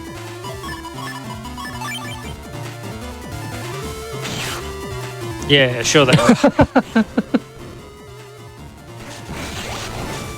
What? Oh no! I'm blinded. Help Oh me. yeah. He has a So- damage bug. Sometimes the negative effects Wow. give you a status condition when you take damage. And so whatever Kilios has, whenever he takes damage, he gets blinded. That was an amazing shot, by the way. Eh.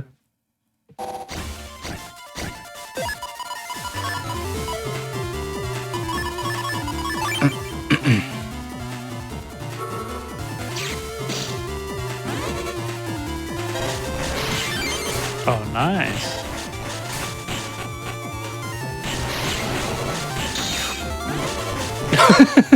You're just like, really don't like these rocks, huh? Yeah.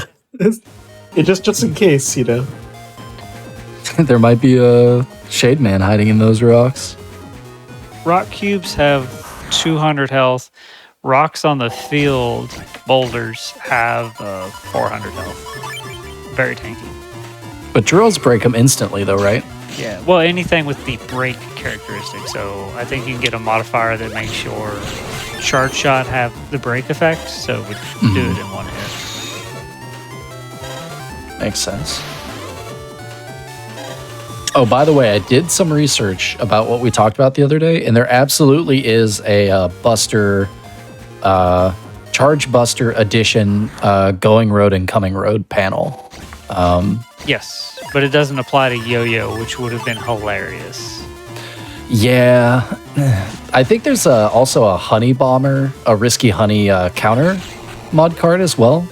So that would have been especially hilarious. How, like, you be left and you summon bees?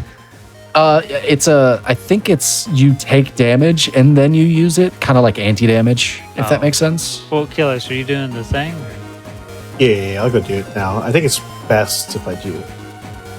Oh, Let's see. that thing. We go ahead, I we get remember. stuck, and then we do the cloud scenario. You probably First. have to. Oh, Surely there's a full energy here. There we go. oh, one of every subship. Well, I think Takeo gave 3 full energies. Oh, maybe that one.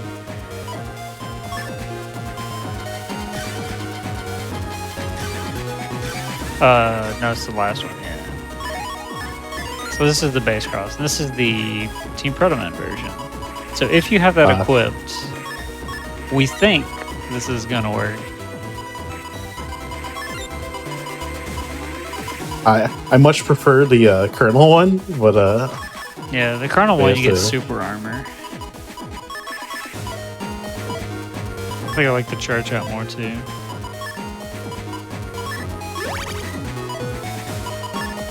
I guess this one gives you flat HP, which is more useful at this point.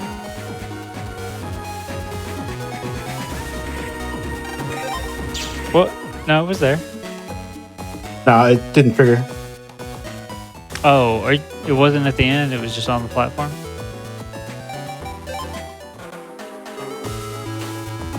Okay. It would have been faster just to stay there, but no, it triggers there. But I think I had to jack out and jack in. Could be true. It might also be after Liberation.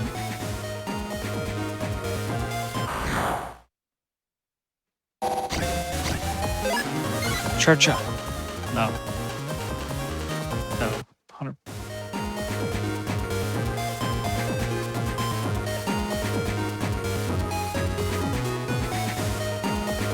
The Proto-Man base cross charge shot is the Buster Rake ability. Oh, I love that. Yeah, Definitely satisfying. I like multi-hit things. Just tickles me. Oh, I guess that's why you had your machine gun charge shot. Oh, you don't even know, man. Dive Man didn't know what was coming, dude.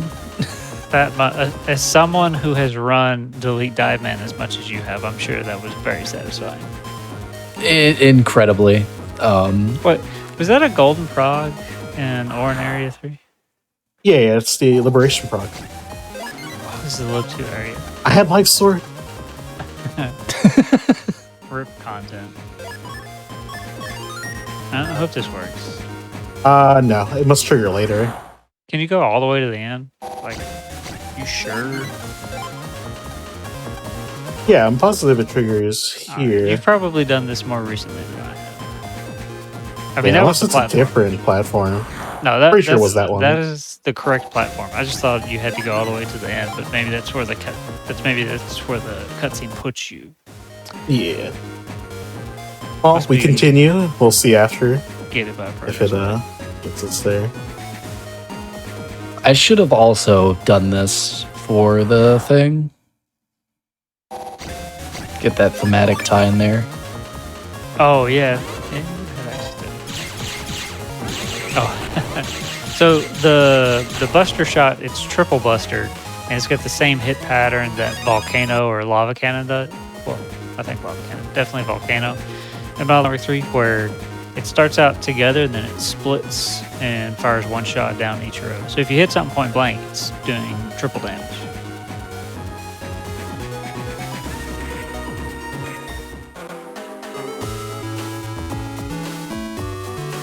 Which I believe would scale with Buster Max, so point blank 300 or more. Would it scale because it's a modifier? It's still lemons.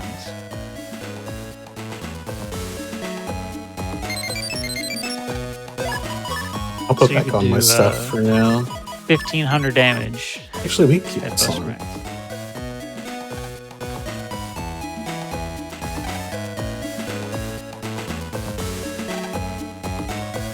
Oh, you gotta do the drill comp repeats, so you probably want to sync up. Yeah.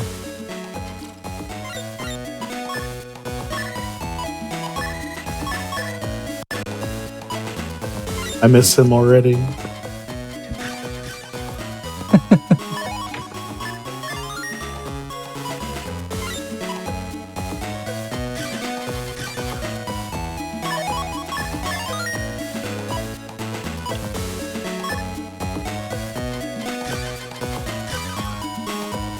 So this is where the joke that Orin Islands is our favorite area begins.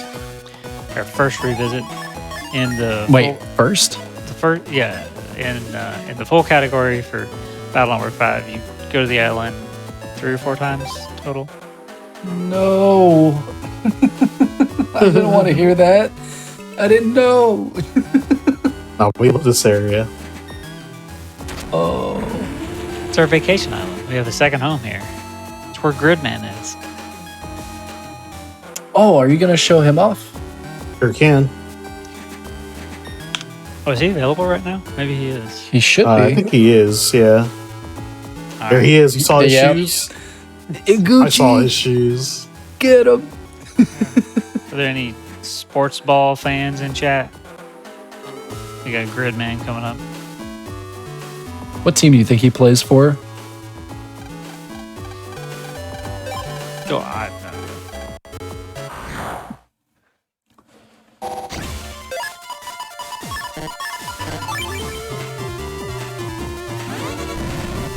Blizzard Man in slot 3 keeps showing up.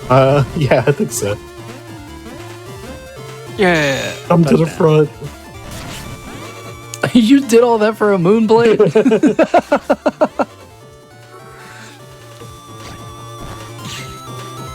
Okay, we'll life sort him. Never mind. How's that going? Yeah, It just didn't show up. Oh. That was a field goal. Oh,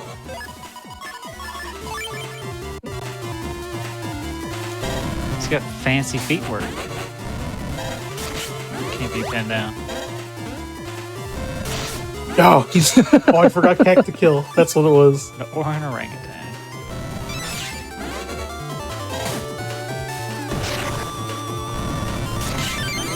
Ooh. Oh, Oh. No. can you geometry? Almost. Nice.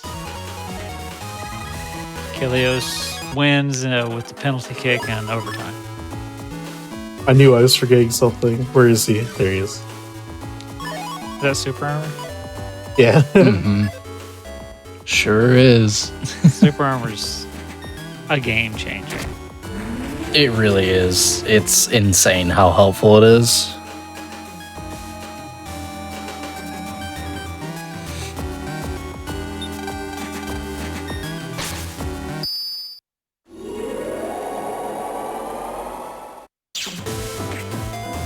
And for these revisits, I think the encounters changed slightly, but I believe we can still sneak run. Magna Man got attacked and his programs were scattered. You just gotta go pick them up and put them back together.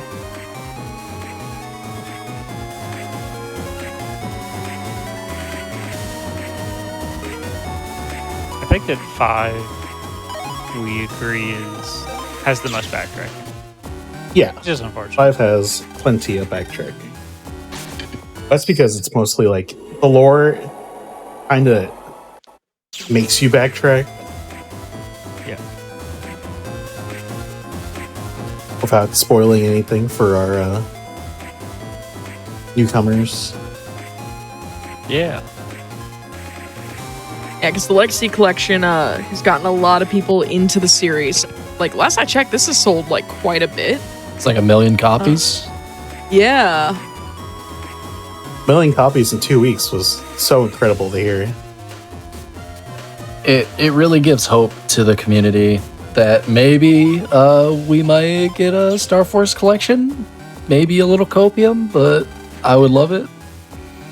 Having all those versions on the same cart would be amazing. Yeah, as of April 28th, it had sold over 1 million copies worldwide. Which was like a week after its release. Yeah, that's insane numbers. I know I bought it twice. It was kind of an accident because we were supporting our boy, Rish, and I bought a copy thinking I could get like a Switch code, and it was for PC, and I really wanted to play it on Switch, so I bought it digitally on Switch too. I know a lot of people triple dipped for PC, Switch, and PS4, I want to say, which is insane, but the fact that people are willing to go to such lengths to support a game that we all love and have a lot of nostalgia for is just absolutely incredible. Yeah. Yeah, and just for just a benchmark, the best-selling Mega Man game in the franchise is currently Mega Man 11, which has held the title at 1.6 million units sold, which is absurd. And just like looking at how much this is sold in a week, it's gonna be absurd. Like once it's like been out for a full quarter. Mm-hmm. Yeah, I mean, a lot of people, myself included, were really excited for Mega Man 11. It had been a good while that we got a new one, and that wasn't in the 8-bit style that they had done for, 9 and 10? Yeah, 9 and 10 were in the 8-bit style. Mm-hmm. Plus, those Robot Master designs are pretty good, pretty solid. Like Blast Man, which, funnily enough, was one of the few that was a NetNavi before it was a Robot Master.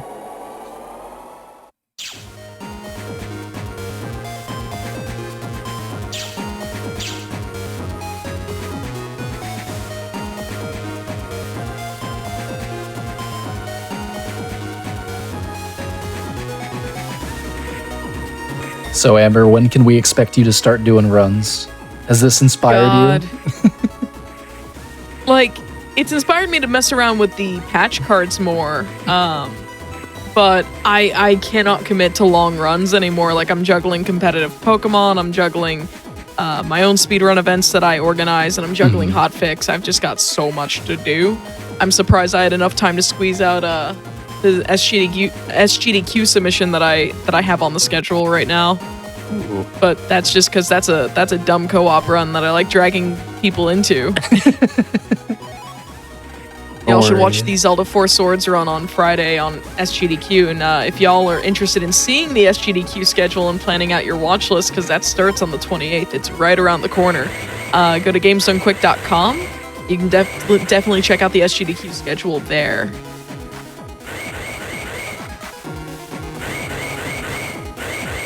Don't worry, we have just a run for you. The game's name is Rockman EXE Wonderswan, for the Wonder Swan. Oh my god. It's Here's 13 a Klonoa minutes game long. on the Wonder Swan. That is true. That's a good one. Wonder Swan, no.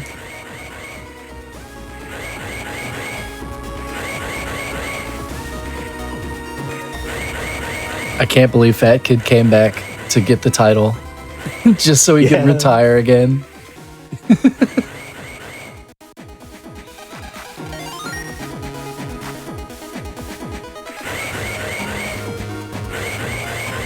Yeah, I don't believe... so someone's asking if the developers that made Battle Network are the same developers that made the Digimon Dusk and Dawn games.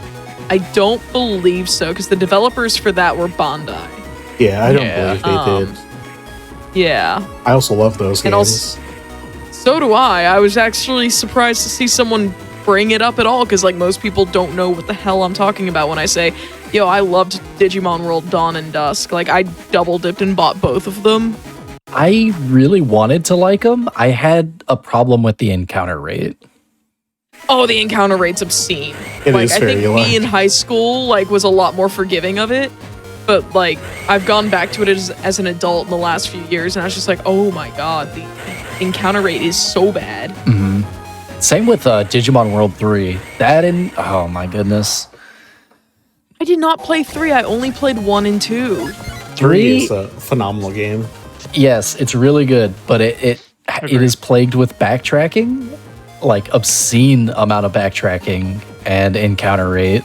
Other than that, it's a stellar game, and it has my favorite Digimon of all time in it. So, Which one? Bearmon. I love Fairmon.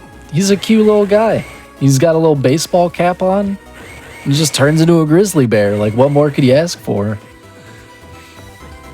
I appreciate games that have mini games in it. I like the trading card game within Digimon World 3. Okay.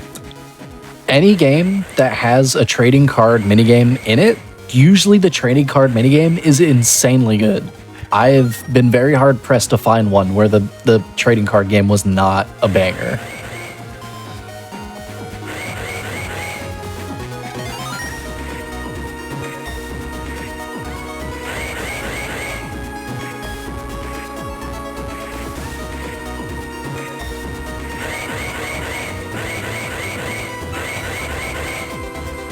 I know this area I slightly forget.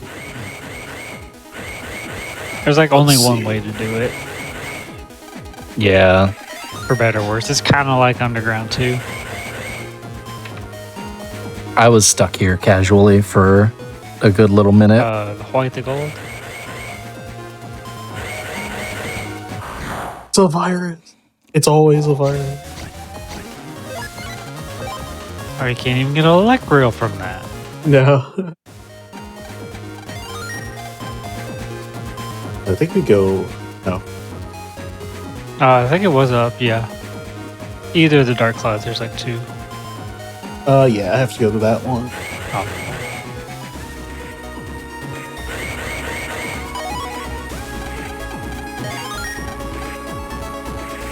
And back here. I think you have to grab this. Oh, the back way?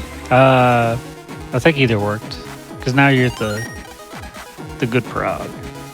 Yeah. So now Killers just has to fight Gyro Man, who will then, plot twist, join the team. Bro, where is this? No. I'm lost. Oh, it's over there. Okay. And then we can do Liberation 3.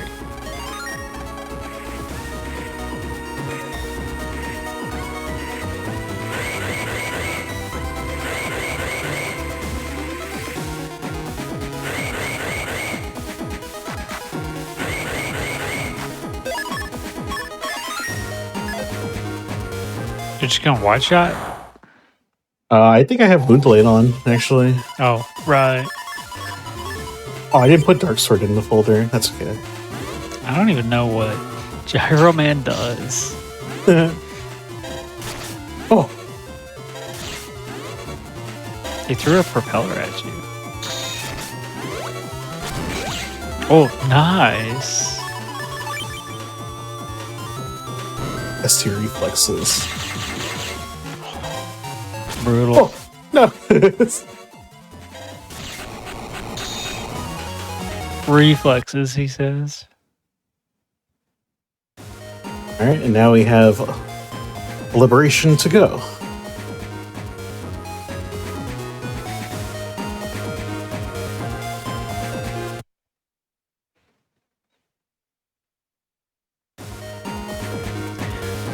Like how Gyro Man's special power is, I'm literally a helicopter.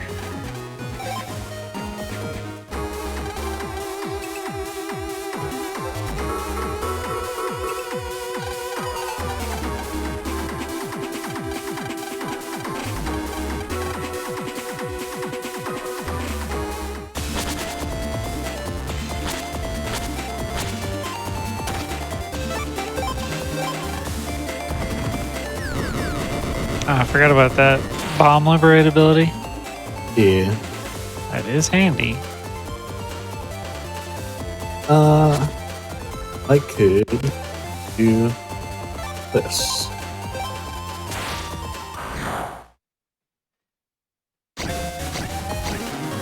Order points are tight here. You could do the pause buffer trick to try and get order points with Gyro Man.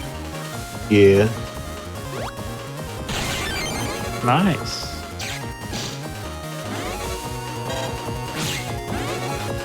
Or fanfare all by itself.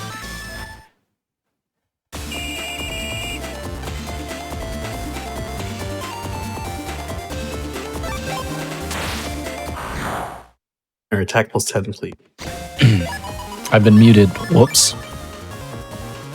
That's Oh, welcome Hello? back. Yeah. welcome back. I said I love that you used wide sword and you still stepped down to swing on him instead of just wide swording him. It's force of habit. Please understand.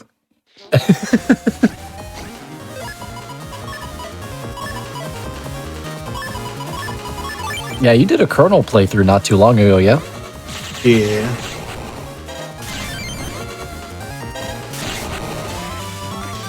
I'm still working on it right now, but I am in the post game areas. Buster Max works for libs, but only for Mega Man. It does not apply to any of your party members.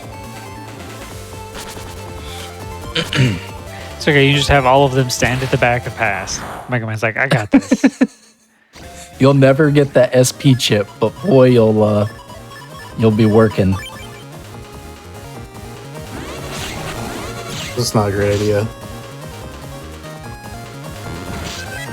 I'm interested that you didn't take Step Sword. I thought about it. I really did.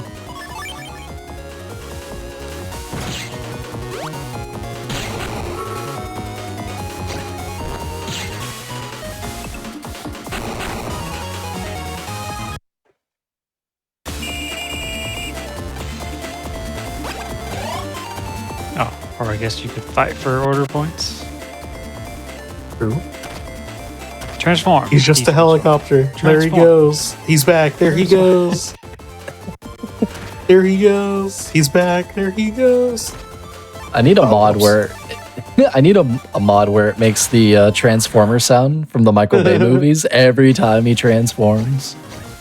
Oh my lord, what a fight. It does play a sound. You could probably replace it. Probably. That'd be It would great. take a smarter man than I. It would take Prof to do it. I feel like something like that's inevitable. But Like the dab patch. yeah.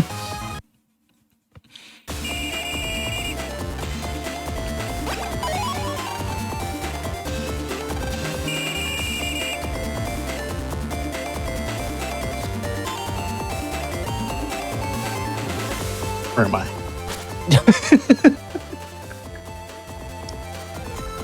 You're in Scilab on the internet. Lucky's notes make no sense. Oh, tell me about it, dude. Oh, is that like the past debate the big group? Yeah, I believe this is what we're doing, but it was wrong. How could you, Lucky? I think maybe you like did a basic liberation and then lure the bird in. And then you That might go be what it could have been. Well, it's just the bomb liberate this, but on. that's okay. We could just Just one turnum forehead. do. Oh, He just breaks pierced it. Yeah, That's not he's done fair. that 3 times now. What are you? Well, sometimes with the timing, like you can trick a Dominer to jump onto a rock cube. I think the bird should work under the same principle.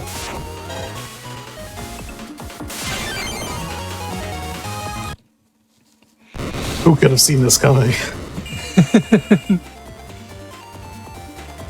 Well, it was about the same effect as a bomb liberation, so you know. I'd say probably Lucky and literally no one else. Oh no, this is terrible. Wow. We're not one turning this one, unfortunately. Oh. I don't think it mattered, but I think that time bomb made it do additional damage. Yeah. Please. I tried so hard.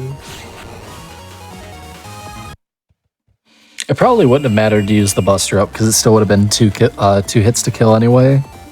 But I Mega have Man to can do one turn. this. You can do it. Mega Man, just have Mega. You're right. We'll fix this. The whole squad's ganging up on this panel. Everyone has a chance. Oh, Ninja's I- not. I have no space. You got. Yeah, it's okay. Dominers. No. Oh, and animals. Mega Man stacks. Not even close. All right, Proto Man, can you one turn this? No doubt, no doubt. Let's do it.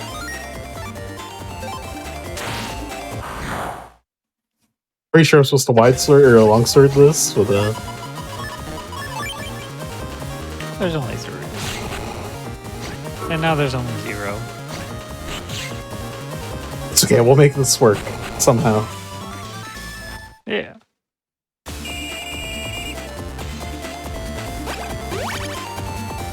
Now you can one turn off the big bird. That's true.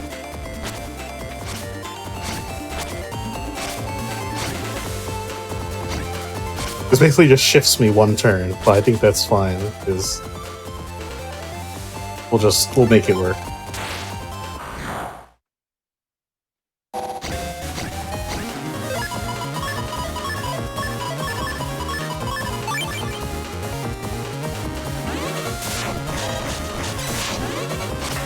No!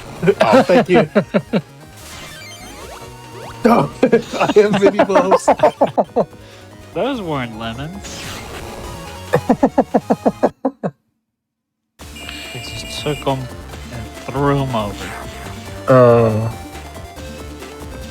You threw it Alright, we- through his wings like a like a kicking goal and field goal. That's what it is. Oh my goodness. Let's go consult Gridman. It's like, what's the term here? I'm admittedly not the biggest sports ball fan.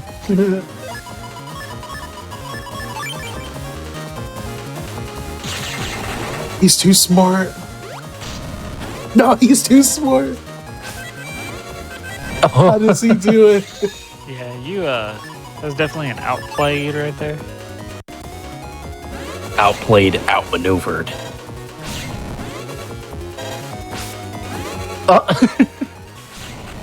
The Ultra Instinct is too good, dude. When did everyone get so powerful in this game?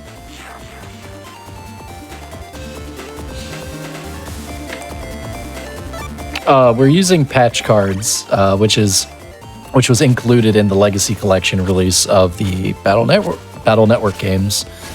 So 4, 5, and 6, it works a little differently in each game, but you basically are allotted amount of resources, and then usually like for 5 and 6 it's megabytes. And you get to take as many patch cards as you have megabytes, because each patch card costs X amount of varying degree of points. So Kilios has Dominard and mini bombs that replace his regular buster, and Dominard's a back B or a left B trigger. Yes, sir.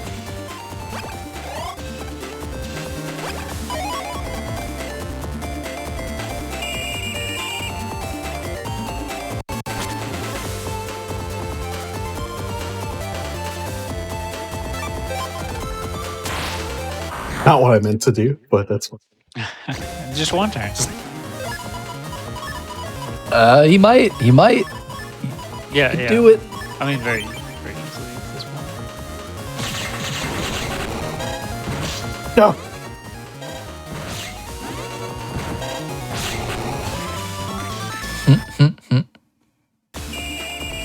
All according to my plan. Almost content. All according to plan. I wasn't even worried. I'm gonna open up this side. Sounds good.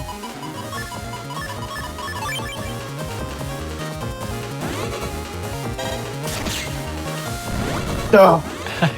Every time. No super armor, dude.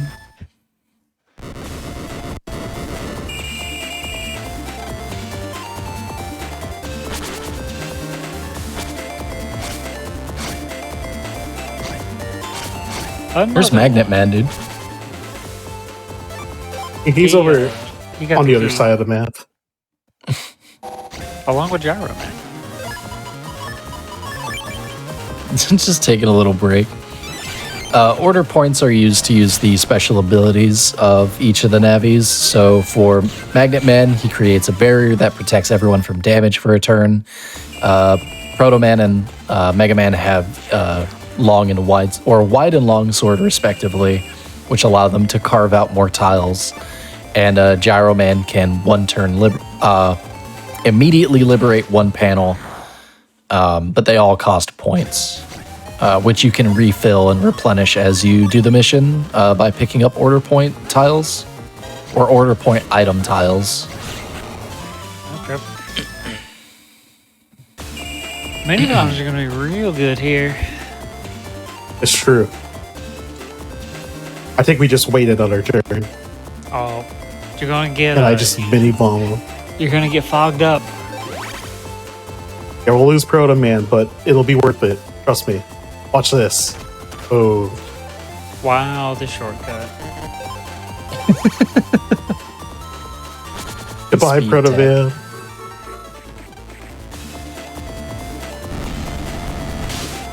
Paralyzed. Proto Man has been paralyzed.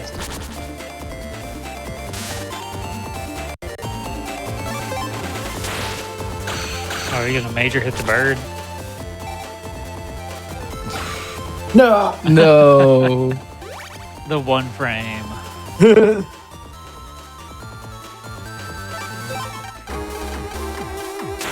Have super armor. How are we help looking on against for time? Paralysis. It's looking like We're at a 142 right now. No. I'm being paralyzed. Could Moonblade the front file.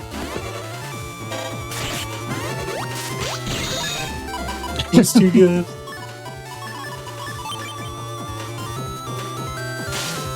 It's okay, that cloud does give you iframes. Oh, he stopped. The fool. No. bar sword him quick. The pressure. Let's go. Not even. Good job. And so when success pops up, you can call that time. GG. That was the GGs. first ever 3 scenario patch card run. I believe that's world record. Yeah, all in the allotted time. Congrats, Yeah, sir. Truly a pioneer. Oh no, we lost it. Yeah, patch Oh, can't even humor. patch cards are absurdly powerful. But they're actually really fun, it looks like. To answer the question in chat, the reason why his grenades was his buster was due to one of the patch cards that are included in the Legacy Collection. They were previously Japan exclusive, but the Legacy Collection brings them to 2023 instead of whatever year this was released in, like early 2000s or mid 2000s rather. 2005. Oh god, It hurts. how has it been that long? It hurts. Don't worry, I still think 90s were 10 years ago. Oh no. I'm literally turning 30 in like 11 days. Happy birthday! Thank you. My birthday gift was SGDQ starts on my birthday, which reminds me to say y'all should watch SGDQ. Go check the schedule at gamesdonequick.com/schedule. I believe that's the URL for it. But thank you again, 3 of you, for being on the show, showcasing what patch cards are all about in the Legacy Collection, Battle Networks 5 and 6. Like, absolutely sick. Do you have any shout-outs that you'd like to get out there as we wrap up? Oh, absolutely. Shout out to Kamari for, really keeping me in this and teaching me how to be a mini bomb god. Shout out to Jameek, best countdowns of all time. Shout outs to Pancake King Rish. Stay you. And of course, shout out to these 2 knuckleheads here, Tara and Kilios, for sticking around and being really good friends and supporters and part of this community. Couldn't have said it better myself. Also, shout out to Team BN, a group of speedrunners who just like to clown around, have some fun, and do things like this. Yeah, we hope to see you in the Discord. And I'll shout out the Mini Bomb Master Kizarunt, and also the best content, my favorite streamer on Twitch, Fat Kid, developer of WonderSwan, not really, and current world record holder, twitch.tv/lil_Fat Kid. And if you want to follow the folks we had on today, I'm going to go ahead and drop their Twitch links in chat. It's going to be twitch.tv/xkilios for our Battle Network 5 runner, twitch.tv Golden Experience for our Battle Network 6 runner. If I can spell experience right, oh my goodness. I'm having a moment right now. And then finally, twitch.tv/TTERRAJ42. There we go. It's like if I did not say it out loud, I was going to type it all wrong. There we go. Thank you all so much for being on. And if you are interested in checking out the Legacy Collection, you should. It's on multiple platforms, has so many games included in it. And maybe if you've never given Battle Network a shot, maybe this inspired you to do so. But just a reminder to everyone that Juneteenth, by the way, which is our annual event celebrating Black independence, is coming up June 17th and 18th. Join us as we highlight the amazing talents of the Black speedrunning community. The show starts at 1 p.m. Eastern each day, so if you want to check that out, come join us in June. And then finally, if you're watching this on YouTube, be sure to press the like button on this video and subscribe to the channel. Also go to twitch.tv/GamesDoneQuick if you're interested in looking at our live content. It's daily and starts weeknights at 7 p.m. Eastern and weekends at 1 p.m. Eastern. And finally, tune in tomorrow, starting at 7 p.m. Eastern for the first step, followed by Think Fast. And until then, please look after yourselves and your loved ones, drink some water, stretch your legs, eat a snack, take your medicine or vitamins if you need to. And remember, you are valid and deserve all the best. Send all this wonderful positive energy over to our raid target tonight and have a great night. Bye.